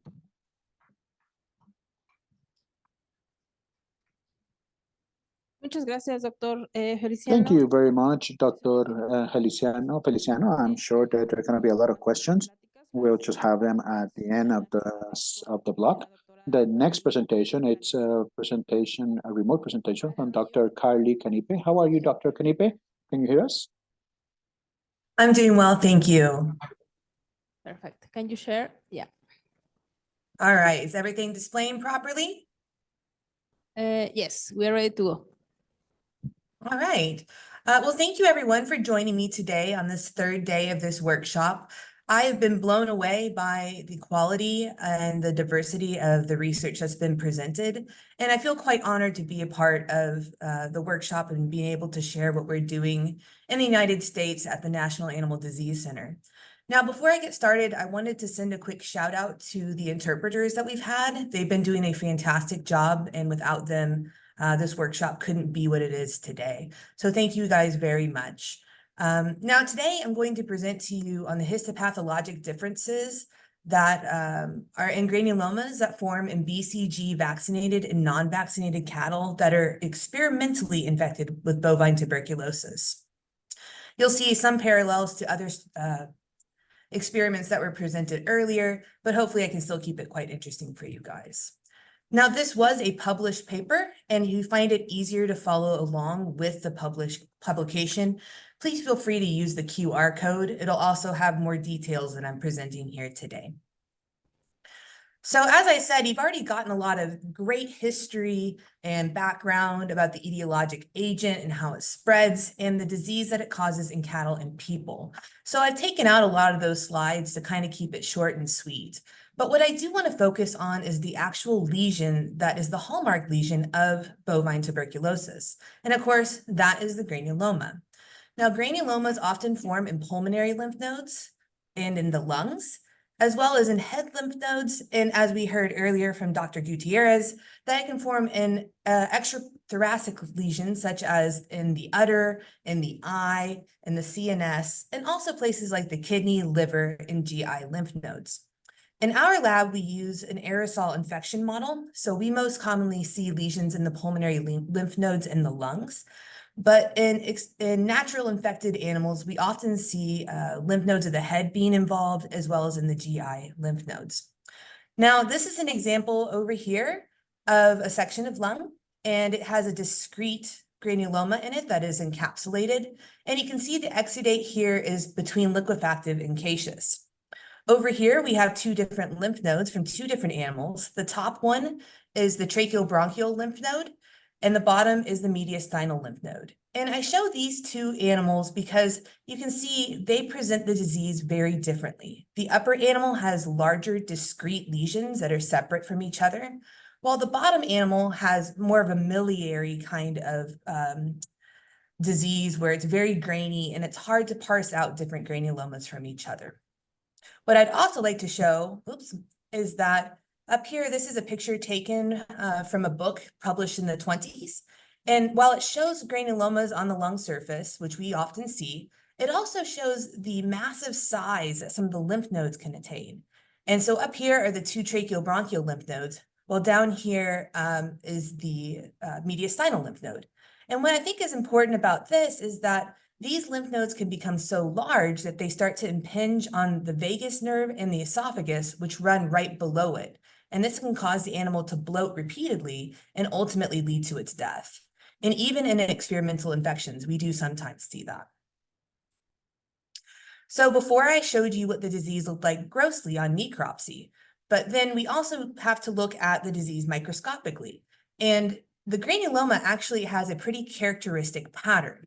The primary cell type of the granuloma is the epithelioid macrophage. And these macrophages are unique in that they have interdigitating tight junctions, which make them different from all the other types of macrophages, including resident tissue macrophages. And they often have bright pink, large amounts of cytoplasm, which makes them pretty easy to spot on a slide. Now, with these epithelioid macrophages, you can get varying other types of cells in different amounts.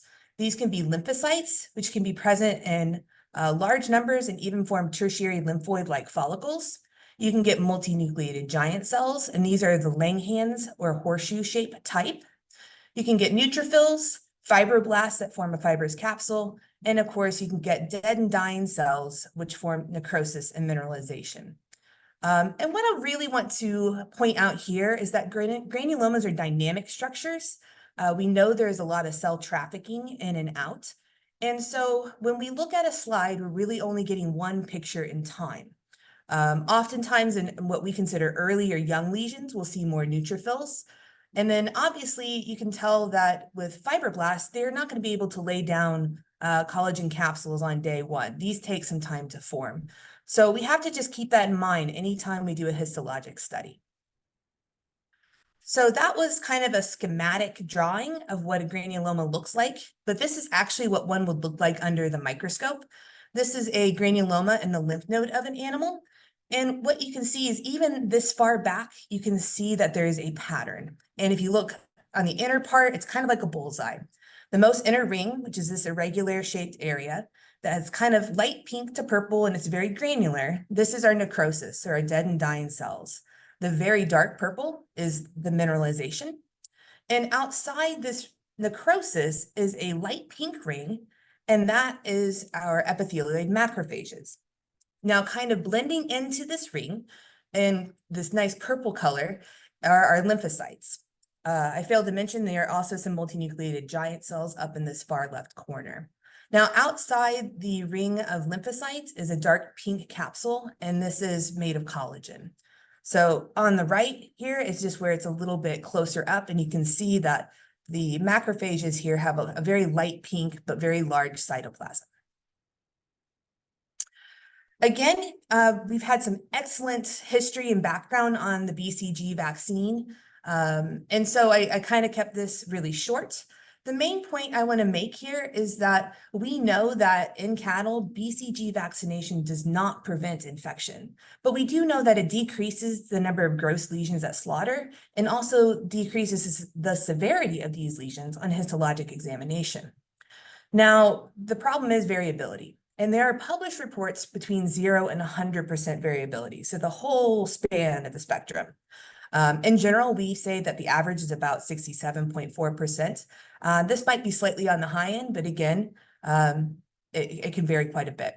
Now, the variability is likely due to the age of the animal that they're vaccinated, the route and the dose, both that they're vaccinated and challenged with, as well as the animal's genetics, because these are outbred animals, and their exposure to non-pathogenic environmental mycobacteria. And this is very important. There are many different types of environmental mycobacteria out there, and this can vary quite a bit based on your geographic location. And I think it's something we need to keep in mind when we're evaluating vaccines. As it stands right now, experimental vaccines have yet to consistently exceed the BCG statistics. And so that kind of leads us to ask, well, why is that? Why, after 100 years, why don't we have a more effective vaccine? And personally, I believe that it's due to the fact that I think we're lacking an understanding of how the BCG vaccine alters the infection and the development of this disease. So the goal of this research is to provide a better understanding of the differences in the lesions that form, and hopefully this will facilitate better vaccine development. So let's go ahead and move on to the experiment. We use Holstein steers as our model most commonly because they're easily obtainable, and we're concerned about TB in dairy animals most commonly. We use bank samples from 2 experiments, 22 non-vaccinates and 22 BCG vaccinates. They're evenly split between the 2 experiments. These animals were less than 6 months of age, and they were subcutaneously vaccinated with Danish 1331 on the lateral aspect of the neck. 3 months post-vaccination, they were challenged via the aerosol method, and they were euthanized 4.5 months after that. At necropsy, we collected the mediastinal and tracheobronchial lymph nodes from each animal. And this picture over here shows how we do our setup for the aerosol delivery of the inoculum. This is a calf that's wearing a mask with a rubber gasket, and we have a nebulization cup down here where we pour our inocula, and then there's a tube that goes over to an oxygen tank, which forces air to push the inocula up through a filter, and the calf breathes it in. And we really like this way of challenge because it's very well tolerated by the animal and less invasive. And it also gives us very consistent lesions in the lungs and the lymph nodes. So with these lymph nodes, we wanted to look at a number of parameters. And those included the number of granulomas overall, which we categorize into high and low grade, the amount of necrosis, the density of the multinucleated giant cells, the amount of mineralization, and the amount of fibrosis. So why did we want to look at this? Well, for obvious reasons, the number of lesions, decreased lesion number is better for the animal. And this is one of the primary ways we evaluate a vaccine's efficacy. So in this case, we would expect lower numbers of lesions in vaccinates than non-vaccinates. Similarly, with the severity and the grade of lesions, obviously a decreased severity of lesions is better for the animal. Also, there's some thought that more severe lesions are more likely to break into an airway and cause dissemination or shedding to other animals. Therefore, we expect a lower proportion of high-grade lesions in vaccinates. Necrosis correlates closely with severity, and we know that bacteria can survive within the caseous necrosis, and this is a big problem. So for a good protective vaccine, we'd want to see less necrosis in the vaccinates. Multinucleated giant cells are kind of an unclear rogue type of cell. We're not really sure exactly what they're doing just yet. But what we do know is that they can harbor live bacteria, and this is obviously detrimental to the animal. So if we look at it from that aspect, we would hope that by vaccinating, we lower the density of these multinucleated giant cells. Mineralization is often seen in very severe lesions, but we also know that bacteria aren't able to survive in the mineral, unlike the necrosis, which is good. However, since we've already thought that we're going to see fewer severe lesions in vaccinates, we also expect that we'll see less mineralization in those animals.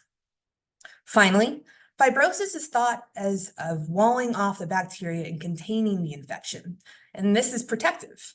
And so in that case, we'd actually expect higher amounts of fibrosis in BCG vaccinates than non-vaccinates. Just real quick, I said that we are grading the granulomas into 2 grades. as Gutierrez and Carasosa had done, they did the 4 grades, and that's what we used to use. But we found it to be rather cumbersome in this case. There were some terms out of the Wangu lab that they said things like minimal necrosis. Well, what I might consider minimal might not be minimal to you. And so we found that problematic. And it was also quite time consuming to make sure it fit into one of the 4 groups.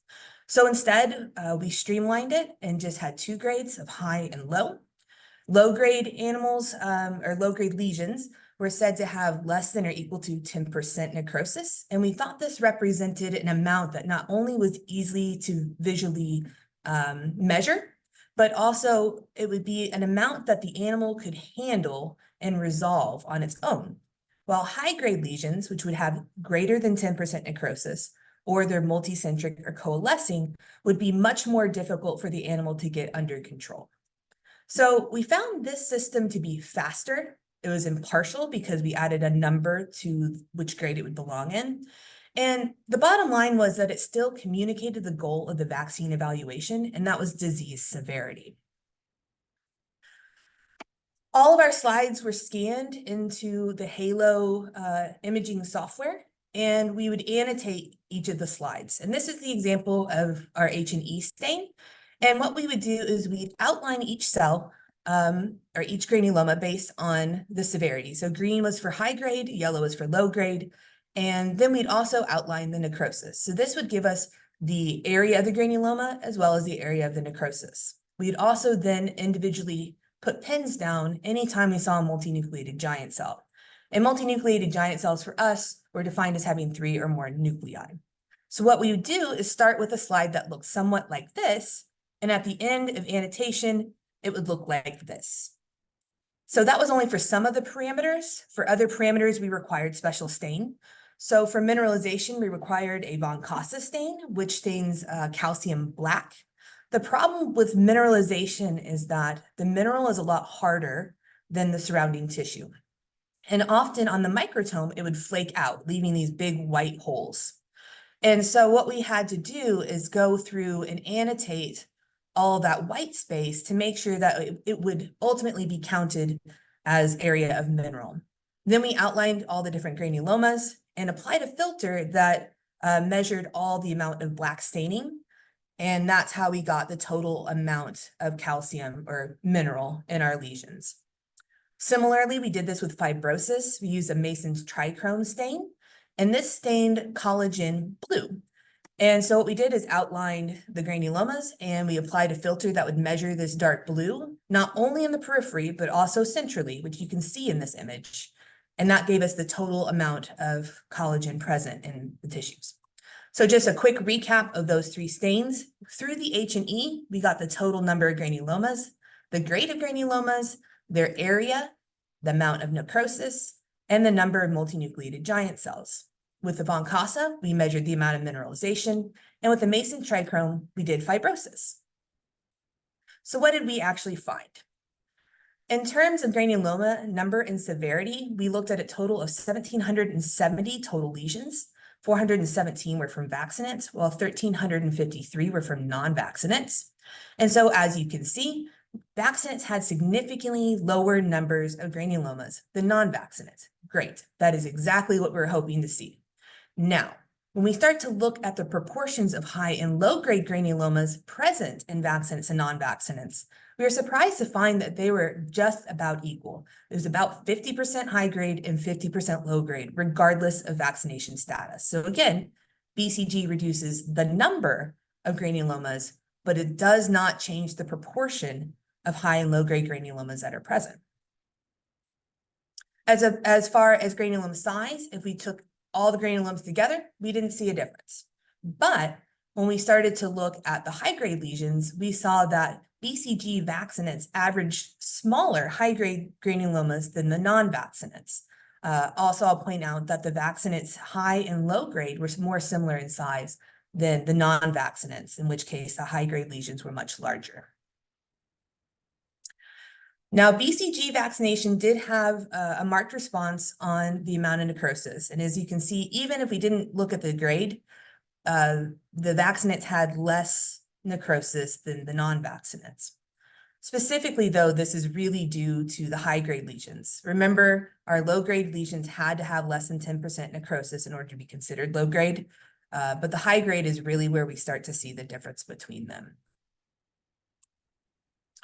Interestingly, vaccination had no effect on multinucleated giant cell density, and it also didn't seem to matter if they were high or low-grade granulomas. I found this very, very interesting. But what I did notice is that certain animals really have a propensity of wanting to make multinucleated giant cells. It was very animal individual response. And as you can see in this picture, this animal really liked to just make numerous, countless multinucleated giant cells. I was very surprised at these results just because, as you see down here, acid-fast bacteria can live within the multinucleated giant cells. So I really expected there to be some sort of effect, but there wasn't. As far as the amount of mineralization, we didn't see a difference based on vaccination, but we did see an effect based on severity. And this wasn't too much of a surprise. The type of mineralization that occurs in these animals is dystrophic mineralization, so it's in response to injury or inflammation. And of course, with more severe lesions, you will have more inflammation and more tissue damage. And therefore, it's not too surprising that there was more mineral in the more severe lesions. Finally, with the amount of fibrosis, initially we were a little concerned because taken together, we didn't see any differences between vaccinates and non-vaccinates. There's a tiny little trend. But when you broke it down based on lesion severity, we did see somewhat of what we were expecting, in that vaccinates had higher fibrosis in the low-grade lesions than non-vaccinates. So it wasn't as marked as we were hoping, but our hypothesis was on the right track. So in summary, we can say that BCG does decrease the number of granulomas, and it keeps these lesions, the severe lesions, smaller. It also reduces the necrosis in the severe lesions, which probably contributes somewhat to the size. It increases the fibrosis in low-grade lesions as well. But what it does not do is prevent progression of lesions to a high grade or affect the overall relative breakdown of high and low-grade granulomas. It also doesn't alter the overall mineralization and fibrosis formation, and it doesn't seem to affect multinucleated giant cell production whatsoever. So after this, we were still left with a few questions that we were hoping to explore.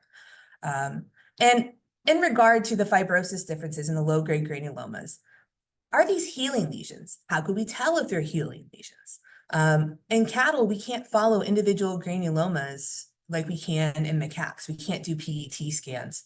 And so this is one of the problems that I don't know how we can truly examine this other than trying to give more time. And same kind of goes with the high-grade granulomas, with the vaccinates having smaller size and less necrosis. If we gave these granulomas more time, would they ultimately end up looking just like the non-vaccinates? And both these questions kind of come down to, is BCG vaccination truly changing the granuloma, or is it just delaying its development? Clearly, it's preventing the formation of some of the lesions, but the ones that already form, is anything really truly different there? And again, we have some hurdles with the bovine model that I think we're going to have to get creative in order to truly answer these questions. And with that, I want to give some thank you to some wonderful people. Some of these are in my lab, some of these are outside of my lab, but I couldn't have done it without them. And I will be here for the question and answer session. But if you have any other questions, you're more than welcome to email me at any time at carly.knight@usda.gov. And with that, I will turn it back over to everybody else. Thank you. Thank you, Dr. Carly.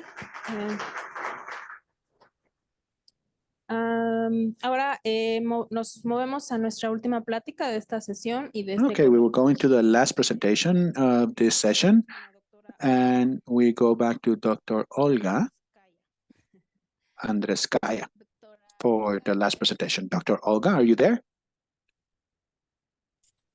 Yes, I'm here and I'm putting my face and voice on. Well, and I'm going to share my presentation right now. Can you hear me well? Yes, we can hear you well. Okay.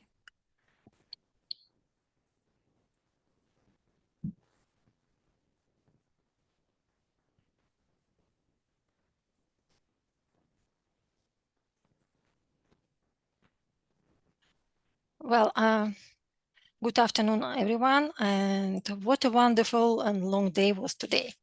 So many interesting presentations, so exciting, and thank you for staying to listen to me. And today I will share with you our results on evaluation of Oxford nanopore long read sequencing for bovine tuberculosis genotyping and outbreak investigations. Well, we've heard a lot of new and old interesting things about Mycobacterium bovis. I'll just say that bovine tuberculosis is importance of bovine tuberculosis is well recognized in Canada, and it's a reportable disease under the Health of Animal Acts.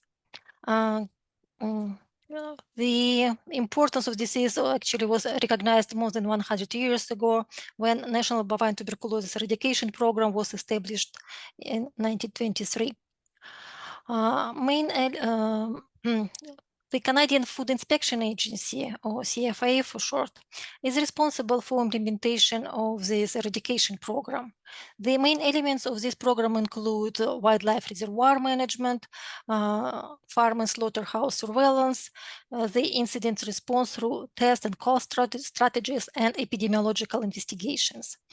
Genotyping of Mycobacterium bovis isolates became an important part of the CFIA epidemiological investigations since 2002. It helped to identify pathogen strains and wildlife reservoirs. It uncovered pathogen transmission pathways and detected introductions of new pathogen strains into our country. Well, Mycobacterium bovis genotyping involves several techniques that help distinguish strains and provide insights into the pathogen transmission. Here is some key approaches. The first internationally standardized method, spaligotyping, discriminates bacterial strains based on variability in presence or absence of specific spacer sequences in a direct repeat region of bacterial genome. These spaligotypes are expressed as 43-digit numerical strains or short numerical strains, or I would say better codes, which can be easily communicated between laboratories and assembled in international databases. For example, the largest mbovis.org database has patterns of approximately 2,300 isolates, and it was updated probably in April 2024. The last data that I've seen, but maybe it's even more now. Mycobacterial, another international recognized method, mycobacterial interspersed repetitive units, variable number tandem repeat typing, for short MUR-VNTR, discriminate bacterial strains based on variations in the number of tandemly repeated sequences in 24 specific loci of bacterial genome. The resulting genotypes are presented at 24-digit numerical codes, which can be also easily communicated and assembled into databases. There are several international databases available. The most advanced genotyping approach that become increasingly used in veterinary laboratories, single nucleotide polymorphism typing, differentiates bacterial strains based on a single nucleotide variations in the genome sequences when compared to a reference strain. While the SNP genotyping has the highest discriminatory power, there is no internationally standardized protocols, as well as bioinformatics data analysis or nomenclature of SNP genotypes or international databases. Therefore, the SNP genotyping is restricted to local epidemiological investigations mostly. All three genotyping approaches, spaligotyping, miru-VNTR typing, and whole genome-based SNP typing, have been applied for molecular characterization of Mycobacterium bovis isolates at the CFIA National Reference Laboratory for Bovine Tuberculosis. Here you can see whole genome SNP-based phylogenetic tree of Mycobacterium bovis strains observed in Canada. The color blocks represent clusters of Mycobacterium bovis strains characterized by individual Spoliga and miru-VNTR types. As one can see, the cluster defined by whole genome SNP typing agree with polygotyping and miru-VNTR types. But undoubtedly, SNP genotyping provides fine resolution among strains within clusters, revealing pathogen transmission chains. Well, one may ask, if the SNP genotyping performs that well, do we still need polygotyping and miru-VNTR typing protocols in our toolbox? And the short answer will be yes. All levels of genotyping information can be useful and welcomed. Different genotyping methods have their advantages and disadvantages and are unevenly applied by veterinary and human health laboratories around the world, which complicates information exchange in comparison with international genotyping databases. While polygotyping has the lowest discriminatory power among all those methods, it is relatively inexpensive method, and it is still applied by many veterinary laboratories. Also, because the polygotyping is the oldest standardized method, large databases are accumulated now and are useful for global lineages distribution studies. Miru-VNTR genotyping of Mycobacterium tuberculosis complex isolates, while might not have the highest resolution power, is their first-to-go methods in many public health laboratories, including Canada. We at CFIA communicate our results to Public Health Agency Canada using actually miru-VNTR language. The whole genome SNP genotyping traditionally relies on high accuracy short read sequencing data. For example, we use Illumina MySeq sequencer.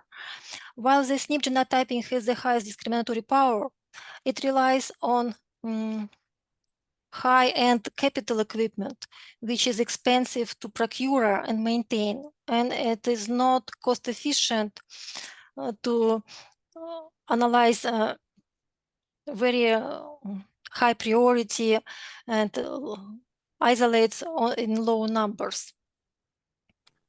So the objective of our study was to determine if the Oxford nanopore long-read sequencing can be a cost-efficient universal approach for in silico generation of all levels of genotyping information. Well, Oxford nanopore long-read sequencing is the third generation DNA sequencing technology. Sorry? I could hear someone else talking to me. Yes, sorry, I was on the wrong channel. Oh, sorry. All right.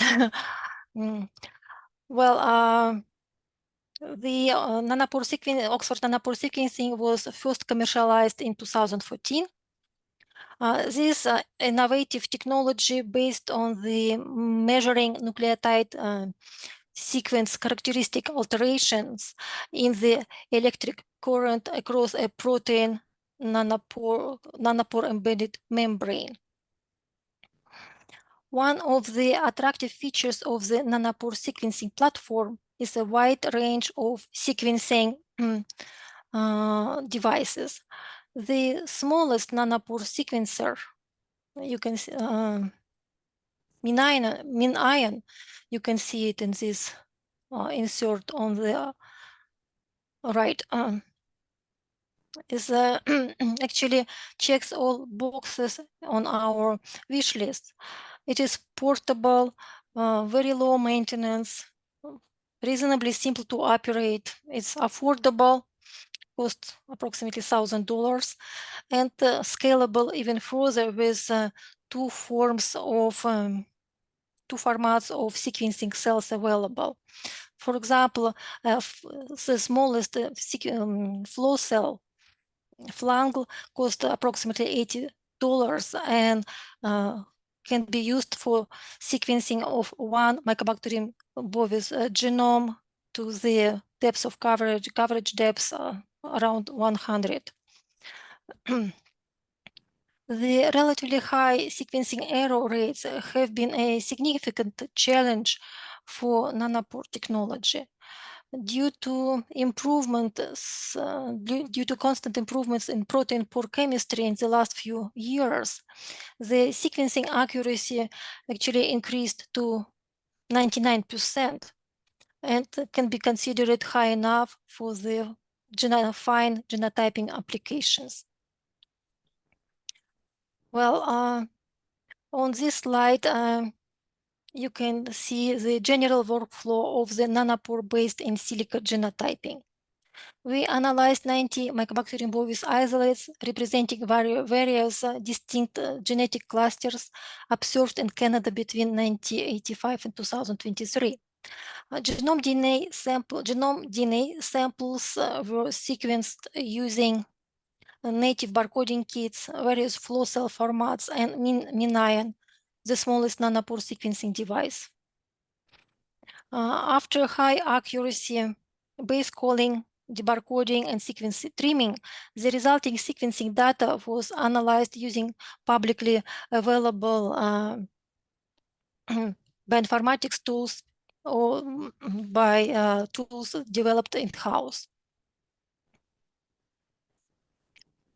And then after that, the in silico generated nanopore data was compared with genotyping data established by reference methods.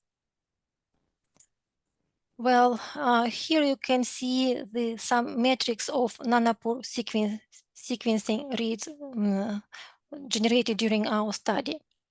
The average N50 read length was approximately 5 kilobases, and the maximum read length varied from 31 to 100 kbs, depending on the sample. Due to the rapid development in nanopore chemistry over the last 4 years, we ended up using several types of R10 sample flow cells. It wasn't part of our original plan, but the new flow cell versions were periodically introduced and then quite quickly discontinued by the company due to the rapid advancement in nanopore chemistry. This chart reflects the constant improvements of sequencing read quality using different flow cells, which went from 11 to 18 during in 4 years. We haven't observed the advertised Q20 scores in our Mycobacterium bovis sequencing data. Also, it could be the effect of the high GC content of Mycobacterium genomes.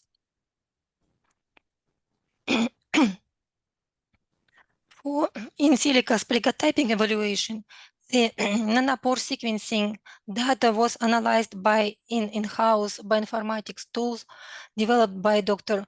Duceppe, our bioinformatician.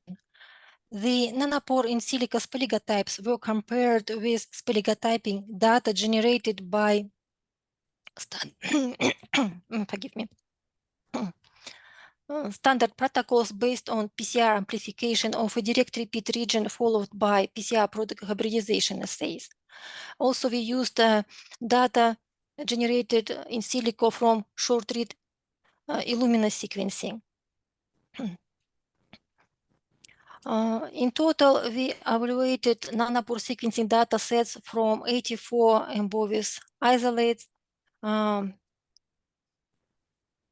We used the data set that had the available spiligotyping information generated by standard wet lab protocols or Illumina sequencing. The reference data set was represented by 13 spaligotypes, with spaligotype SB0265 being the most prevalent. Please note that we use the embovis.org nomenclature for spaligotyping patterns in our presentation. Well, the accuracy of nanopore sequencing based in silico spaligotyping was affected by sequencing quality and depth. When we first analyzed the entire sequencing dataset, the correct spaligotypes were reliably deduced. See green bars on the box on the box charts.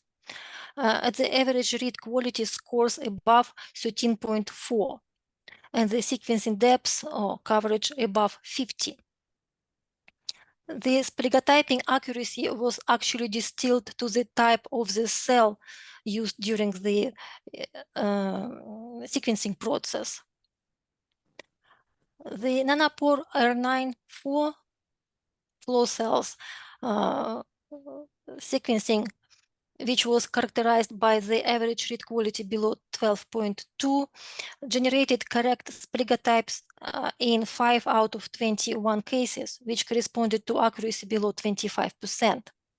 With the nanopore R10 sequencing, spaligotypes were predicted in silico with an accuracy of 97%.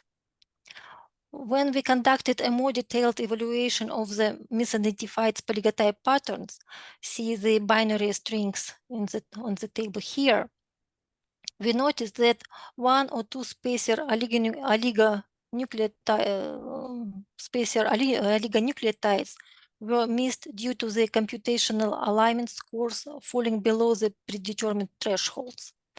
Consequently, there is a potential for further improvement of the in silico spaligotyping accuracy through fine-tuning of bioinformatics algorithms. For in silico nanopore miroVNTR typing, the nanopore sequencing data was analyzed by a publicly available bioinformatics tool called miroReader that was originally designed for Mycobacterium tuberculosis complex typing from nanopore and biosequencing reads and published a few years ago. The nanopore in silico miroVNTR genotypes were compared with miroVNTR types generated by an internationally standardized protocol, which relied on multiplex PCRs, capillary electrophoresis, and sizing of amplification products. In total, our sample set was represented by 1924 loci miroVNTR types, with 8 major types representing almost 3/4 of all samples. Here you can see the patterns of the top 2 miroVNTR types, which represented 35% of all our data. The accuracy of in silico miroVNTR typing depended on the combination of average sequencing read quality and depth. These box charts demonstrate correlation between the accuracy of an in silico miroVNTR typing and nanopore average read depth here, right. All misidentified miroVNTR profiles in our dataset were generated from nanopore reads with an average read quality score below 12.2. If you look separately at the performance of the flow cells with different pore chemistry, then miroVNTR types were identified with 100 accuracy from R9-4 nanopore sequencing reads at coverage above 50, and from R10 here, and from R10 reads at coverage above 22. Actually, the coverage of 22x was the lowest in our data set, and with only one sample sequence at this coverage. We looked a bit deeper in the sequencing depths of requirements for in silico typing of individual Mirovintiara loci. As sometimes veterinary laboratories use reduced sets of molecular targets that provides the most cost-efficient genotyping of the local strains. It has turned out that not all Vintiara loci created equally, and the sequencing depths necessary for statistically reliable Vintiara typing varied from 32 to 45 coverage depths, which with the locals Vintiara 2165 being the most fastidious target. Well, the whole genome SNP genotype, for the whole genome SNP genotyping, the nanopore sequencing data was analyzed using a pilot version of VSNP bioinformatics software developed by the National Veterinary Service Laboratories at USDA. In the evaluation of the nanopore whole genome SNP genotyping, the sample set included 62 Mycobacterium bovis isolates sequenced by R10 flow cells at the coverage above 50 and by Illumina MySeq with coverage above 70. The sequencing data analysis and phylogenetic tree construction was done using the VSNP bioinformatics software developed by the USDA. So I'm just want to, for nanopore analysis, we used a pilot with SNP version, and for Illumina data, just for comparison, we used like standard SNP version. On the left side of the slide, you can see the phylogenetic tree created from nanopore sequencing data. The reference phylogenetic tree created from Illumina data is on the right. The R10 nanopore SNP-based Bovis strain cluster assignation and phylogenetic relationships within clusters, as you can see here, are concordant with the Illumina sequencing platform. So I highlighted the most important clusters here and there. As an example, we can clearly see the matching clusters affiliated with Riding Mountain National Park here, and Wood Buffalo National Park cluster is here on nanopore sequencing based phylogenetic tree, and it is here on the Illumina based phylogenetic tree. Importantly, the strains affiliated with bovine tuberculosis outbreaks during the last decade here and there were also clearly segregated into the individual clusters by nanopore technology.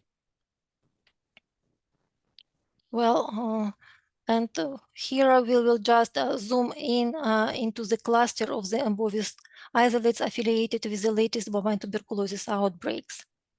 This cluster can be divided into subclusters, each characterized by individual Spaligoventera types.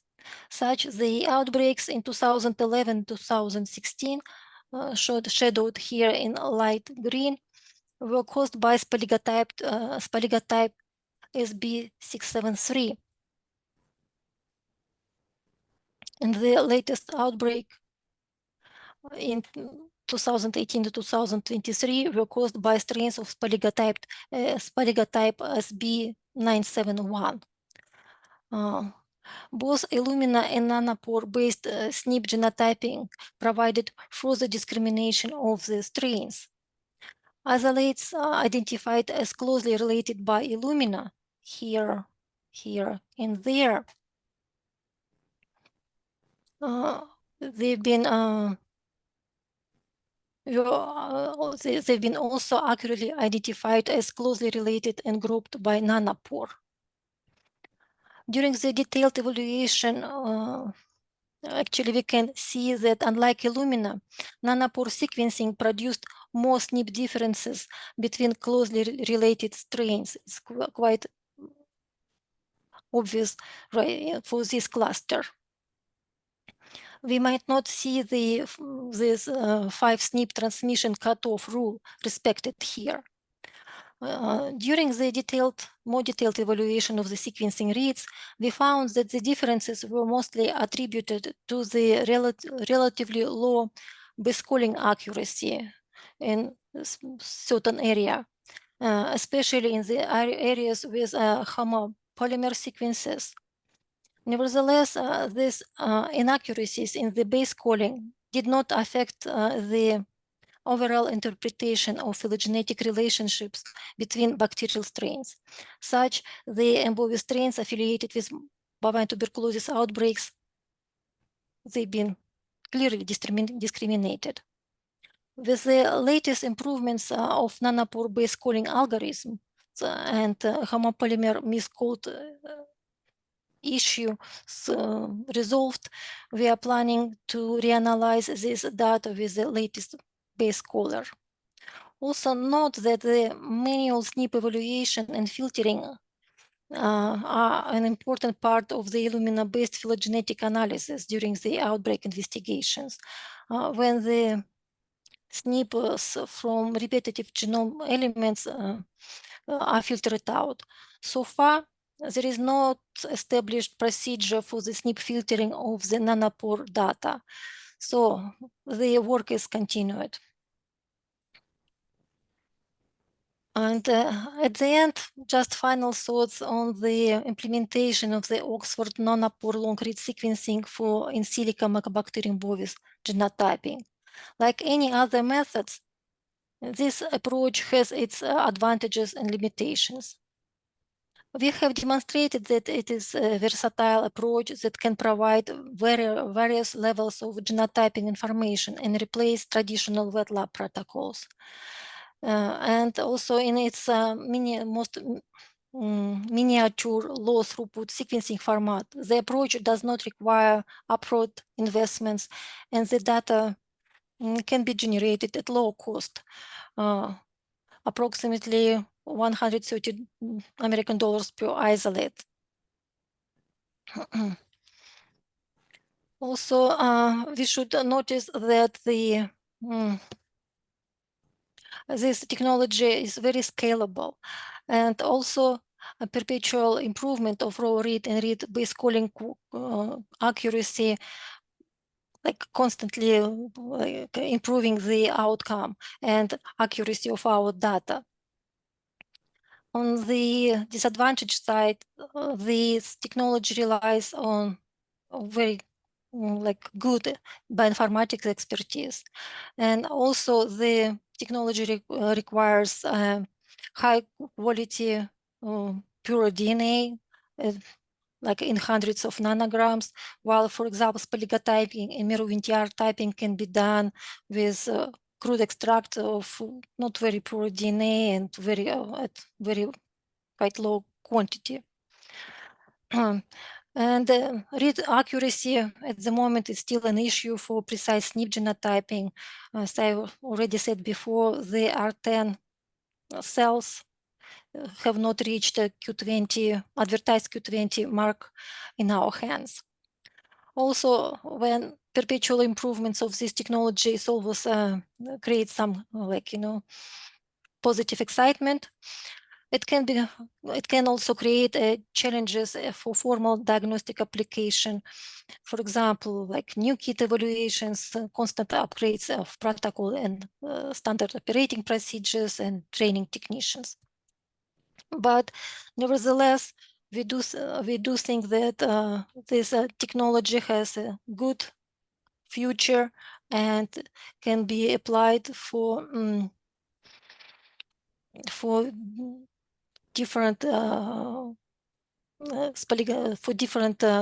genotyping,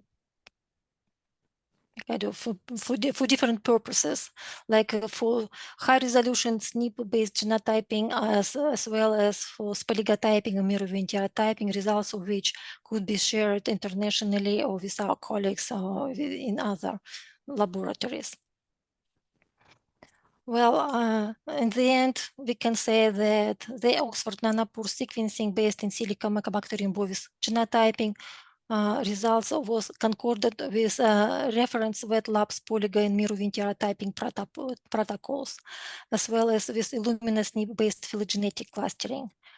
Given the continuous technology improvements, the nanopore long-read sequencing can be considered as a cost-efficient tool that can replace traditional wet lab and Bovis genotyping methods. And the nanopore long-read sequencing can provide information applicable for both high-resolution local epidemiological investigations and a large-scale interlaboratory information exchange. So, well, I would like to acknowledge our colleagues that make this study possible. The bioinformatic analysis and tool development was done by Dr. Marc-Olivier Dissep, and nanopore sequencing done by Amalia Garchak, our technician, and bacterial cultures been constantly provided to us by Dara Lloyd and Christine Arlett. We're also thankful to Dr. Stuber, bioinformatician, and the National Veterinary Service Laboratories at USDA for his constant support and encouragement. Thank you.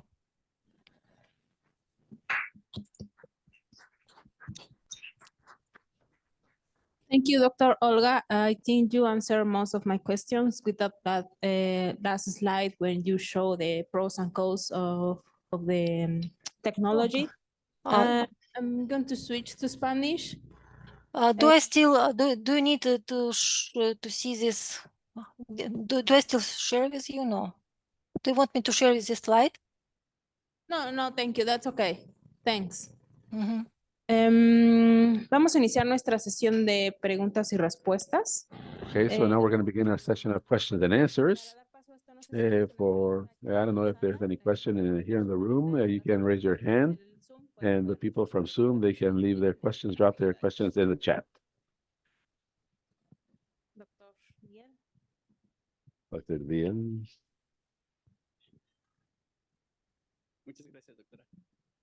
Thank you very much, Doctor. I would like to take advantage of this final part and taking this opportunity that we have, the doctors from the LINEC here, to listen to their point of view regarding to boarding the gender and mycobacterium from the focus of health, because especially the data that was being demonstrated by Dr. Oscar in the afternoon and Dr. Ayala in the morning. For example, the state of Veracruz is somewhat at ease with regard to the illness, but nevertheless, some of the data that has been presented by Amelia Bobadilla from the National Institute of Nutrition, or also by Dr. Herrera from the Republic, that makes reference to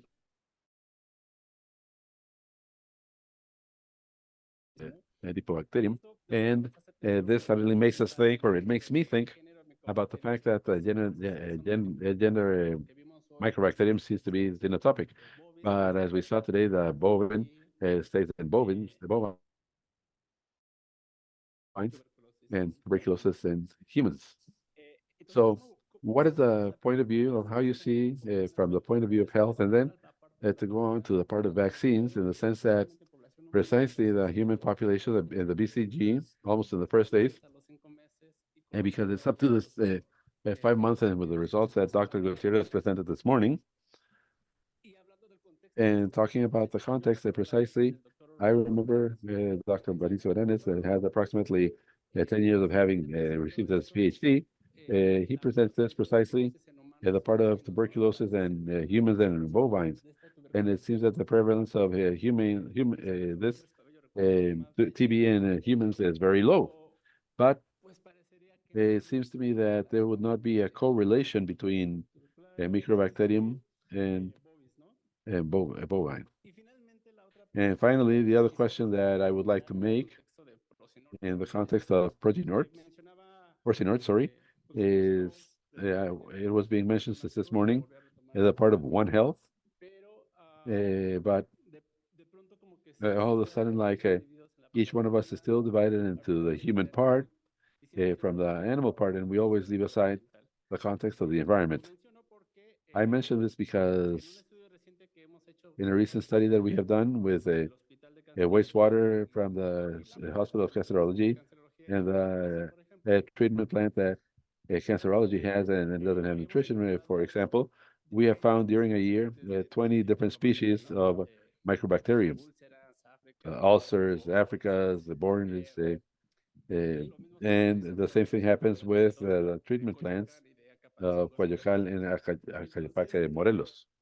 So, what proposals would be made for the context of one single health, not leaving aside the environmental part, to link the human and animal part?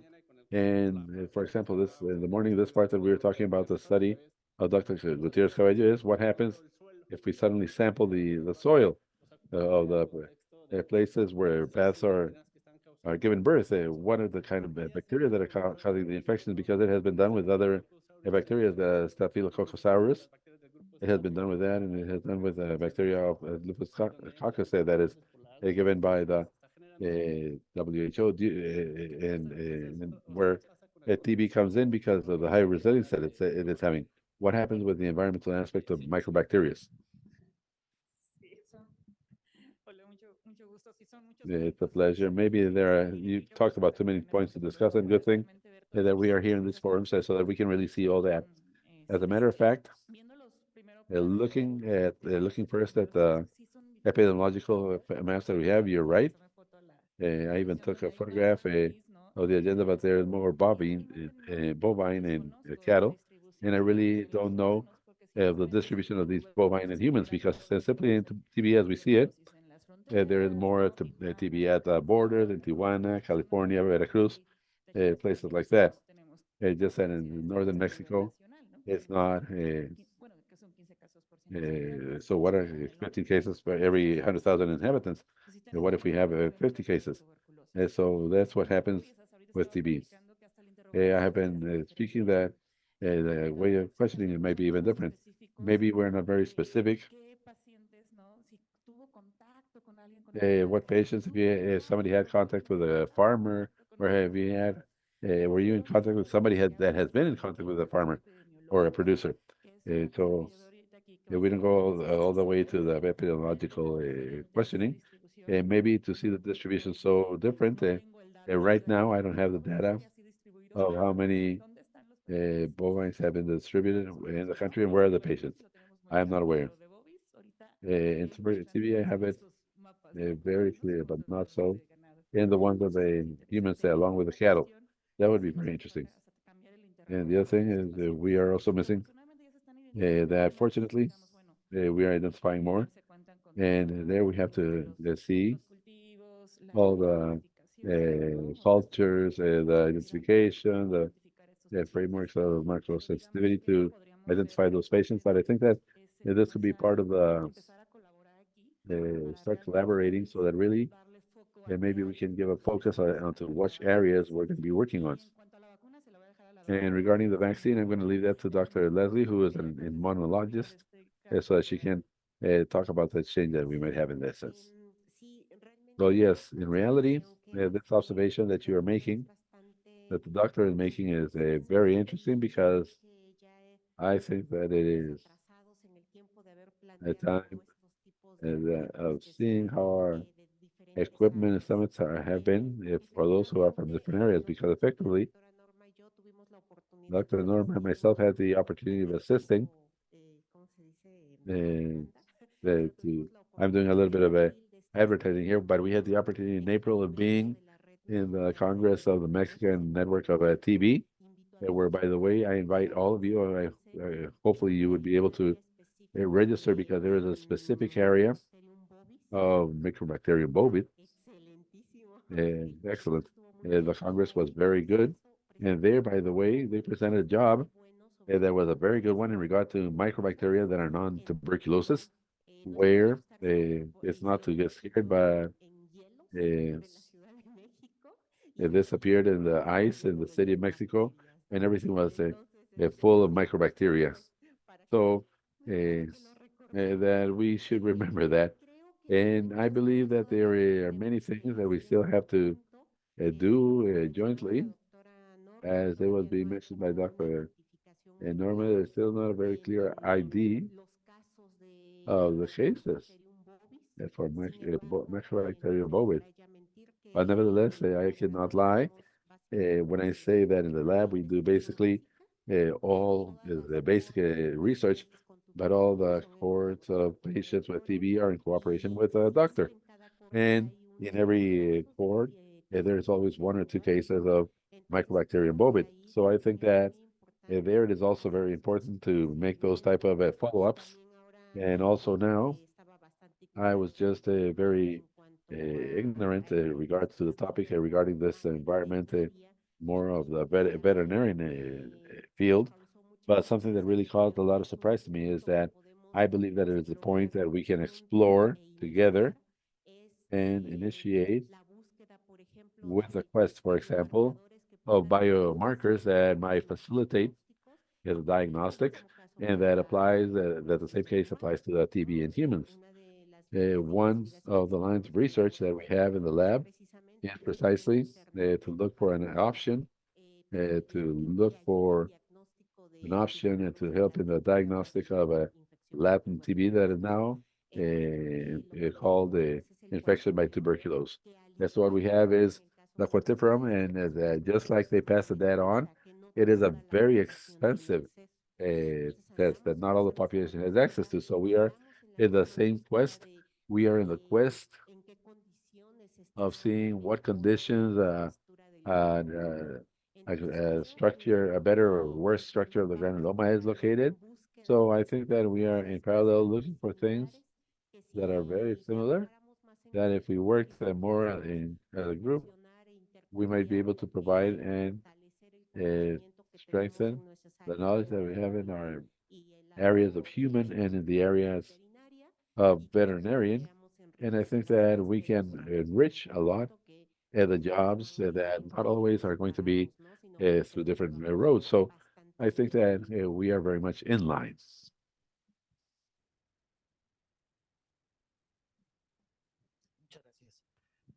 Thank you very much.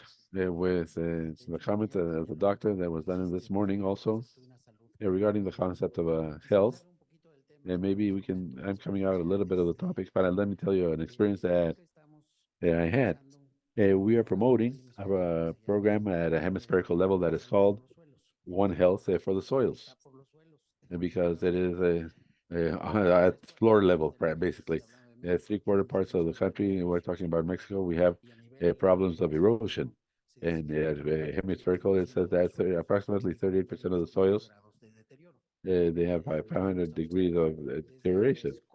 So we are preparing, we're talking about how to repair the health of the soils and the data, and what is that we haven't found. And as you know, in 1 gram of soil, there might be more inhabitants than there are in the planet. More than 10 billion microbes can be found in 1 gram of soil, depending on the type of soil. So, in an alliance that we are building with a private initiative, we have found that they are doing studies, and what they're doing is linked to biofuel.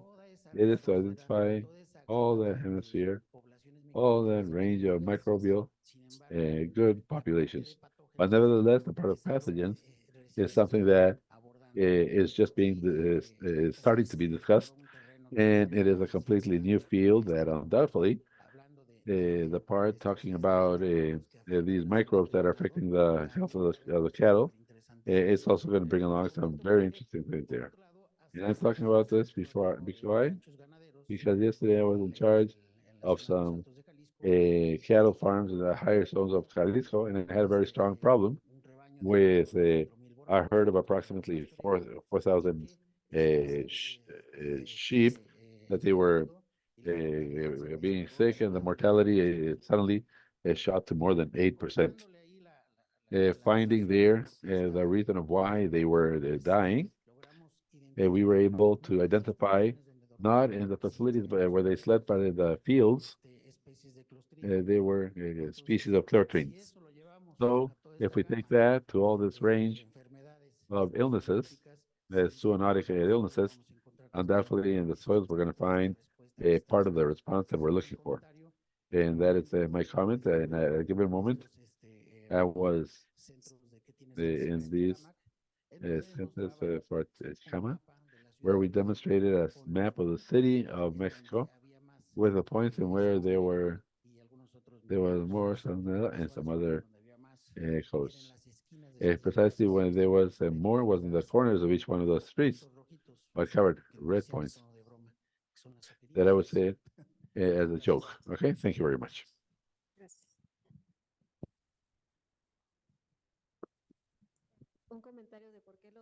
Just a comment of why the maps don't match. They don't match the distribution of the bovine TB with the presentation of a TB in humans because the contagious, it is not like the avian flu where definitely it is the person that found a dead pelican on the beach and picked it up, or because he works in the place.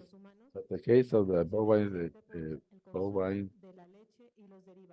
been is done through the consumption of milk and the derivatives that move much faster than the animals. So the idea is that 50% of the milk is not pasteurized and it is intaken as is, or it is made into ice creams or something else, and that is the main vehicle of transmission. It could also be through respiration. If I am sampling the animal and suddenly it coughs in my face, of course I can be contagious of TB, but the most important thing would be through the consumption of milk and its derivatives.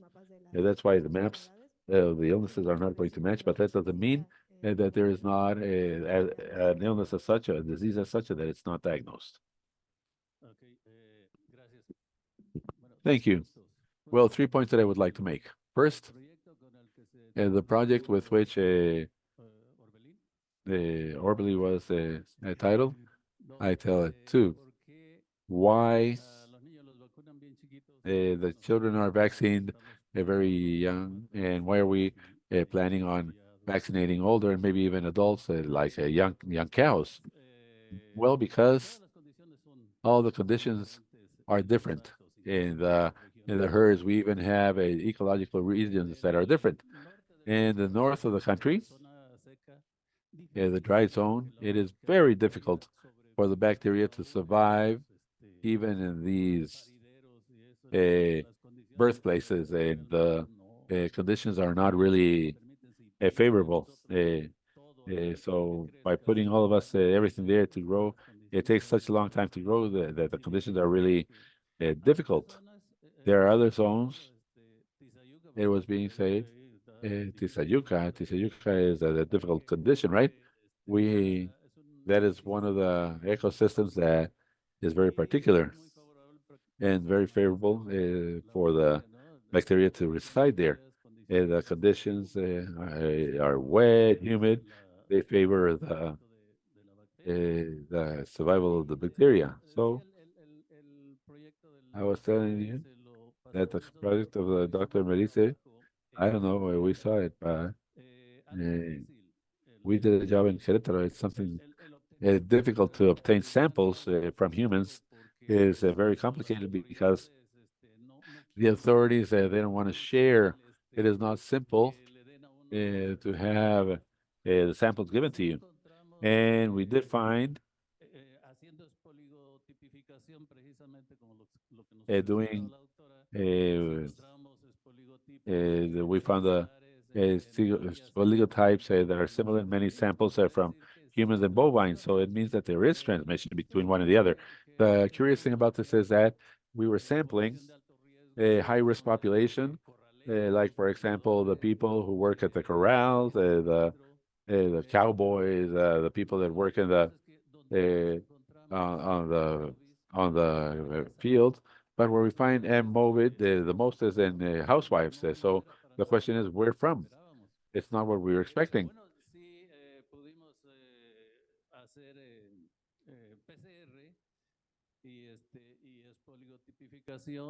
And we were able to make the PCR, and it is by this finger polarization, and we found that 6% of 1,000 and so samples that we took are got by and MOVID. And there was another issue.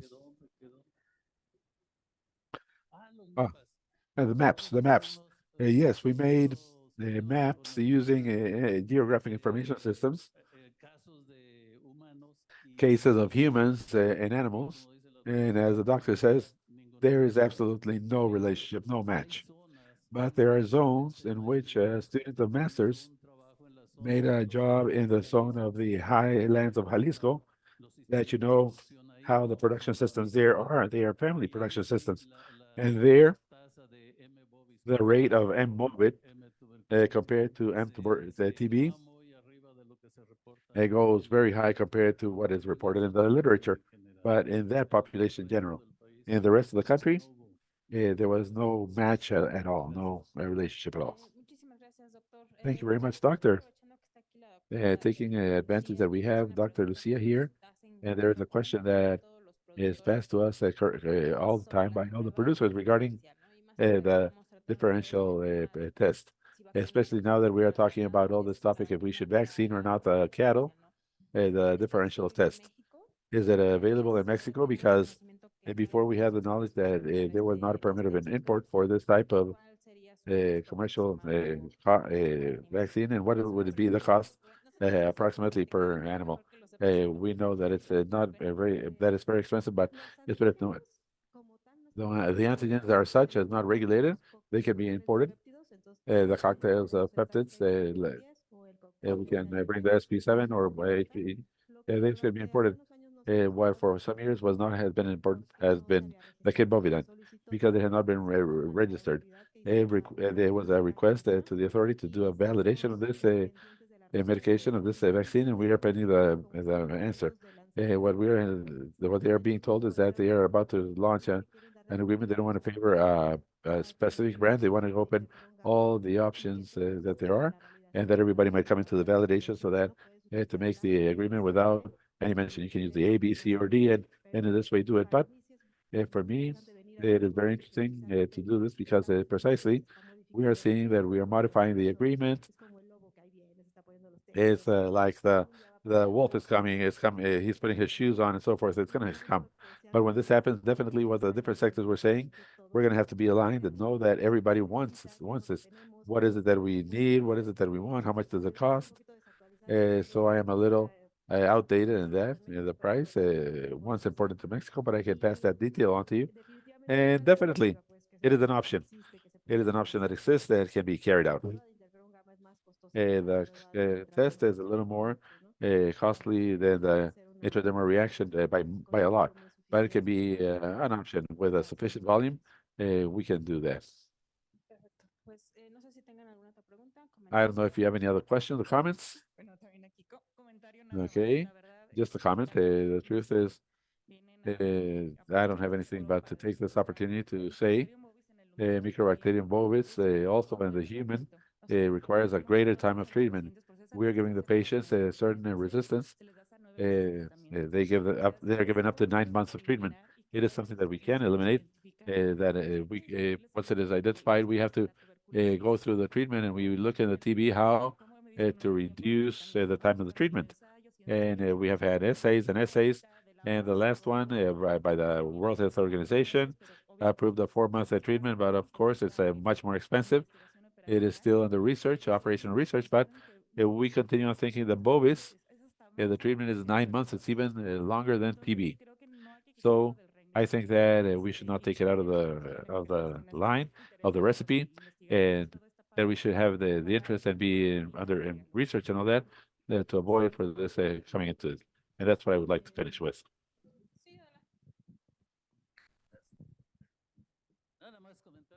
And just to comment that this morning precisely, or yesterday evening, I don't know, I got information regarding a sample for the differentiated diagnosis that they already have in Mexico, AmpliView, and it is differentiates in the COVID and the TB and the BCG. Sorry? It's a PCR, yes.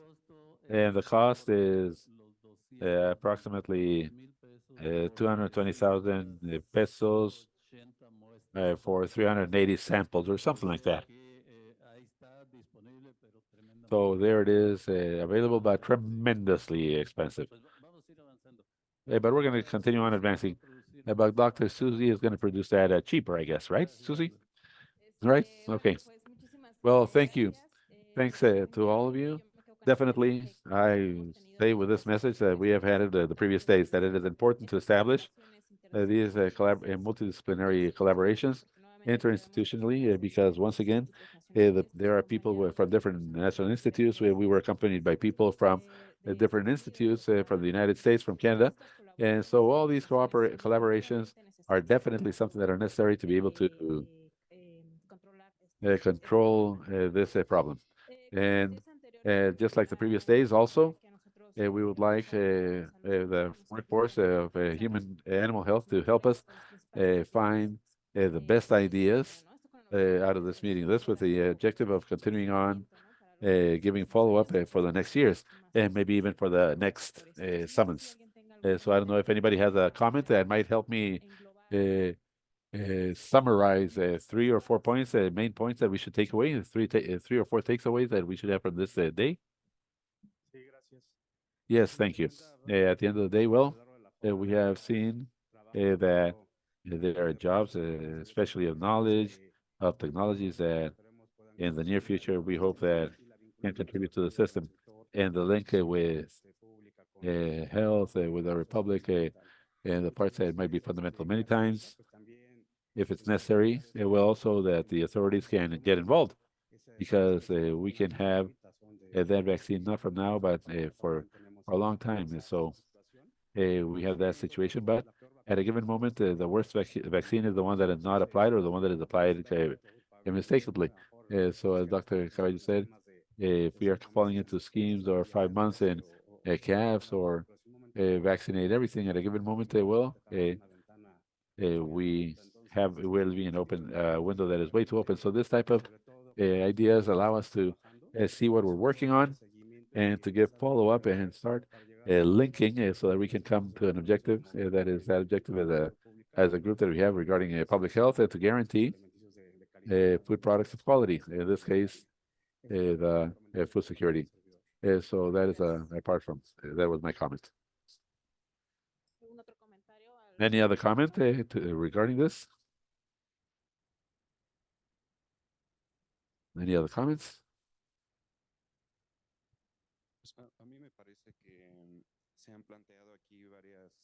Yeah, I think that I have been several ideas of influence. I think that we cannot deviate that this is a common objective for the people, those of us who work in human animal health and those who work in public health. The point is that we cannot find summons that call upon precisely the projects of One Health. One Health. I have not seen one single summon saying this is the purpose of this. So we are all looking for resources. We are wasting our resources on summons or meetings that go more in line with what we do. Maybe the authorities, I think that this is something that has to be done by the Secretary of Agriculture. And the Secretary of Agriculture understand that they don't have a budget for research, but maybe by convincing the way Feliciano does with the cattle producer associations, the people that are hit day by day by the problem, they might invest a little bit in doing this. In terms of vaccination, I think that we have to be very responsible regarding what is going to be proposed. And I think that for this, there are scientific methods that demonstrate why at 1 day, at 4 weeks, or whatever it is, it has to be done. A study has to be done to demonstrate this, so as not to just be guessing on things. I think that this is something that is very costly. I don't know who can do a study like this to finance it and have the results. I don't know that it's very complicated, but if the vaccination is going to be applied, to try to be as responsible as possible, because at the end of the day, in a few years, we're going to see the consequences. We cannot see them right away, but a few years from now, we will see the consequences.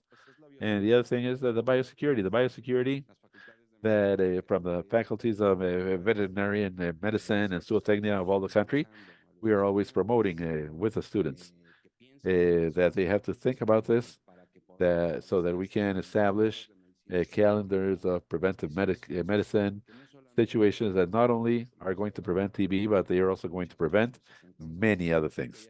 So I believe that there are 3 points that are very important there to take into consideration that might we might give a later follow-up to. Thank you.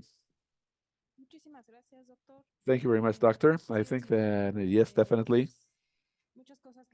There are many things that we have to continue working on jointly. And on behalf of Procinorte, well, we have been characterized for trying to bring together the people responsible and the experts from each one of the different areas, and also try to look for resources that will support the activities of the scientists. In this sense, I dare to provide an announcement, an ad. In previous years, well, Procinorte has supported specifically proposals in mitigation and training, specifically for the topic of the African swine fever. And so maybe at the end of the year or the beginning of the next year, there's going to be another summit where we are going to include many other diseases. So it's in that sense to try to look for resources to support the activity, not only for one illness, but for everything else. So I think that we're going to continue on with this exercise, this job, okay?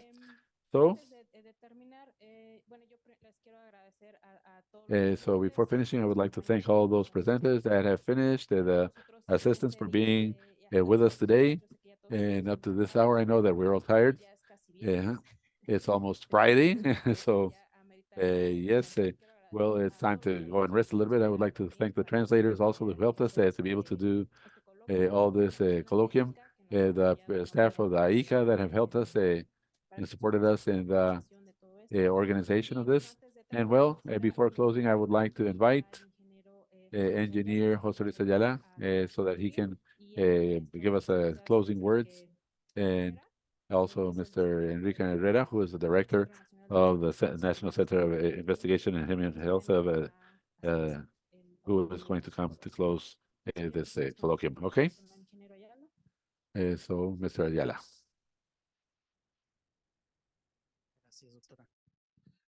Thank you, Doctor. I'm going to be very brief because of the time. Let me thank you for the very active participation of all of you. And just one final message on this that we mentioned about looking for the sustainability of the initiatives, of the projects, of the sector policy. At some points at IICA, we have done some mapping of sectoral policy, and we have found that what makes the prevalence of sustainability, it's precisely forms like this, where we have this strengthening and this closeness between the partnerships, interinstitutional partnerships, both on the public and private side. So this has provided a better strength so that it can go even beyond the governments themselves. So once again, I want to thank you all for your presence, for your active participation. From all of you from IICA, we will continue to support this type of event with you. You are a great ecosystem, science and investigation. You are points of reference not only from the United States, Mexico, and Canada, but also for the entire hemisphere and even beyond the hemisphere. So for us, it's a pleasure and honor to have you here and to continue to support these initiatives and the commitment, even more when events like this arrive into agreements that we will be following up on as well, and partnerships that we create here. And I would like to finish by inviting you to an event that we are putting together with the National Agricultural Council, AgroTICA, which is going to be on health, animal health, and that is going to be August 5, 6, and 7. We're going to be sending the information on that as well. And thank you very much, and congratulations once again. And thank you to everyone that was online here in the room, and the speakers for the amazing presentations. Thank you, everybody.